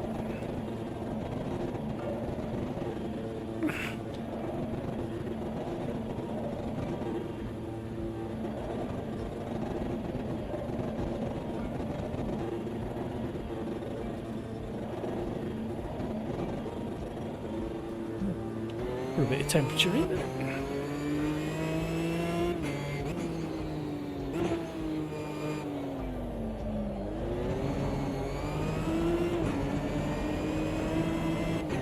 Warming up your tyres.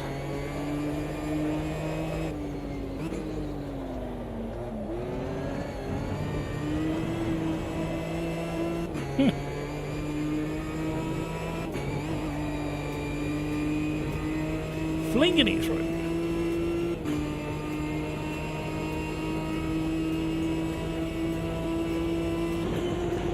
I keep braking at the wrong point.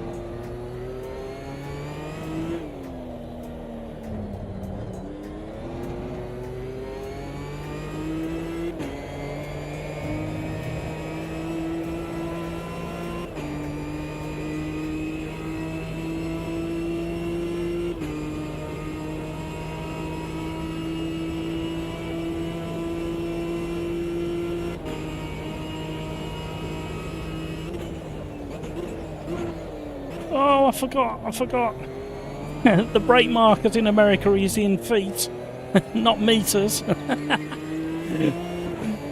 I had the shock of my life, and I glanced up and saw that I was at the 500 mark, and I was hitting the brakes heavily, thinking I'm not going to get this stopped. And then the penny dropped that, oh, that's feet.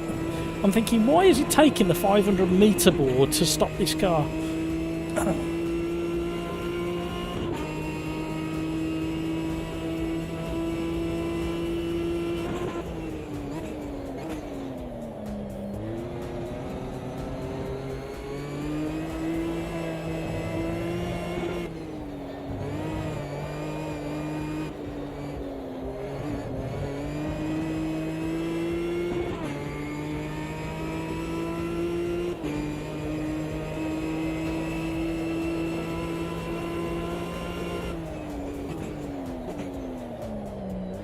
Oh, I found the apex there.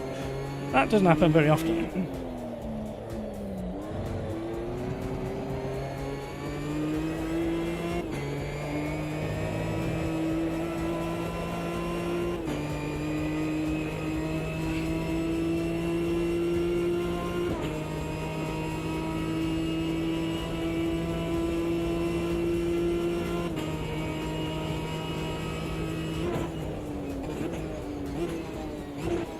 Oh no, that threw me completely. I braked it wrong again. Oh dear. That's cost me this lap. Lovely four-wheel drift through there. Yeah, knew it. That's the end of that then. 0.22 so far behind the others, but they're bound to go quicker on this next lap.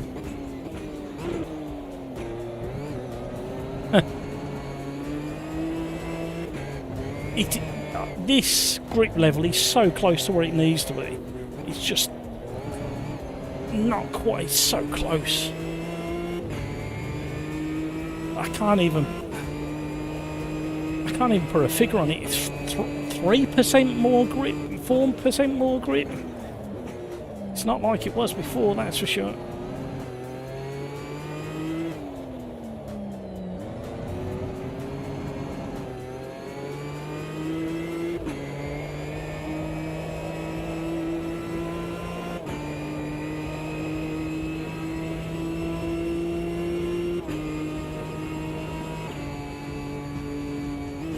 Alright, crikes, there's no need to rub my nose in it. 6/10, nearly 7/10 faster. So rude. Don't you know who I am? Thank you so much for all the likes, everybody. You are very, very generous indeed. You didn't find it here. Some people deleted their message maybe, yeah.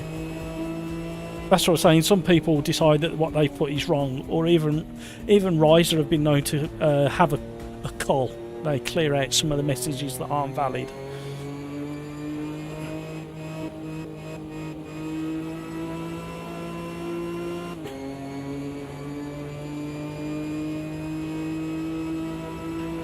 Ooh, right.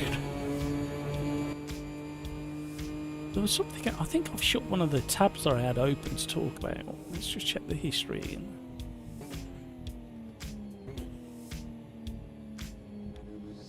We don't want you to talk, we want you to race. No, I've talked about everything. Just that Hadron.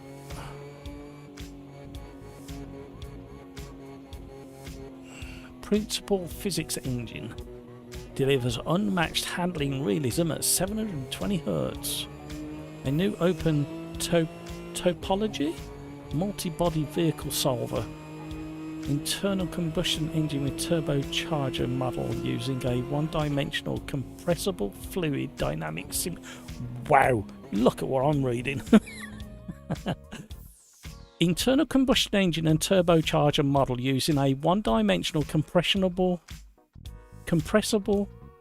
fluid dynamic simulation that allows for effects like turbo lag or backfires and defects like dieseling or knocking with exhaust gas that impairs the virtual airspace around the car. Okay, if that's just that on its own is fascinating. More natural, non-linear throttle control due to torque response that is dynamically emerging from the fluid and combustion simulation. Okay, that is interesting as well. Modular drivetrain running at 7,200 hertz, supporting all clutch, differential and gearbox configurations. Accurate FFB taken directly from the tie rod. That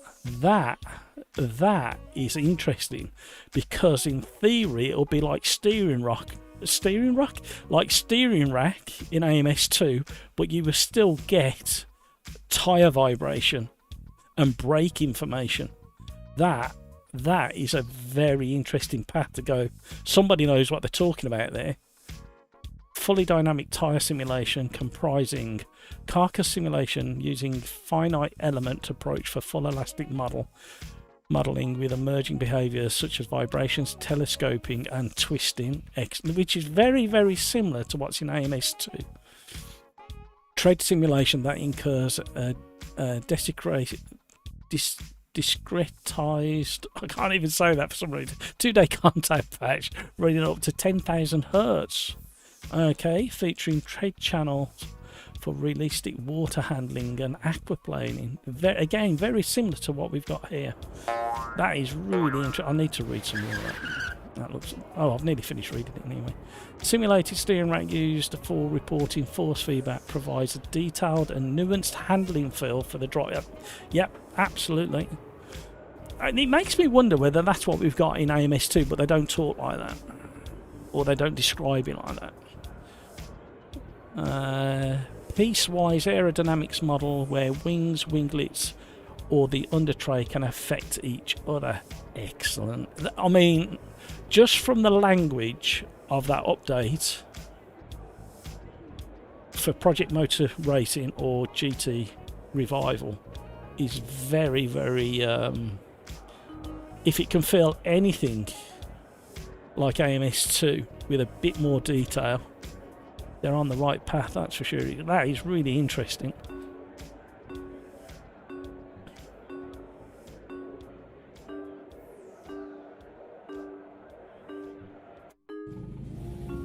Yeah, that was a bad lap from me, Matt. James. Stop it, Crikes. Oh dear. My worst start of the day.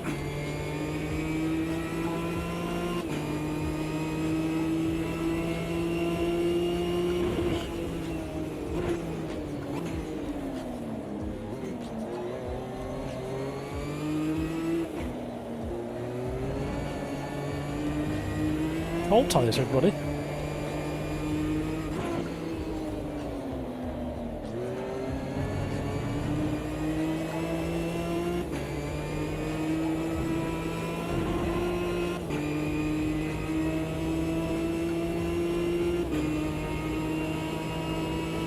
Here we go.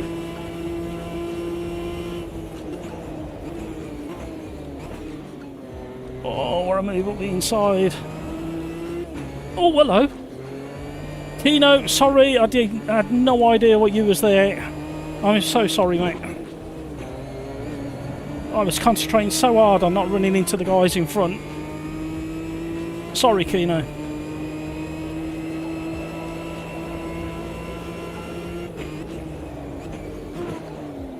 I dare say you'll be able to get your own back in a few seconds.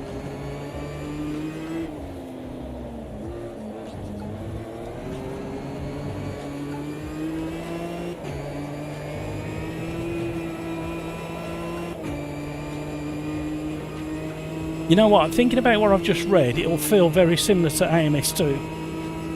I'm pretty certain that's what AMS2 is doing. Or very close to it.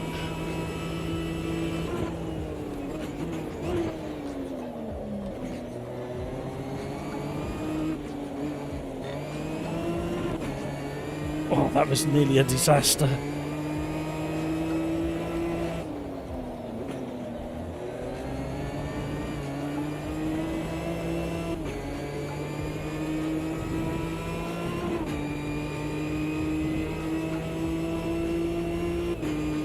On the tie rod, I never thought of that. fascinating insight into how force feedback and physics and everything gets interpreted into your hands.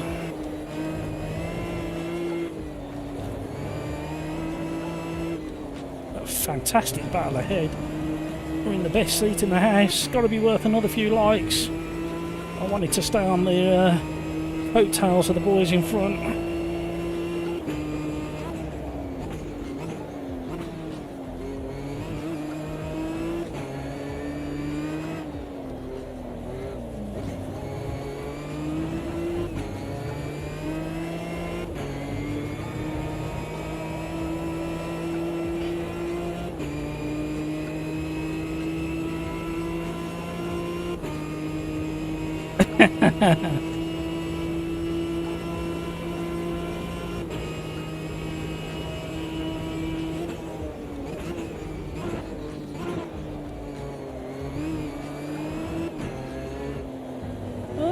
Understeer. Oversteer, wobbling free.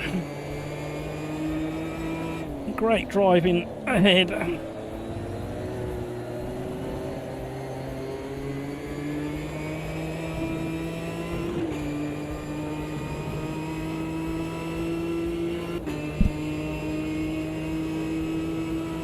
don't know what it means, but I'm sure it's cool. Well, oh no, Crikes! Disaster! I have no idea what you did, Crikes. I didn't see. Did you clip a curb or bad luck? I don't know why you've left it to me to chase after Hamburg. You know what he's like. I've got no chance.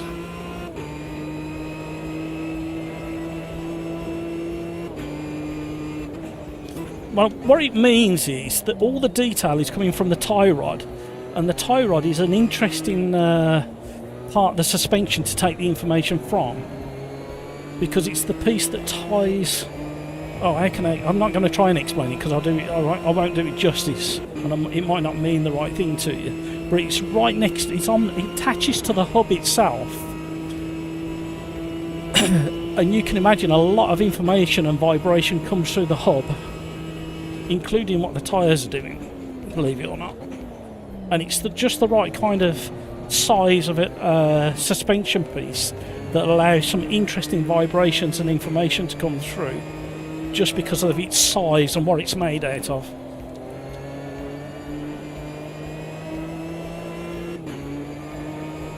How are you getting on with Default Plus, by the way, Crikes? I know you can't answer straight away, but maybe afterwards. I'm really fascinated by that statement about that force feedback model.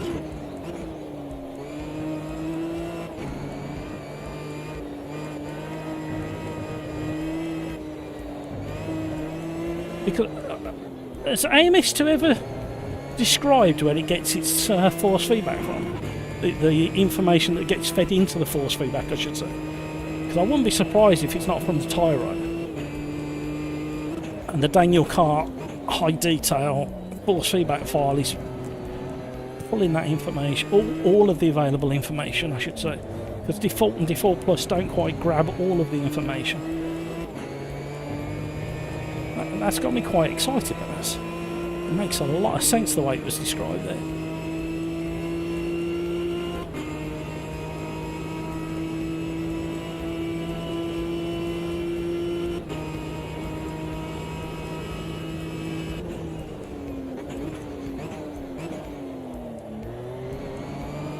Why am my frame rate dropping again?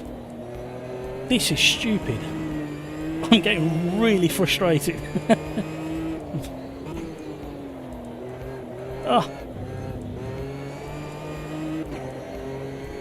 Just before 9. I know what it is. I'm not going to say it again. You all know what it is. Nobody listens to me. Whinge, whinge, whinge, whinge, whinge. Luckily I don't whinge too much.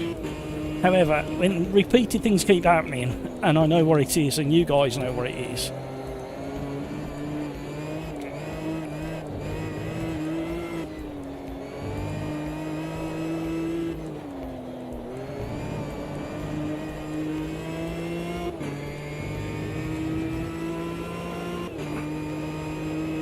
Hi, Pete. How you getting on?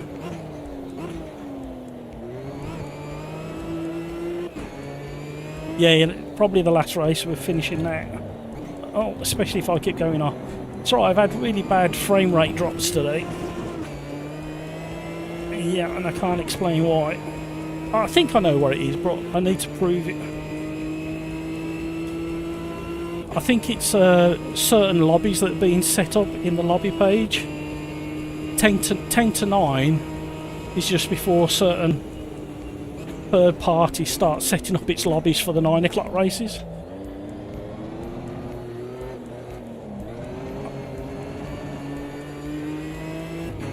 Yeah, it's just as all that information starts getting loaded onto the server. The server's overloaded with the amount of data and people logging on ready to race. Because it all happens all within a few minutes, doesn't it? And that's what was happening before, and then it went really quiet because nothing has changed, and I thought it was the graphics driver, so I rolled it back to an October graphics driver, and literally nothing's changed since then. And it started on Thursday last week, I think, for no apparent reason. And all my temps and RAM and literally everything's as it normally is. In fact, it's slightly better since the update. So the only other thing it can be is because I'm running the lobby, it's affecting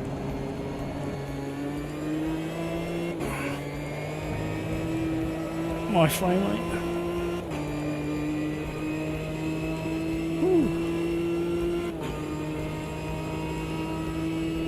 Oh, excellent.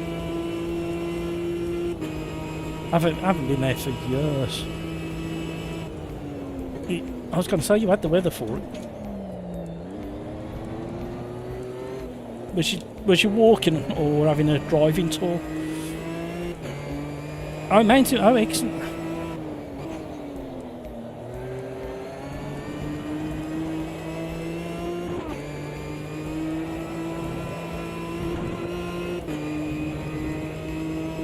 How are you getting on with your fitness and everything, Pete, with that medication?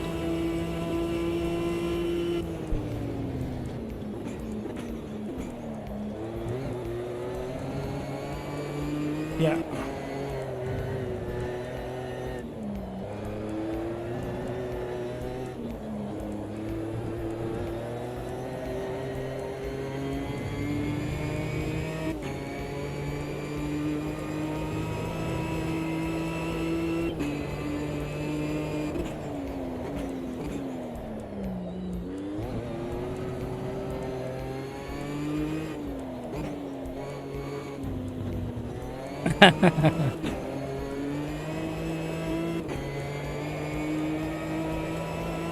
Certainly is.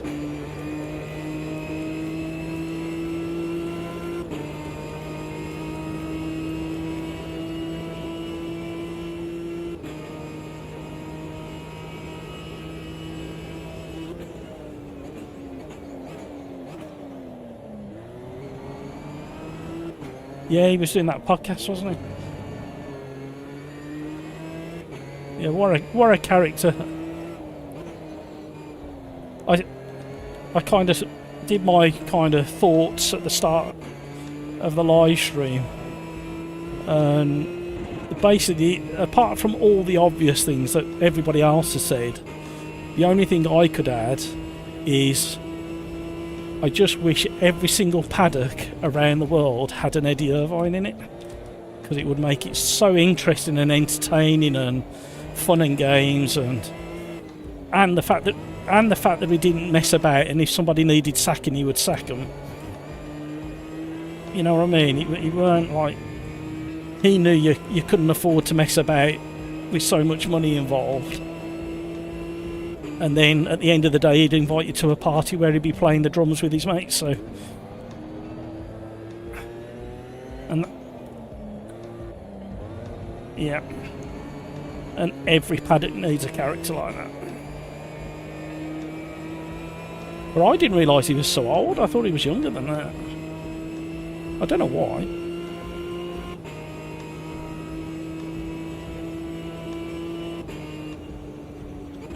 Yeah.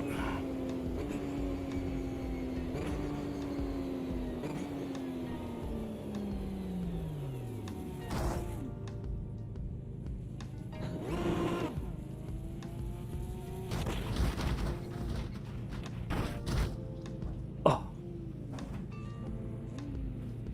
What's the time? Right, Pete, I'm going to just hop over and end the stream now. Oh. All right, mate. Cheers, Pete. See you later.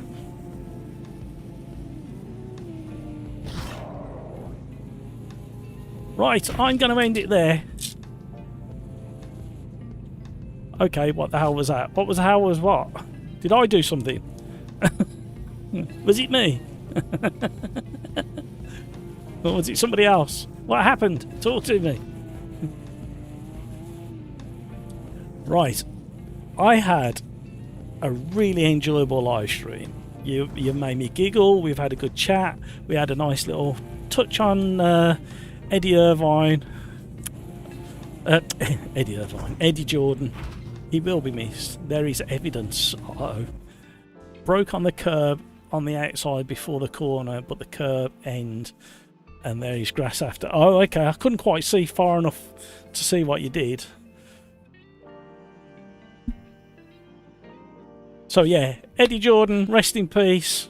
Will be very missed from the motorsport conversation. Don't need to say anything else, really. Everything's been said that needs to be said. Moving on. Thank you so much for the fantastic racing today. Also, thank you for putting up with my holiday pictures. I want to kind of bring a bit of evidence to the arguments that we have about grip and force feedback and stuff like that. And that's what I'm trying to gather by going to the race circuits on the test days and stuff, such as the photos and the slow motion. And I'm hoping that it helps some of you, it kind of helps me, and hopefully at some point somebody sees it and goes, oh, actually, look at that slow motion that we haven't seen before. And with that, I hope you have a fantastic rest of your day. I hope you have a fantastic Friday and an even better weekend. And let's hope for a really interesting Chinese Grand Prix. And it'll be fascinating to have a conversation with you guys on Tuesday next week to talk about what did happen, who was at fault, who wasn't at fault, and all of those things. Let's hope, my biggest hope for this Grand Prix coming up, that all of the rookies have a better race, because they had an awful first race. It was such a shame for them. So yeah, you know what I'm going to say next. Take care of yourself so you can take care of those around you. And until the next time, let's be careful out there. Thank you everybody. Till the next one.